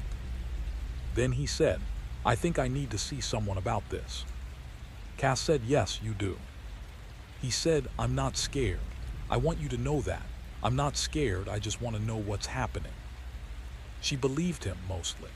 She believed he wasn't scared the way she was scared, which was the scared of lying next to someone whose sleeping body had walked away and come back without waking, whose eyes could be open without being on. The scared that comes with loving a person you have started to share a bed with in a new and complicated way. He saw his GP, who referred him to a sleep specialist. The appointment was 6 weeks out. In those 6 weeks, Daniel continued to sleep in the bedroom, continued to go through his ordinary days at work and at Maya's soccer practice and at the 5:45 a.m. gym sessions, and continued to have, each morning, no memory of anything unusual. Cass had started recording. Not telling him. She didn't know why she hadn't told him. She told herself it was to have better data for the specialist, more detail, more specificity. This was partly true. She also wasn't sure she was ready for him, to see what she had seen. She watched the footage back on her phone in the kitchen on a Tuesday, with the coffee getting cold, and what the footage showed was Daniel, at 3:17 a.m., sitting up in bed with his eyes open, turning his head slowly from one side of the room to the other with the methodical precision of a man checking the perimeter of a space he was defending. His hands were moving, not randomly, deliberately, making small grasping motions the way hands make when they are reaching for something specific. He was asleep. The footage was 41 minutes long. He did not know he had filmed it. The sleep specialist was a careful, precise woman named Dr. Alicia Fenwick, who had been studying sleep disorders for 22 years, and who had, Cass noted, the specific demeanor of someone who had long since stopped being surprised by what the sleeping body did, and had arrived at a kind of clear-eyed clinical engagement with it that was reassuring precisely, because it was not performing reassurance. She watched the footage, all 41 minutes. She asked questions. When did it start? How frequently? Any injuries? Any verbal components? Any history of sleepwalking in the patient or in the family? Daniel answered everything he could. Cass answered the rest. Dr. Fenwick ordered a sleep study. The diagnosis, after 2 nights at the clinic, wired up with the full array of electrodes and sensors that turn a hospital bed into a listening device, was REM sleep behavior disorder. She explained it carefully. The mechanism, the suppression that failed, the motor neurons that fired during dreaming. She was specific about risk levels, injury to self, injury to bed partner, the importance of environmental modification, securing the sleep space, removing hard edges, in some cases installing padded bed rails. She prescribed clonazepam, a benzodiazepine that in low doses suppresses REM stage motor activity in most patients. She said most, without emphasis, but Daniel caught it. And in the other patients, he asked. We try other medications, she said. There's usually something that helps. He nodded. He was a fixer. There was a mechanism, there was a cause, there was a treatment. This was the structure he needed, and it was there. And he felt the tension in his chest do something it had been doing for 6 weeks, unclenching, letting go, releasing. They drove home. He was quiet in the car, which was unusual. Cass asked what he was thinking. He said, I'm thinking about what I was doing for 41 minutes. She said, the doctor said it's just. I know what the doctor said, he said, not unkindly. I mean, what was I doing in the dream for 41 minutes? What was I fighting? What was I looking for? He paused. What did I need that badly? She didn't have an answer. He started the medication that night. For 3 weeks it worked. He slept. Cass slept. The footage she continued to take showed a man lying quietly, breathing steadily, sleeping the sleep she had watched him sleep for 9 years. On the 22nd night, he woke up on the bedroom floor. His knuckles were bleeding. He had no memory of falling, no memory of striking anything, no memory of anything at all after he closed his eyes.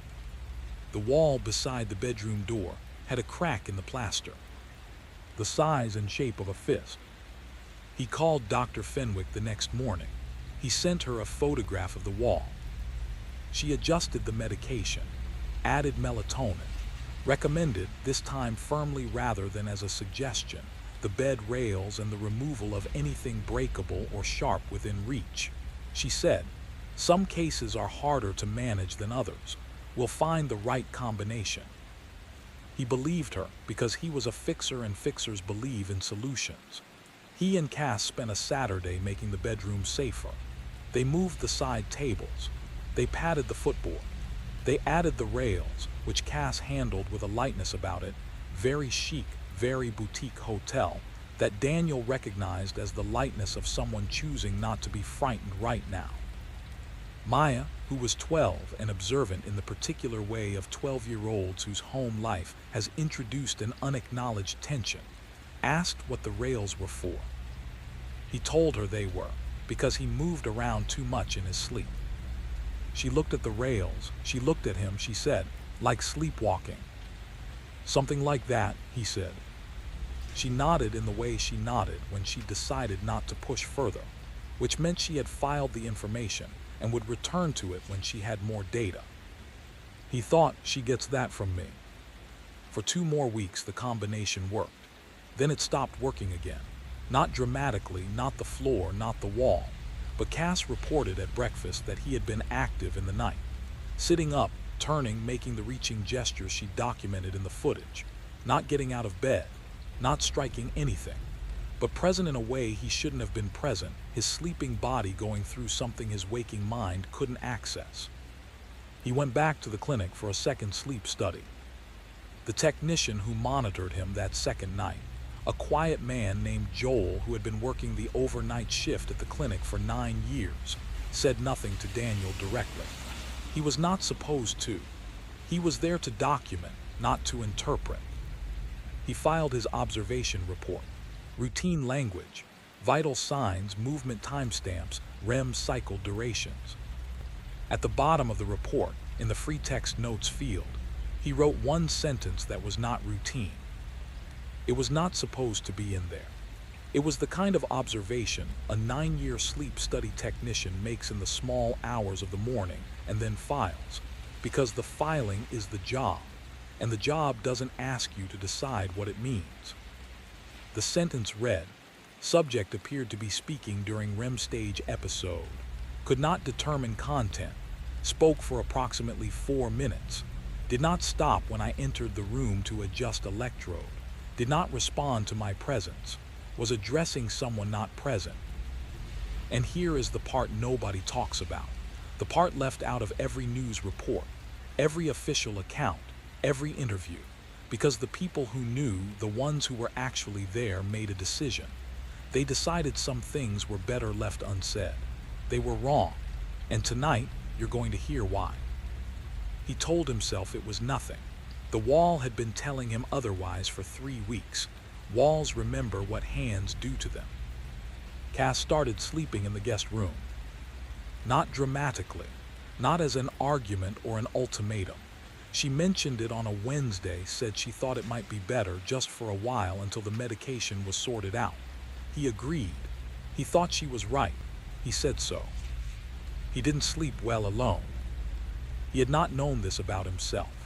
9 years of sleeping beside another person had changed the architecture of his unconscious in ways he had not accounted for.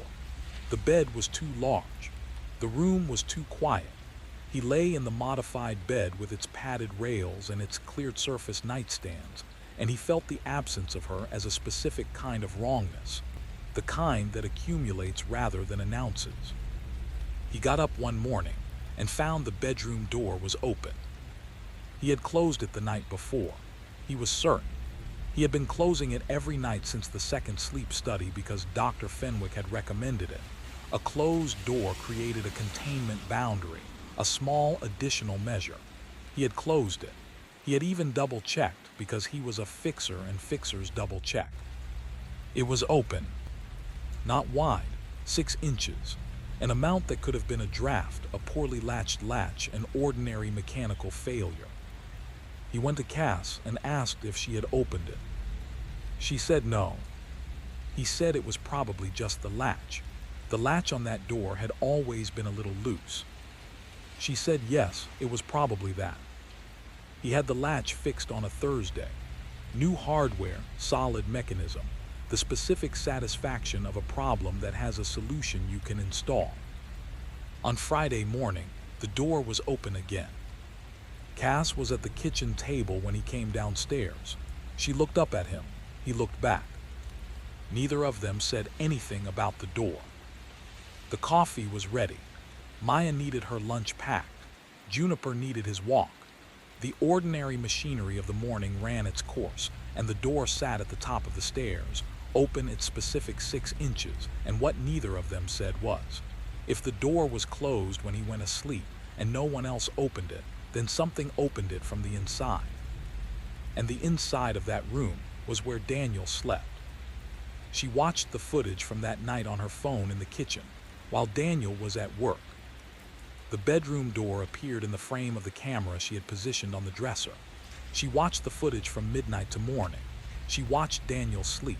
She watched him at 2:44 a.m. sit up with his eyes open and turn toward the door.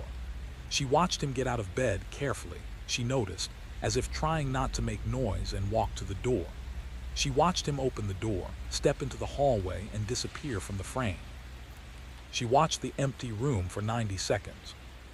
She watched Daniel walk back in. He closed the door behind him. He walked to the bed. He got back in. He lay down. He pulled the blanket up.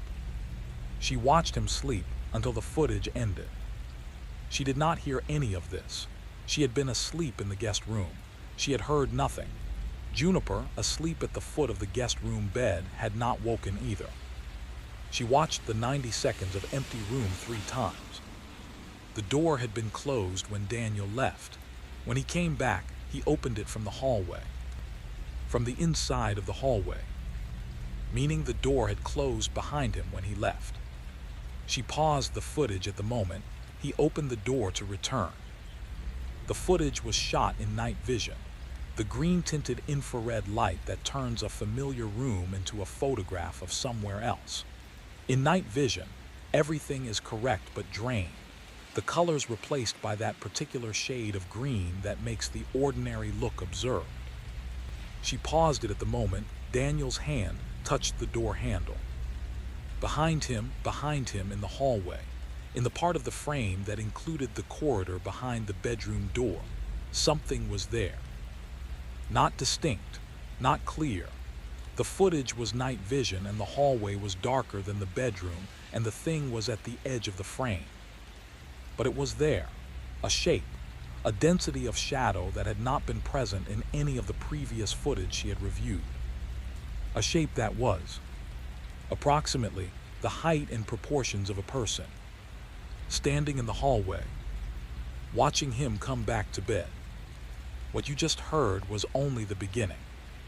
She showed Daniel the footage that evening. He watched it twice. He said nothing for a while. Then he said it was probably a compression artifact.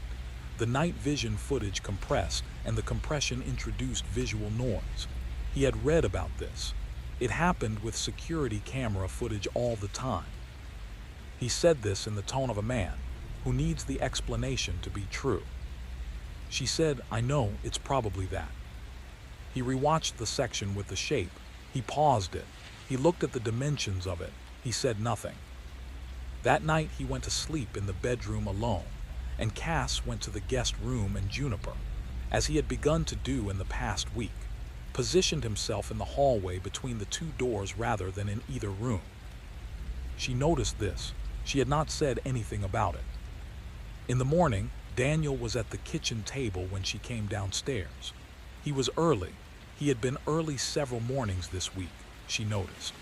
Early enough that she wondered whether he had really slept or whether he had been down here since some unspecified hour, awake with something.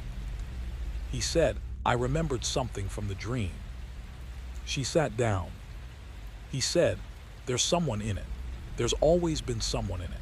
I didn't connect it before because you don't think about your dreams as having a consistent cast.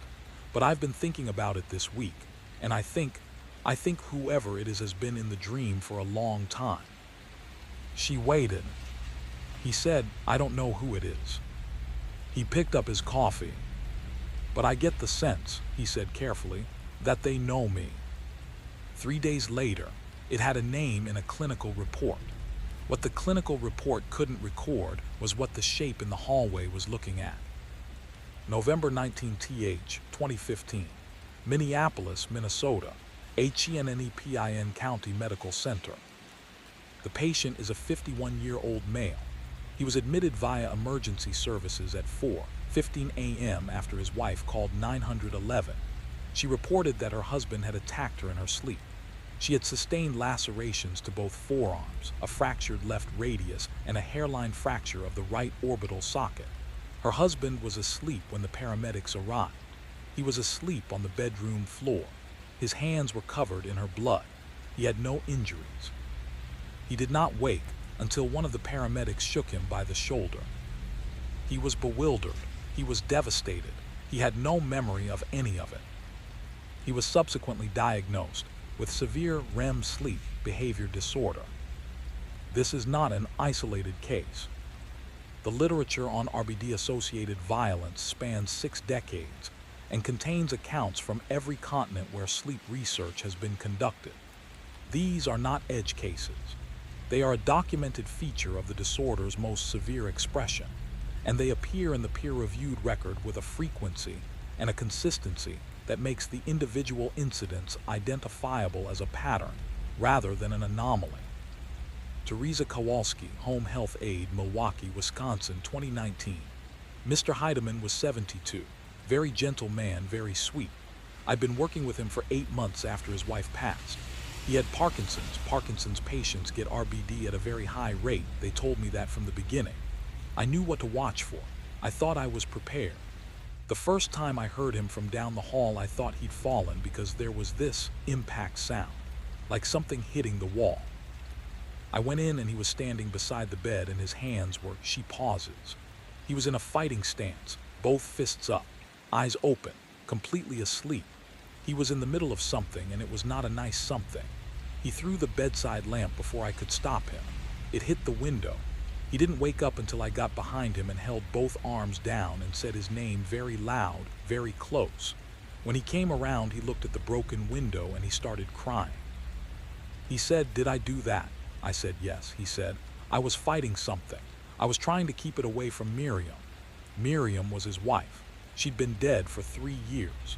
Teresa Kowalski continued working with Mr. Heidemann until his placement in a memory care facility in 2021.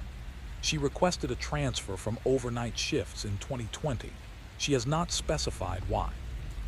The clinical record contains 1,400 documented cases of RBD-associated injury. Researchers believe this represents approximately 35% of actual cases. The majority of cases go unreported. Partners absorb the injuries. Patients attribute the evidence to accidents. The disorder progresses, sometimes for years, sometimes for decades, before a diagnosis is made. In 2021, a forensic analysis of unresolved domestic violence cases in 4 U.S. states retroactively identified 11 cases in which the described behavior was consistent with severe RBD rather than intentional assault. In 8 of those cases, the accused had served prison time. The 9th case remains open. March 8th, 2018, SDA&FORD Center for Sleep Sciences and Medicine. Dr. Emmanuel Bassett publishes a case study in the Journal of Clinical Sleep Medicine. The patient is identified only as patient RA, male, 39 years old, referred by his neurologist following 3 years of undiagnosed sleep disturbance. Patient RA's presenting complaint, waking to find injuries he could not account for.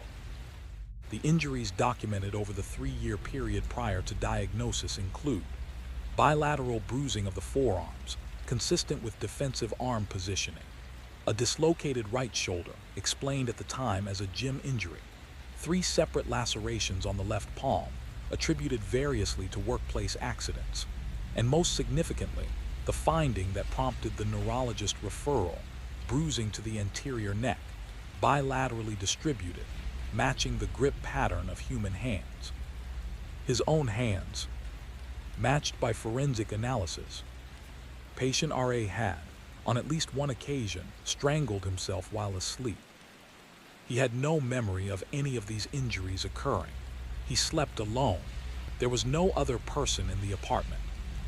Patient RA, identity withheld, Stanford Study 2018, interviewed for follow-up research 2021. The neck thing was the one that finally made me go to the doctor. The others, I told myself there were explanations. The shoulder, the cuts, the bruises. You explain things. You're good at explaining things because the alternative is too strange. But I woke up one morning and my throat hurt and I went to the mirror and there they were. The marks. I just stood there for a long time. I kept thinking I was alone. There's no one here. Nobody else was in this apartment. And then I thought the thing I'd been not thinking for 3 years. I thought, the person who did this to me has a key. And then I thought, the person who did this to me is me. Patient RA was successfully treated with clonazepam and subsequent adjustment of his sleep environment. He has not experienced a significant episode in 2 years. He declined to describe what he dreams about. The clinical detail that Dr. Bassett considered most significant, the detail he returned to in every subsequent paper he wrote on the subject, was not the injuries, it was the consistency. Patient RA's episodes occurred on the same nights of the week, during the same window of the night, following the same behavioral cues. He was, Bassett wrote, executing a script. The same script, the same way night after night. A dream with a structure so consistent and so specific that the body had learned its choreography. A dream it could perform by muscle memory. In his notes unpublished, Dr. Bassett wrote, "The question I keep returning to is authorship. Who writes the script? In most dreaming, the narrative is constructed retroactively. The brain generates experience and the sense of narrative is imposed on it after the fact. But RA's dream has a plot, a repeating plot, a set of physical responses that follow, night after night, the same sequence. Someone is fighting something specific. Someone is losing in the same way to the same thing every time. The body has learned the defeat.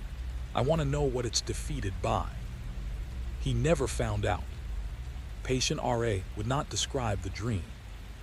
The mythology predates the diagnosis by several thousand years.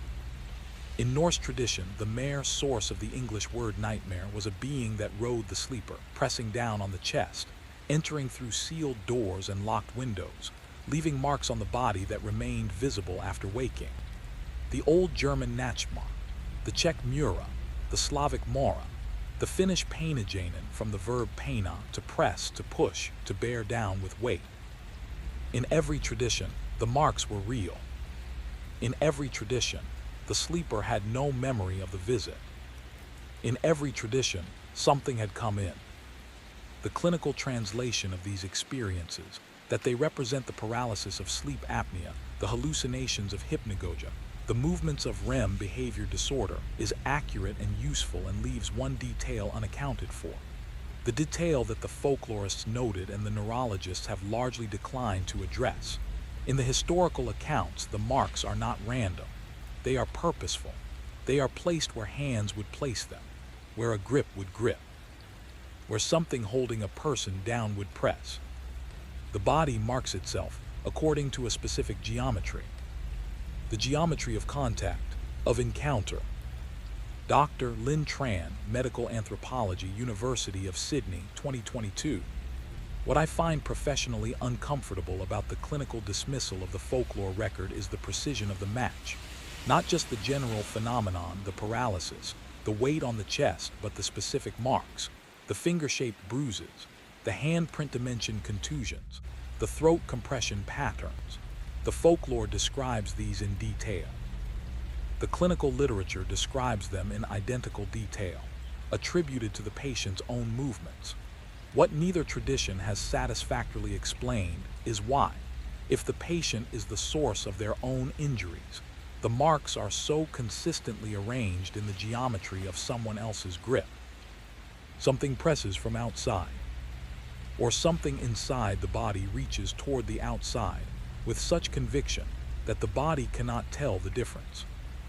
And in both cases, in the nightmares of the Nordic tradition and in the peer-reviewed case files of a century of sleep research, the thing that is doing the pressing, the gripping, the reaching through the dreaming mind into the waking body's skin, that thing has a purpose.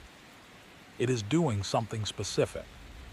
And whatever it is doing it with the patience and the repetition of something that has done it before.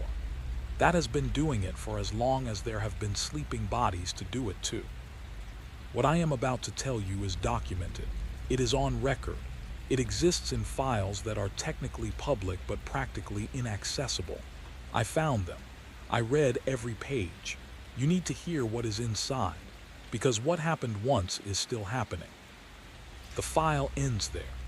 What it cannot record is what happened inside Daniel Ray's when he read it. The weight of knowing that the hands that had left marks on the wall were his own, and that he had no memory of their reason. He found the Stanford study online at 11 p.m. on a Thursday, 3 months into the diagnosis, 2 medication adjustments in. He was doing what people do at 11 p.m. when they have a diagnosis they're still trying to understand. He was reading the literature the way he'd watched the YouTube videos about the dishwasher, methodically, looking for the specific detail that would make the whole system legible. He'd gotten through the basic clinical overviews, the Wikipedia article, the Mayo Clinic page. Now he was in the peer-reviewed territory, reading abstracts he mostly understood and method sections he mostly didn't, looking for the piece that would click into place.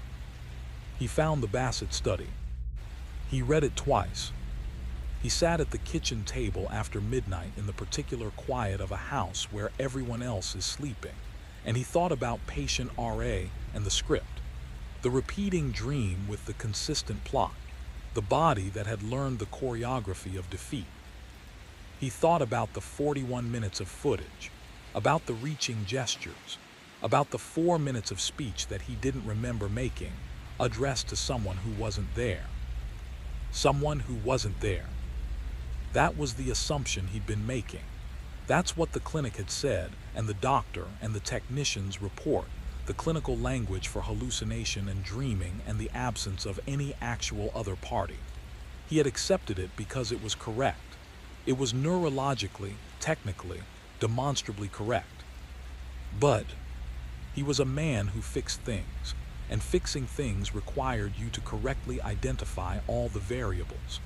And here was a variable he had been treating as settled that was, on reflection, not settled at all.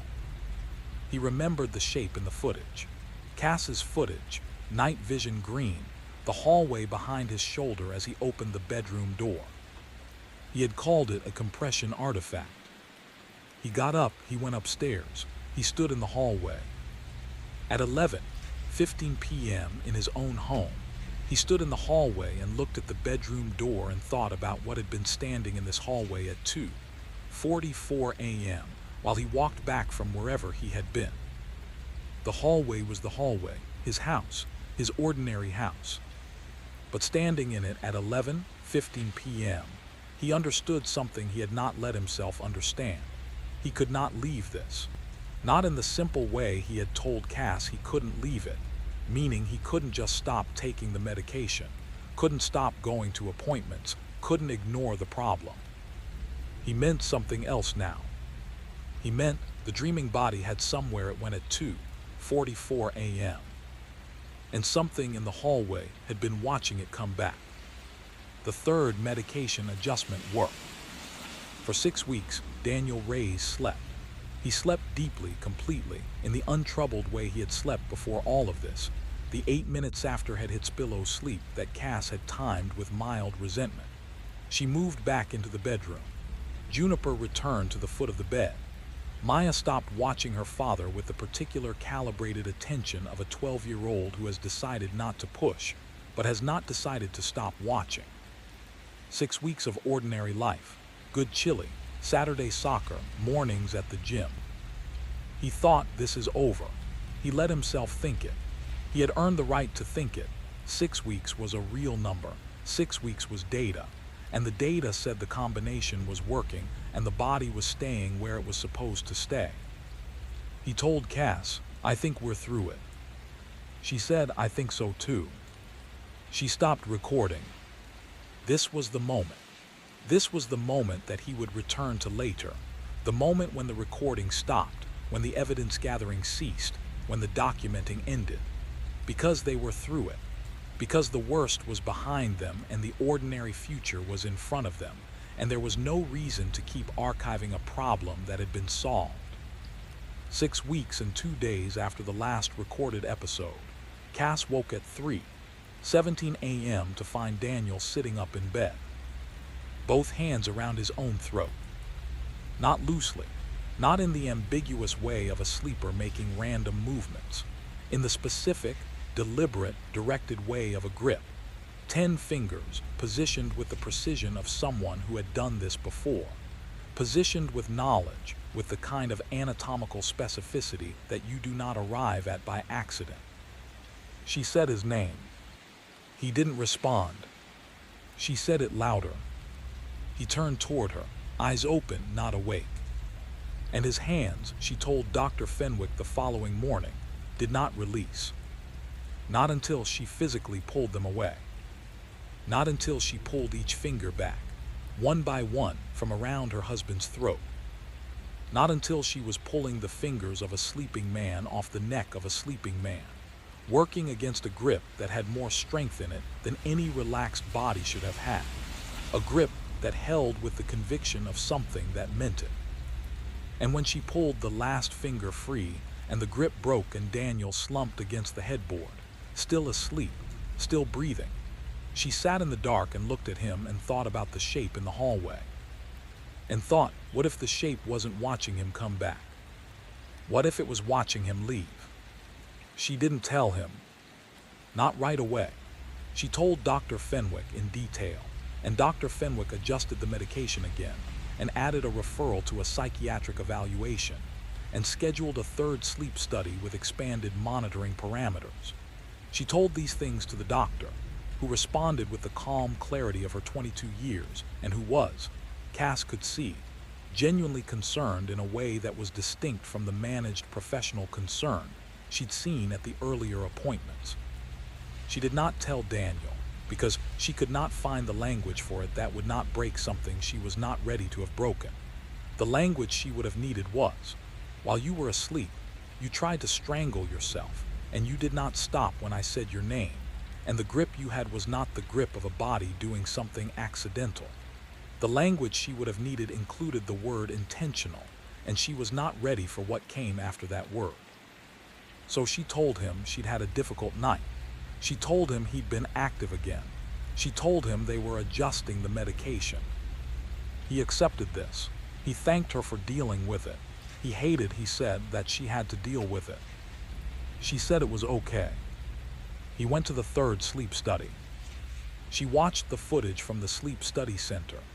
Dr. Fenwick had agreed to share the monitoring footage this time, with Daniel's consent, on her laptop at the kitchen table 2 days later. The study footage was clinical, multiple camera angles, high quality, time-stamped, the kind of documentation that makes the human body look like a specimen under observation, which it was. She watched Daniel sleep through the first hour with no activity. She watched the technician make a note at 2:30 a.m. when the REM indicators changed on the monitor. She watched Daniel at 2:44 a.m. sit up. She had expected this. The time was consistent. The posture was consistent. The eyes open non-waking was consistent. What she had not expected was what happened next. Daniel turned his head toward the corner of the room. Specifically, precisely, the movement of a person responding to something in a specific location, not scanning, not randomly orienting, but locating. Zeroing in on a point in the corner of the room with the accuracy of someone who could see what they were looking at. He spoke. She couldn't hear what he said. The footage didn't have audio she could access on this copy, but she could read the shape of it. She had known this face for 12 years. He was asking a question. She paused the footage. She looked at the corner of the room he was addressing. The corner of the room, and she told this to Dr. Fenwick the next morning. And she told it carefully, not hysterically, because she was a woman who had been keeping footage and files for 3 months, and she knew that careful and specific were the only registers that got you taken seriously. The corner of the room was where the shadows collected, the way shadows always collect in the corners of rooms. The monitoring camera was positioned to capture the bed. It caught the corner of the room in the peripheral frame. In the peripheral frame, at 2:44 a.m., the shadows in the corner were not distributed the way shadows distribute in an empty room. They were distributed the way shadows distribute around a shape, around something standing in the corner, watching Daniel ask his question. And Daniel, eyes open, asleep, was waiting for the answer. What you just heard was only the beginning. He found the footage on the shared drive. She had not expected him to look. They had separate folders on the family drive, and Daniel was not in the habit of checking hers. But he was a man who fixed things, and fixing things meant looking at the available information. And at some point during the 3 days following the sleep study, he had opened the drive and seen the file and watched it. She found out because he told her. He sat down at the kitchen table on a Sunday morning with the coffee and he said, "I watched the sleep study footage." She said, "Okay." He said, "There's something in the corner." She said, "Yes." He was quiet for a moment. He said, "Have you talked to Fenwick about it?" She said, "Yes." He said, "What did she say?" She said monitoring cameras in clinical environments frequently pick up artifacts, variations in infrared response, reflections from equipment, compression errors. She paused. She said it wasn't a consistent finding across all the night's footage. He said, "Was it a consistent finding across the footage at 2:44 a.m.? She didn't answer. He said, "Because I went back and checked. Every clip I have from 2:44 a.m. The window footage, the kitchen footage, the bedroom, in every clip from that time. Something is there." She knew this. She had checked too. She hadn't told him because telling him meant having the conversation that the conversation led to. He said, "I want to know what I'm asking it."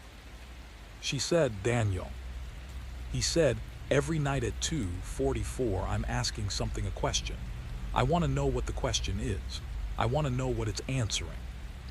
She looked at him across the kitchen table. This man she had slept beside for 12 years. This fixer. This maker of excellent chili. This person whose sleeping body had been reaching for something night after night with a specificity and a conviction that scared her more the more she understood it. She said, "What if you don't want to know?" He said, "I'm going to find out anyway. I must be careful now about what I can trust. I have considered this question with more rigorous attention than I have given to any problem in my professional or personal history, and I am aware, I must be aware, I insist upon my awareness, that the consideration itself may have become unreliable.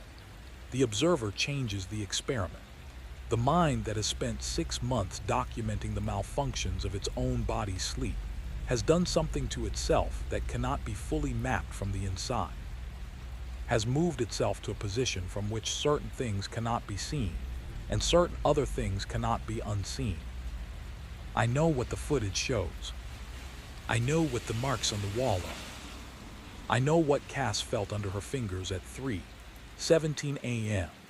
The specific tension of a grip she had to break finger by finger, the strength of something that did not want to release, the warmth of my own hands pressing against my own skin with a deliberateness that was not random, was not meaningless, was not the undirected thrashing of a malfunctioning motor circuit. The hands knew what they were doing. This is the sentence I return to. The sentence I have been circling for 6 months with the specific caution of a man who understands that some things, once said, become true in a way they cannot unbecome. The hands knew what they were doing. Not my hands. Not the hands of Daniel Reyes, logistics coordinator, chili maker, man who fixes things. The hands of whoever woke up in my body at 2:44 a.m. and walked the hallway and stood in corners and spoke to things in rooms and reached, night after night, with a precision and a purpose that my waking mind cannot access. Whoever that is, whatever that is, it had a reason. And the reason, this is what I cannot leave alone. This is the torment.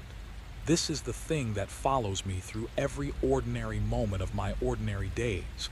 The reason was not random, was not accidental, was not the misfiring of a biological circuit that can be corrected with the right dosage of the right medication. Was a purpose, was an intent, was something that wanted something, very specifically, from the body it was occupying every night at 2:44 a.m. I have begun to wonder, I must tell you this, though telling you changes things, I have begun to wonder who is occupying whom. I set the trap because I could not stop myself from setting it. A historian of folklore would recognize the logic of it, the iron horseshoe at the threshold, the salt at the boundary, the specific object placed where something can move it. I am not a superstitious man. I was a man who believed in mechanisms and causes. But here I was at 11 p.m. on a Thursday, arranging salt along the bedroom threshold. Not really, not salt. Something better, something verifiable. A thread. A single thread of cotton, red, strung from one side of the doorframe to the other at ankle height, fixed with 2 pieces of tape on each side. Both pieces marked with a pen line so I could verify they had not been disturbed. I photographed the thread from 3 angles. I went to sleep. I woke at 5:50 a.m. to the alarm. The thread was on the floor. Both pieces of tape were intact. Both pen lines were exactly where I had drawn them. The thread had not been pulled through. The tape had not held it. The thread was simply on the floor, on the hallway side of the threshold, which meant it had passed through the tape's grip without disturbing the tape, which was impossible. And this is the formulation that has replaced sleep for me in the past 2 weeks. It meant that whatever crossed the threshold was not obligated by the same physical constraints as a thread of red cotton. If you are still with me, if you have not yet turned away from what I am telling you, write in the comments. The walls remember. Because I need to know I am not alone. Because the specific terror of the thing I am describing is the terror of the observer whose data no longer fits any known framework, who has documented, carefully and repeatedly, something that should not be documentable, and who must now decide what to do with the documentation. Because whatever goes through my bedroom door at 2:44 a.m. does not disturb the tape, does not break the thread, simply passes, and comes back every night. And the thing it does when it has crossed the threshold, the thing I find evidence of each morning in the marks on my own body, in the crack in the plaster, in the grip that my wife's hands had to break, finger by finger at 3:17 a.m. Whatever it is doing out there in the hallway, in the dark house, in the hours when the rest of the world is asleep, it is getting better at it. But do not for one moment believe that you are simply listening to a story.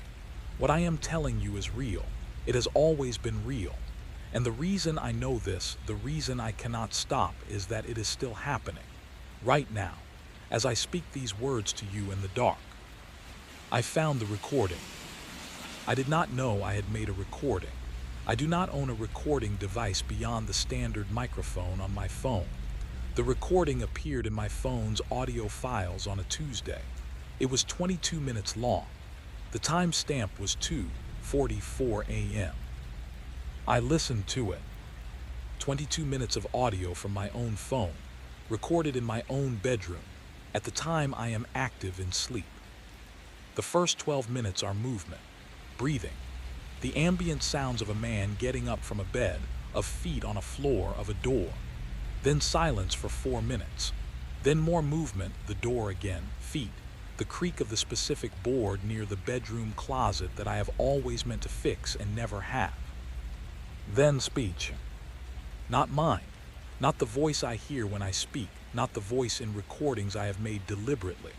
A voice from my body, my vocal cords, my mouth, the resonance of my chest making sounds that are shaped like words but in a configuration I do not recognize. Not a language I know, not random phonemes, something structured, something grammatical, something said to someone. 19 seconds of speech. Then silence. Then a response. Not from my phone, not from my voice, from somewhere in the room. 7 seconds. I have listened to it 40 times. I know what it sounds like. I cannot tell you what it says. I cannot tell you what language it is. I can tell you that whatever answered me in my own bedroom at 2:44 a.m. on a Tuesday, whatever was in that room with my sleeping body, answered with the specific register of something giving directions. I know what it is directing me toward. I am afraid it is toward the answer. And so my mind, what remained of it, turned at last to the question I had been circling for days. Not what had I seen, but what precisely had seen me. The neurological account of REM sleep behavior disorder is precise, verifiable, and on the surface of it, complete. The brainstem fails to engage the inhibitory circuit. The motor neurons fire. The body acts. The mechanism is understood, mapped, pharmacologically addressable. There is nothing in this account that requires any addition, nothing that the available biological framework cannot encompass. And yet, the researchers who have spent the longest time with the most severe cases, who have watched the most footage, read the most incident reports, interviewed the most patients who have done things to themselves and others that they cannot account for, these researchers share, in their unpublished notes and in their off-record conversations, and in the specific hesitations that appear in their published papers at the moments where the data presses hardest against the framework, a private acknowledgement. The acknowledgement is this: the acting out is too purposeful. Random motor activity, the firing of uninhibited neurons without the guiding structure of coherent dream narrative, would produce random movement, thrashing, limb displacement, the undirected violence of a machine malfunction. What the clinical record shows instead, in case after case, in jurisdiction after jurisdiction, across the full span of the disorder's documented history, is something more disturbing than random motion. It shows intention. Dr. Emmanuel Bassett, Stanford Sleep Medicine Center, Follow-up Research 2023. I've spent 15 years on this disorder, and the question I cannot publish is the question I cannot stop asking. Where does the purpose come from? The dream provides a narrative, I accept that. The dream says, fight this thing, and the body fights. But in the cases where the narrative is consistent across hundreds of nights, where the body executes the same sequence, the same choreography, with increasing precision, as though it is learning something, I have to ask what it is learning from. Learning implies a teacher. Learning implies something external to the learner providing the lesson. In a disorder characterized by the failure of the boundary between the dreaming mind and the waking body, I find myself professionally compelled to ask, what if the boundary that failed is not the one we think? The boundary. Consider the architecture of sleep from the perspective of whatever is not sleeping. Consider the specific window that REM behavior disorder opens, not in the skull, not in the brainstem, not in any mapped neural geography, but in the broader membrane between the state of dreaming and the state of being awake. Consider what that membrane normally holds, what it is designed to contain on its far side. The inhibitory circuit is not merely a biological convenience, it is a seal. What the disorder does is break the seal. And what enters through a broken seal is not always what should enter. I shall attempt once more to describe what I know to be inside the dreaming body when it is active. Not what is dreamed. The clinical record is full of dream reconstructions, the narratives assembled from physical evidence and patient account, the stories the sleeping body tells through its movements. I mean something behind the dream, something that the dream clothes, the way the ocean clothes what moves through it, visible only by the displacement, by the shape of the wave, by what the surface does when something large passes beneath. The movements are too accurate.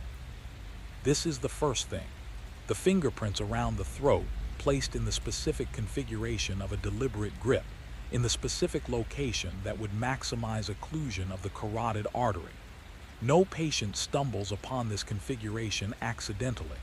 The knowledge required to place 10 fingers in those precise positions is anatomical, is specific, is the knowledge of something that has studied the body from the inside and learned its vulnerabilities, the way an engineer learns a structure, not to appreciate it, but to know precisely which joints bear the most weight and what happens when those joints fail. The movements are teaching themselves. This is the second thing. The patient who has studied long enough, whose episodes are documented across months and years of careful observation, shows a progression. The early episodes are powerful but imprecise, forceful without coordination. The later episodes are different. The later episodes are refined, calibrated, as if whatever is animating the body has, through practice, through the nightly repetition of the ritual, gotten better at operating the instrument it inhabits. Language, the specific inadequacy of it, presents itself here again.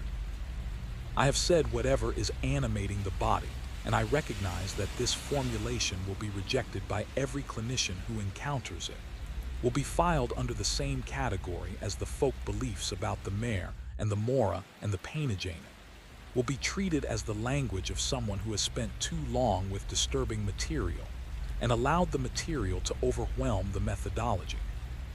I cannot honestly say this treatment is wrong.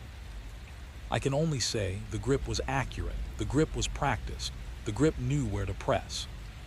And whatever placed it has been pressing, in one body or another, since long before there was a clinical literature to document the marks it left. In the archive of a sleep research institute in Zurich, not the same institute, not the same researcher, but the same archive of anomalous data that accumulates in every institution that studies the body at its most vulnerable, there is a file. The file contains 23 case reports spanning 1971 to 2019, selected from a larger pool by a methodology that the Archives Index describes only as exceptional classification. The 23 cases are not the most violent. They are not the most dramatic.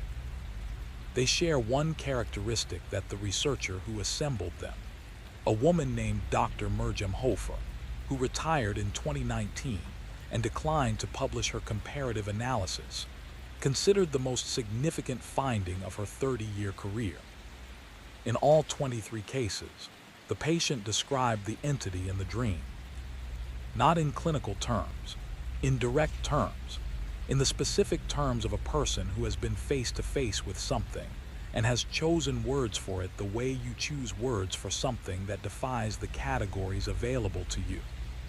Across 23 cases, across 48 years, across 11 countries and as many cultural backgrounds and as many individual psychological histories, they describe the same thing.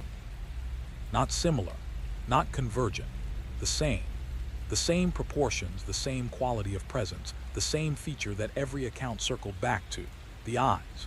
The specific quality of the eyes, which were open in a way that eyes do not open in the waking world, open in the way of something that has no need to close them, that does not blink, that does not shift focus, that maintains its attention with a constancy that no living creature achieves because no living creature has the capacity to be that still. 23 people, 48 years, one description. Dr. Hofer wrote in her private notes, never published, I spent 6 months trying to find the common source, the shared cultural artifact, the common mythology, the folk image that might account for this convergence. I found nothing. These people did not share a cultural inheritance of this specific description. They did not share a language, a religious tradition, a folkloric context that would explain this precision. They described the same thing because they saw the same thing. I believe this. I know what believing it means for my professional standing. I am writing this down because someone should know that I believe it and that I have the evidence, and that the evidence is in the archive.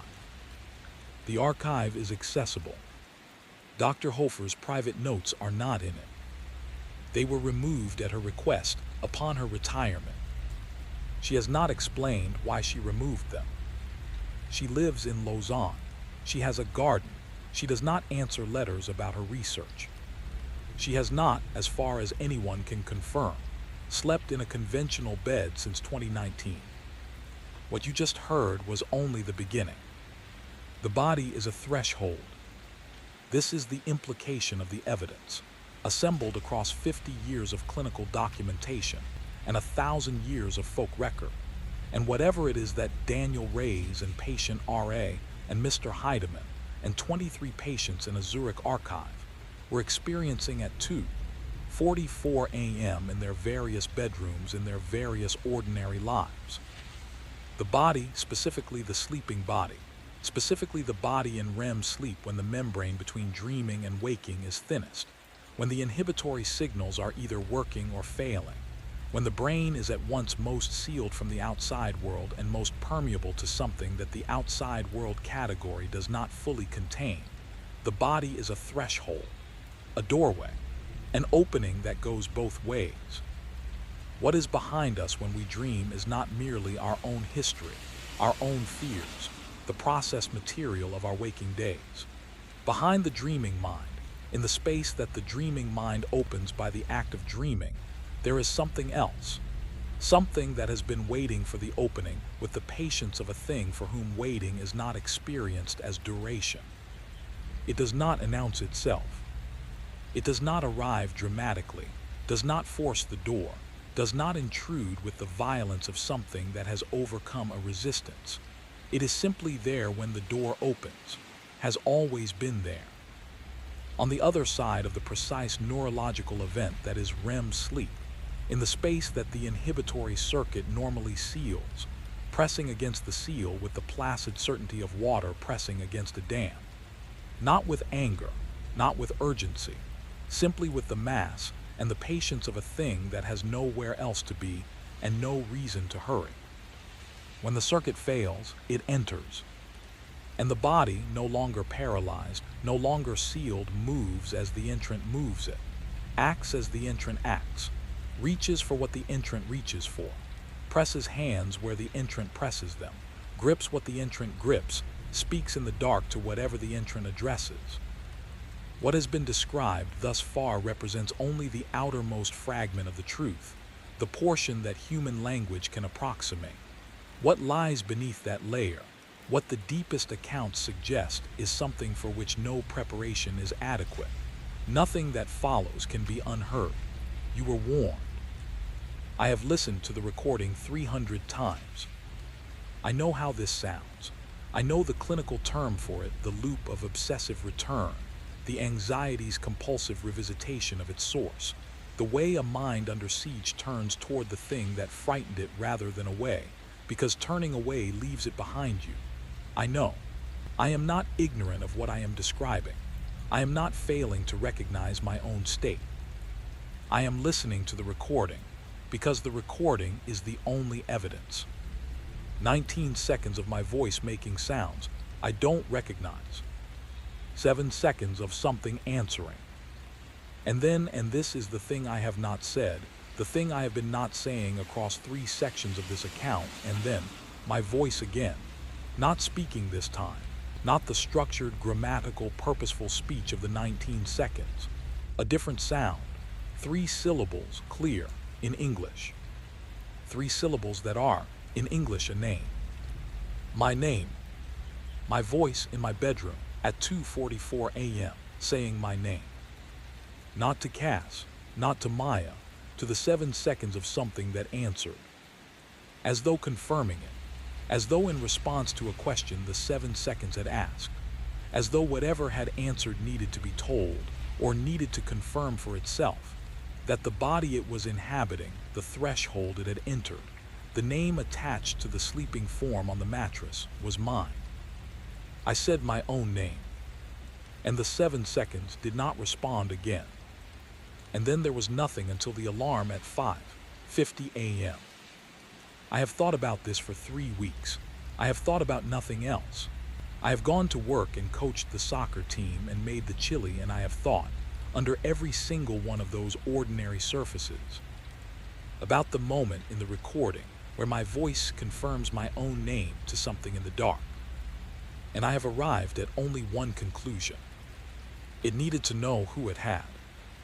It needed to know what it was working with. And now it knows. There is a point. I can say now that I am past it. There is a point at which the distinction between I am investigating something and I am inside something ceases to be a distinction. I know when I crossed it. I crossed it the morning I woke before the alarm at 4:30 a.m. and lay in the bed with my eyes open and felt the specific quality of the room, the particular texture of the dark, the sound of Cass's breathing, the weight of the blanket, and thought, this is still mine. I am still here. This is still the right side. And then thought, right side of what? And then thought, when did I start thinking in terms of sides? The disorder has two components. The sleep specialist explained this carefully, and I absorbed it carefully, and I filed it in the same folder as the YouTube videos about the dishwasher. Component 1, the inhibitory circuit fails. Component 2, the body acts out the dream. These are the two halves of the mechanism. This is the complete account. But there is a third component that I have observed, and that no clinical document I have read describes. The third component. I am increasingly less certain that the body acting out the dream is my body acting. The movements are getting more precise, more calibrated, more anatomically accurate, in the specific terrible way that anatomical accuracy in a sleeping person is terrible. The way the throat grip was accurate, the way the hands knew where to press. This precision does not come from me. This precision comes from someone who has been operating this body long enough to understand it better than I do, who has mapped its capacities, tested its limits, learned which joints bend how far and in which direction, and what it takes to make the body feel what the body feels. I stopped fighting this the morning after I listened to my own voice say my name. Not because I accepted it, not because I consented to it, because fighting it assumed a boundary I was no longer certain existed. Fighting what is inside you requires knowing where inside ends and outside begins, and I have lost that knowledge. Somewhere between October and now, in the dark of 2:44 a.m., repeated and repeated and repeated, I have lost the map of where I end. The body is still mine. I am fairly certain of this. I am less certain about what lives in it. Here is what I know. I know the date the first episode occurred. I know the shape of the grip on the wall. I know the sound of Cass's fingers pulling mine back, one by one, from around my throat. I know the recording. I know the 19 seconds and the 7 seconds and the 3 syllables of my own name. I know that whatever is in the room at 2:44 a.m. is getting stronger, or I am getting weaker. The distinction may not matter. I know that Cass is sleeping in the guest room again. I know that Maya watches me across the dinner table with her data-filing eyes and says nothing. I know that Juniper will not come into the bedroom anymore, and that animals know things about a space that their humans don't, and that what Juniper knows about my bedroom is something I have stopped wanting to verify. I know that when I close my eyes at night now, I do not fall asleep within 8 minutes. I lie awake and I listen to the house settle, and I feel, at the edge of sleep, at the specific border where conscious thought begins to dissolve and the dreaming architecture begins to assemble itself, I feel something waiting. Patient, still. The way things are still when they do not need to move. The way something is still when it knows it will get what it is waiting for. And here is the sentence I have been avoiding. The sentence that everything in this account has been building toward, the thing that I say now, because I have no more room not to say it. I am not the only one who falls asleep in my body. Enough of the theoretical, enough of the academic distance. What was found in that room deserves to be described as it was, in full, in light, with nothing hidden. The body that gets up at 2:44 a.m. is warm. This is the first thing to understand. It is not cold, not transformed into something visibly wrong, not altered in any way that a photograph would capture or a medical examination would flag. The temperature is right. The color is right. The musculature operates normally. The joints bend in the correct directions. The skin is his skin, his particular shade, his particular texture. The scar on his left forearm from a childhood bicycle incident. The calluses on both palms from the gym. The small crescent-shaped mark below his right ear from a chickenpox scar at age 7. The body is correct in every detail. What it does is not. At 2:44 a.m., 3 hours and 45 minutes into his sleep cycle, Daniel Ray's body stands up from the bed with a precision of movement that is not the imprecision of a man waking in the dark. It stands cleanly, completely, without the searching, the fumbling, the micro-adjustments of a person orienting from sleep to standing. It stands as though it was already standing on the inside. It crosses the room. The feet know the floor, know it the way feet know a floor after 9 years of crossing it, know which boards have which sounds, know the exact angle of turn required to navigate the furniture in the dark without collision. But they move with a confidence that exceeds even 9 years of familiarity. They move with the confidence of something that has been navigating this room every night for longer than Daniel has lived in it. The hands are the part that the sleep study footage cannot stop returning to. The hands move continuously, not randomly. The researchers noted this, flagged it, included it in the monitoring reports. The hands move with the specific continuous searching motion of a person who is looking for something in the dark by touch, probing surfaces, trailing fingertips along walls, opening and closing around the air in front of them with a grip hand release cycle that is measured, deliberate practice. The hands are looking. Night after night, the same motion, the same searching, the same grip hand release in the air 3 feet in front of the body at the specific height of another person's throat. Rehearsal. That is the word that Dr. Bassett used in his unpublished notes. The word that the clinical language declined to absorb. The body is rehearsing, practicing the specific mechanics of something it intends to do, calibrating the grip, refining the placement, learning the geography of a throat that belongs to someone outside this room.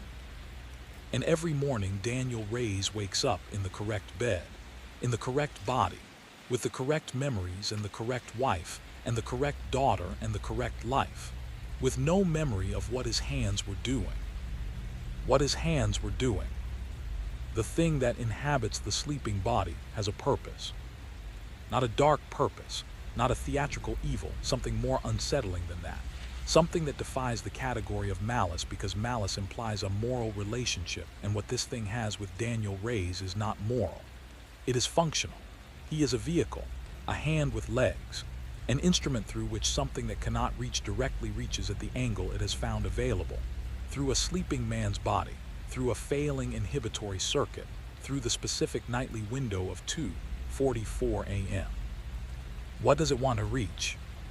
The clinical record is scattered with near approaches to this question, with researchers who arrived at the edge of it and stepped back, with case files that describe the searching and the practicing and the increasing accuracy of the grip, but declined to conclude what the grip is for. The patients themselves, the ones who are awake enough, coherent enough, willing enough to describe the dream narrative, use different languages but arrive at the same destination. They are protecting something, or reaching for something, or preventing something that is moving toward them in the dream at the same time they are moving toward it. An approach from 2 directions at once. The body and the thing it reaches for, moving through the dreaming space toward a meeting that the waking world has not yet witnessed. And in the room, in the warm and ordinary bedroom, the body of the sleeping man works through its nightly choreography, with the focused application of something that has committed to a task and is closing the distance. The hands are learning the grip. The grip is learning the throat. The throat belongs to someone in the dream who is not Daniel. This is the part that Dr. Bassett could not publish and Dr. Hofer removed from the archive, and 23 patients described with the specific language of people who saw something real and could not make the seeing stop.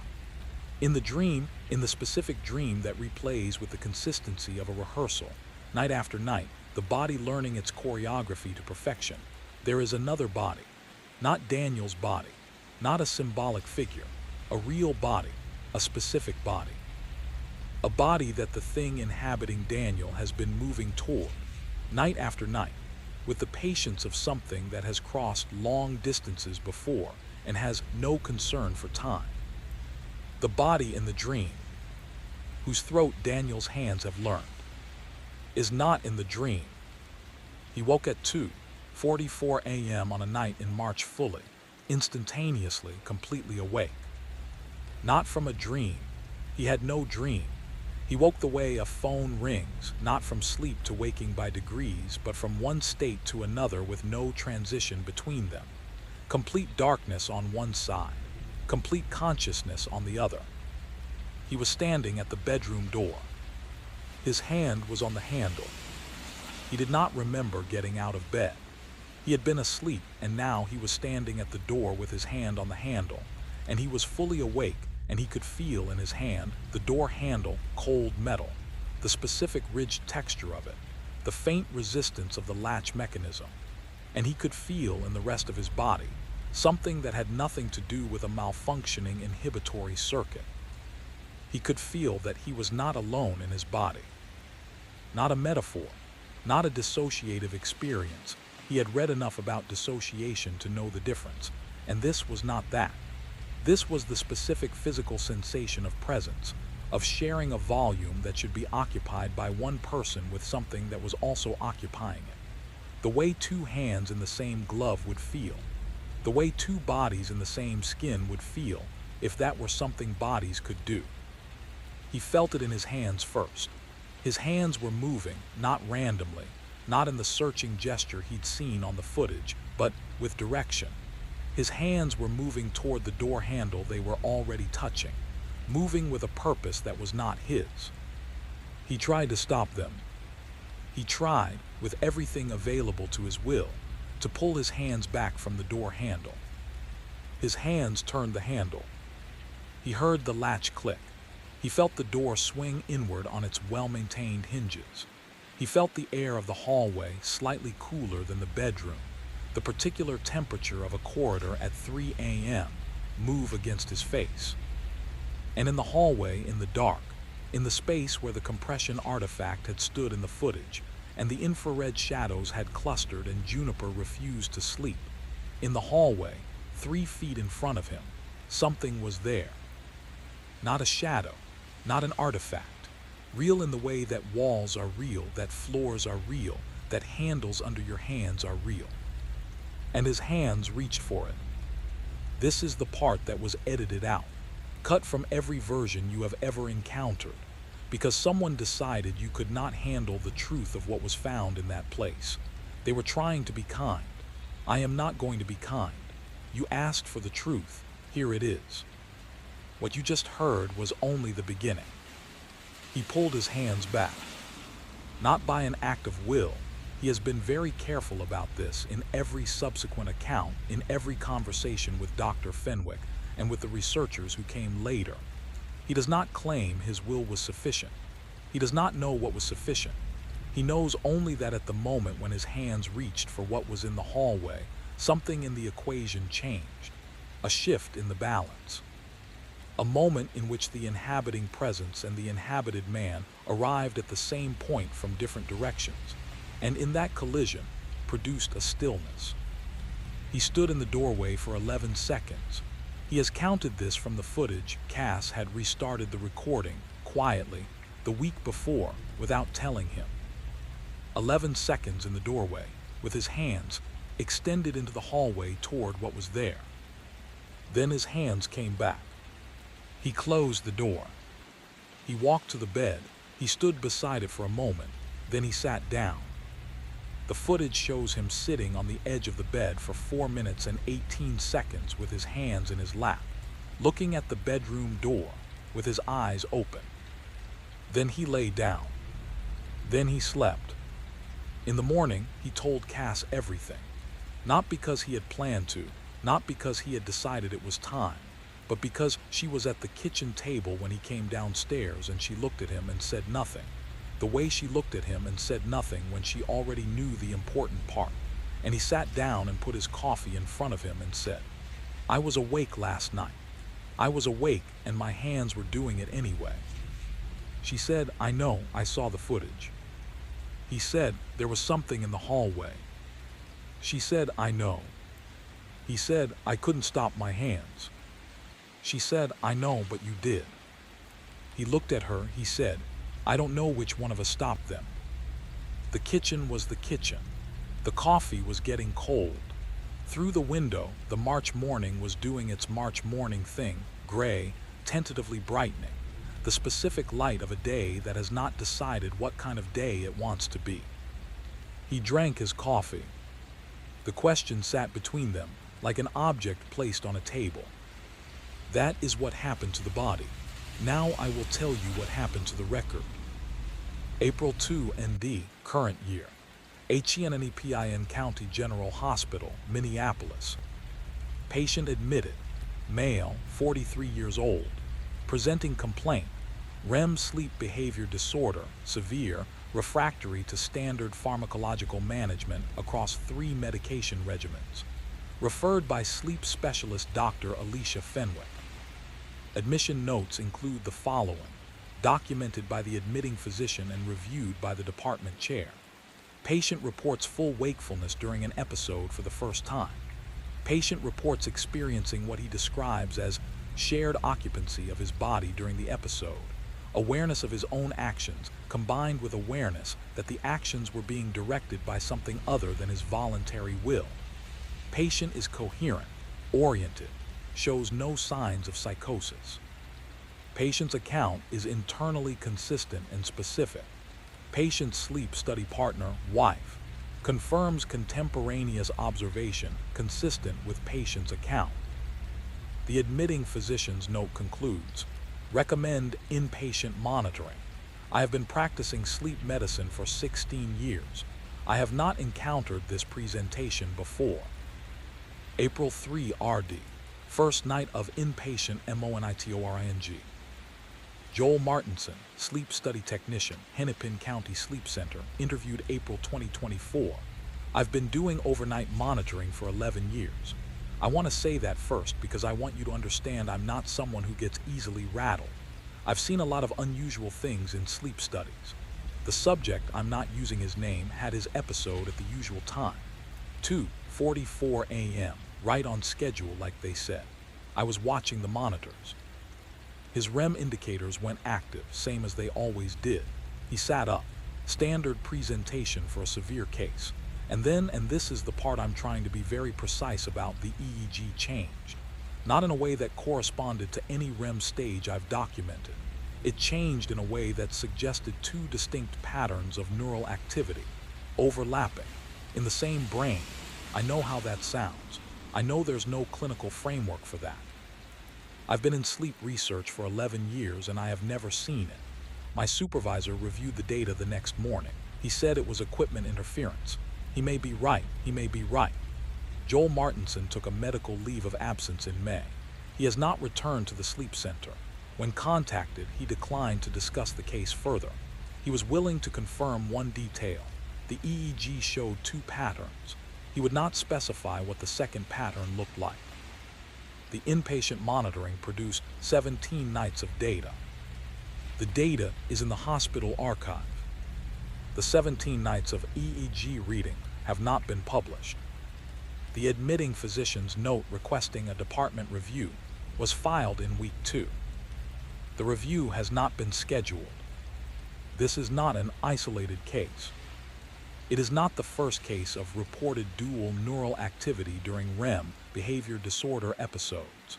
It is the first case in which the patient was conscious during the episode and able to provide an immediate first-person account.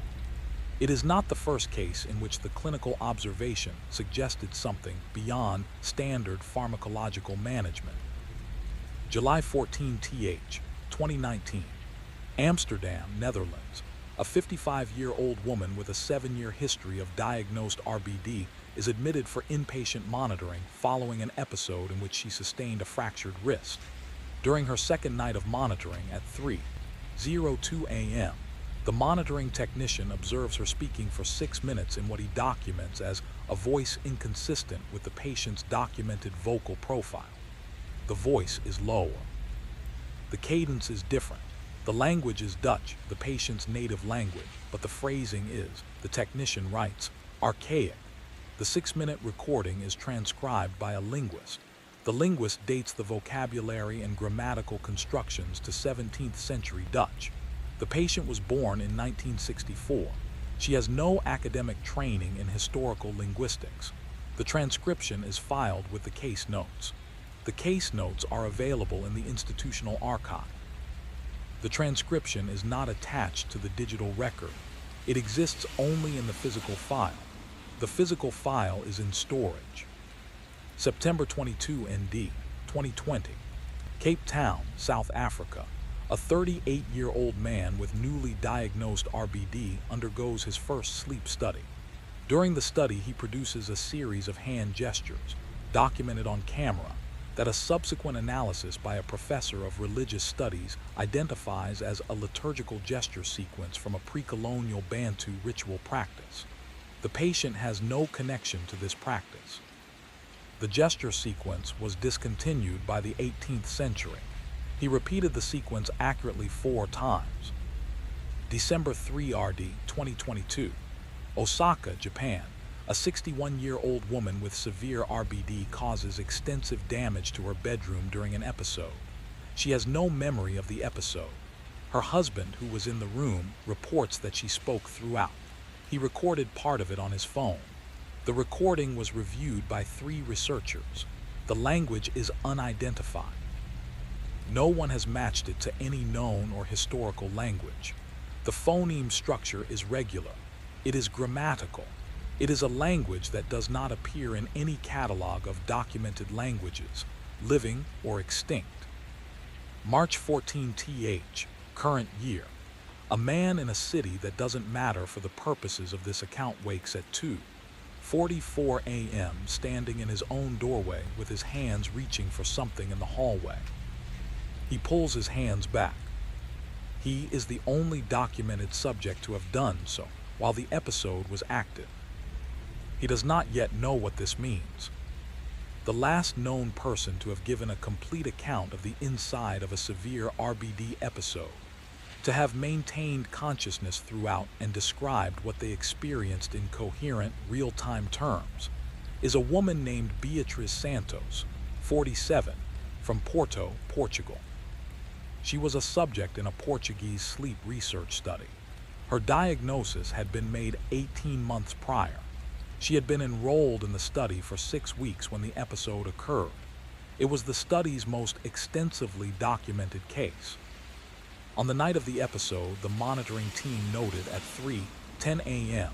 an unusual shift in her neural indicators.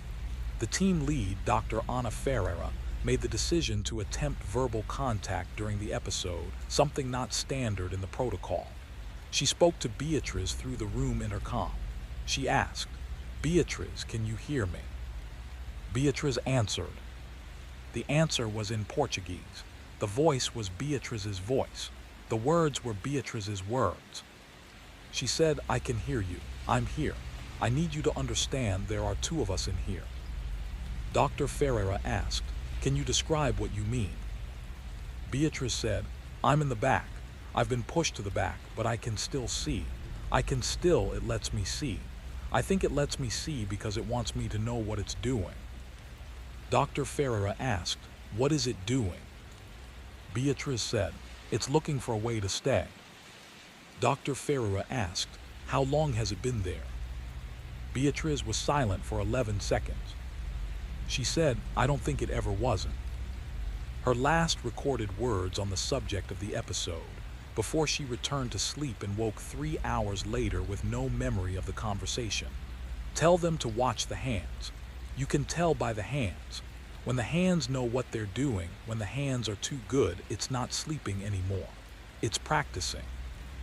Dr. Ferreira filed the transcript. She filed it in the correct folder. She added a flag for urgent review. The flag was removed by an unknown administrator. The transcript is in the archive. The archive is accessible. No one has reviewed it. Current status: Daniel Reyes is home.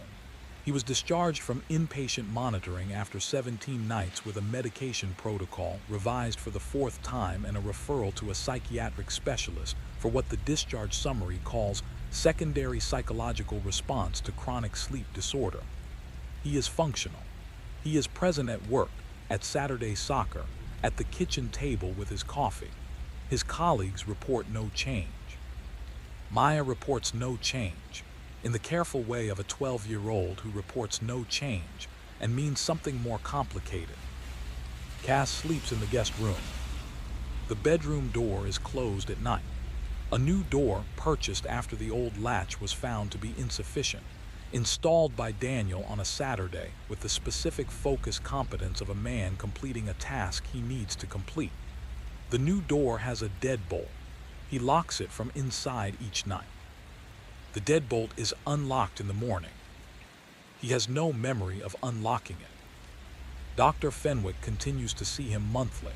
Her case notes describe a patient maintaining stability within the parameters of a refractory case. The phrase refractory case appears in clinical literature as a designation for conditions that do not respond predictably to standard treatment. It is a clinical term. It is a polite term. It does not specify what the condition is being refractory toward. The 17 nights of EEG readings from Hennepin County are still in the archive. The dual neural pattern appears in 14 of the 17 nights. The second pattern has been analyzed by one researcher who has not filed a report. She described the second pattern in an email to a colleague as organized. She said it was more organized than the patient's primary pattern.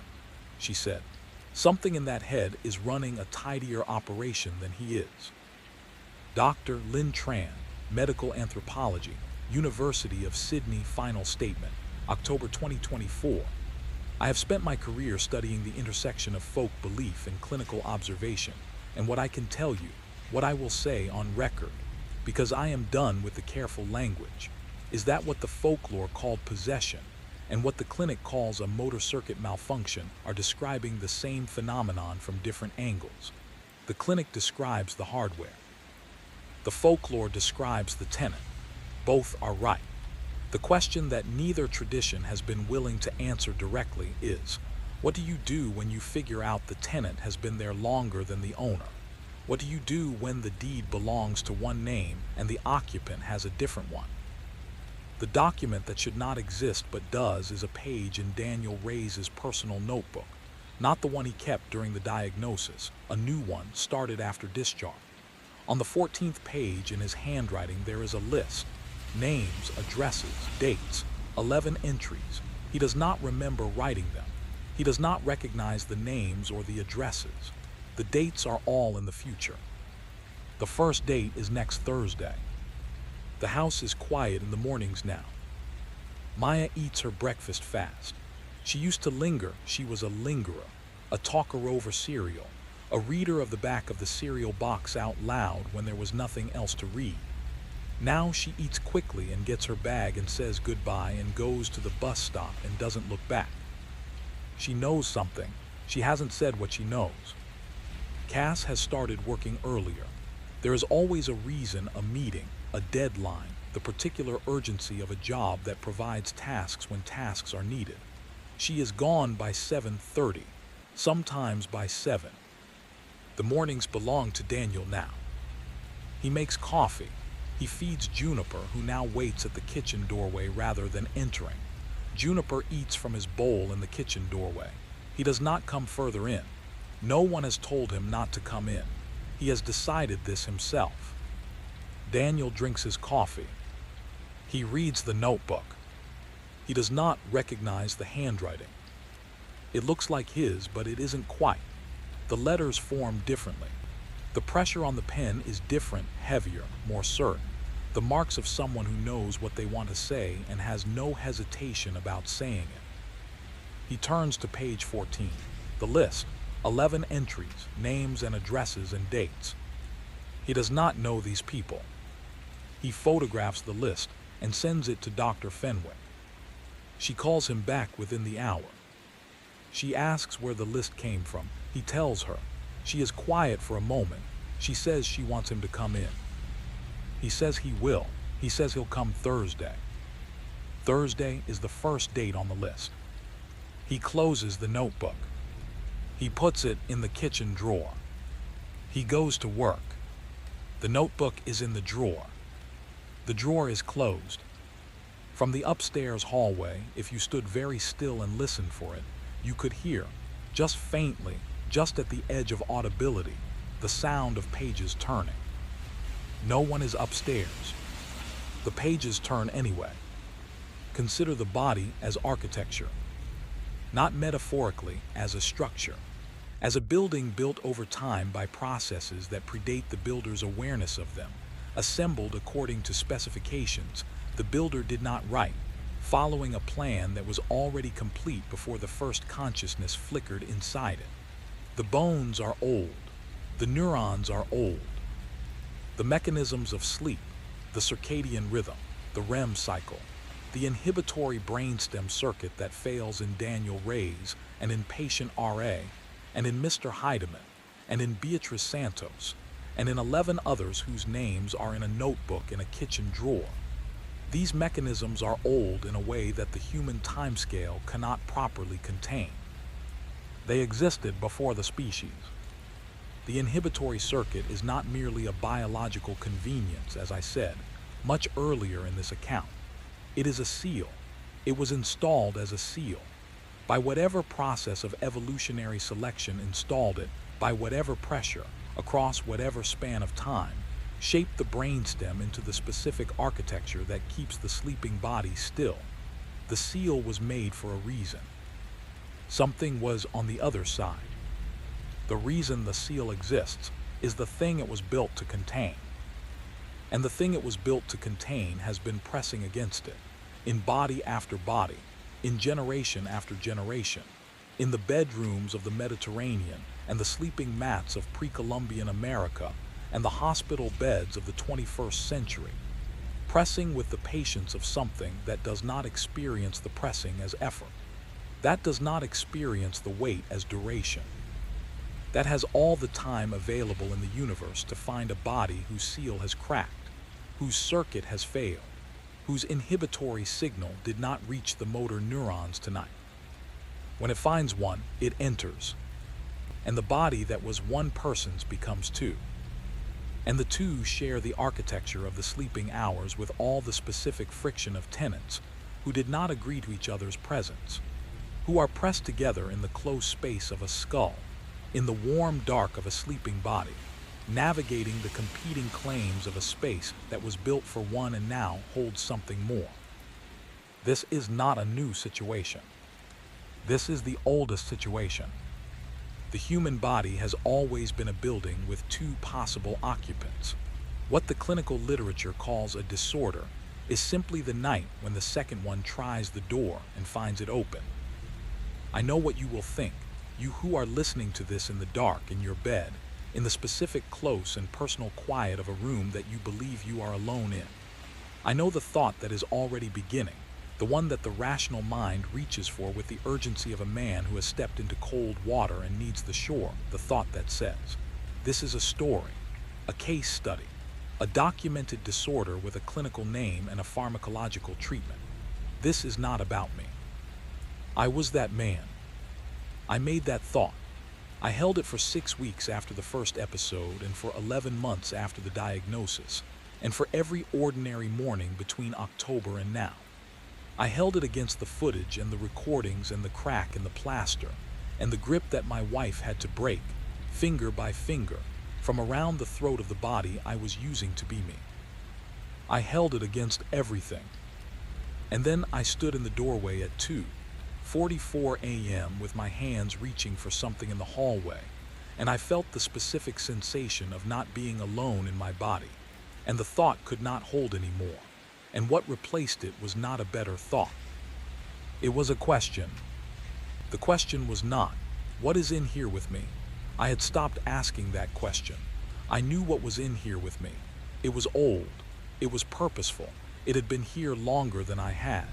It had a list of addresses and dates in my handwriting, and I did not know what it was planning. The question was simpler. The question was, which one of us is in the driver's seat right now? And I have not yet found an answer I can fully trust. Because trust requires a reliable narrator. And I know this now. I know this in the way you know things that cannot be unknown. I am not certain I am the narrator of this account. I am not certain I am the one who closes his eyes tonight. I am not certain when the eyes open at 2:44 a.m., which one of us will be looking through them. Every person who has ever closed their eyes in the dark has felt it. The moment before sleep, the weight on the chest, the hands that were yours a second ago and are something else's now. And every person has called it tiredness and gone under, and trusted that what woke in the morning would be the same one who lay down. Most of the time, they are right.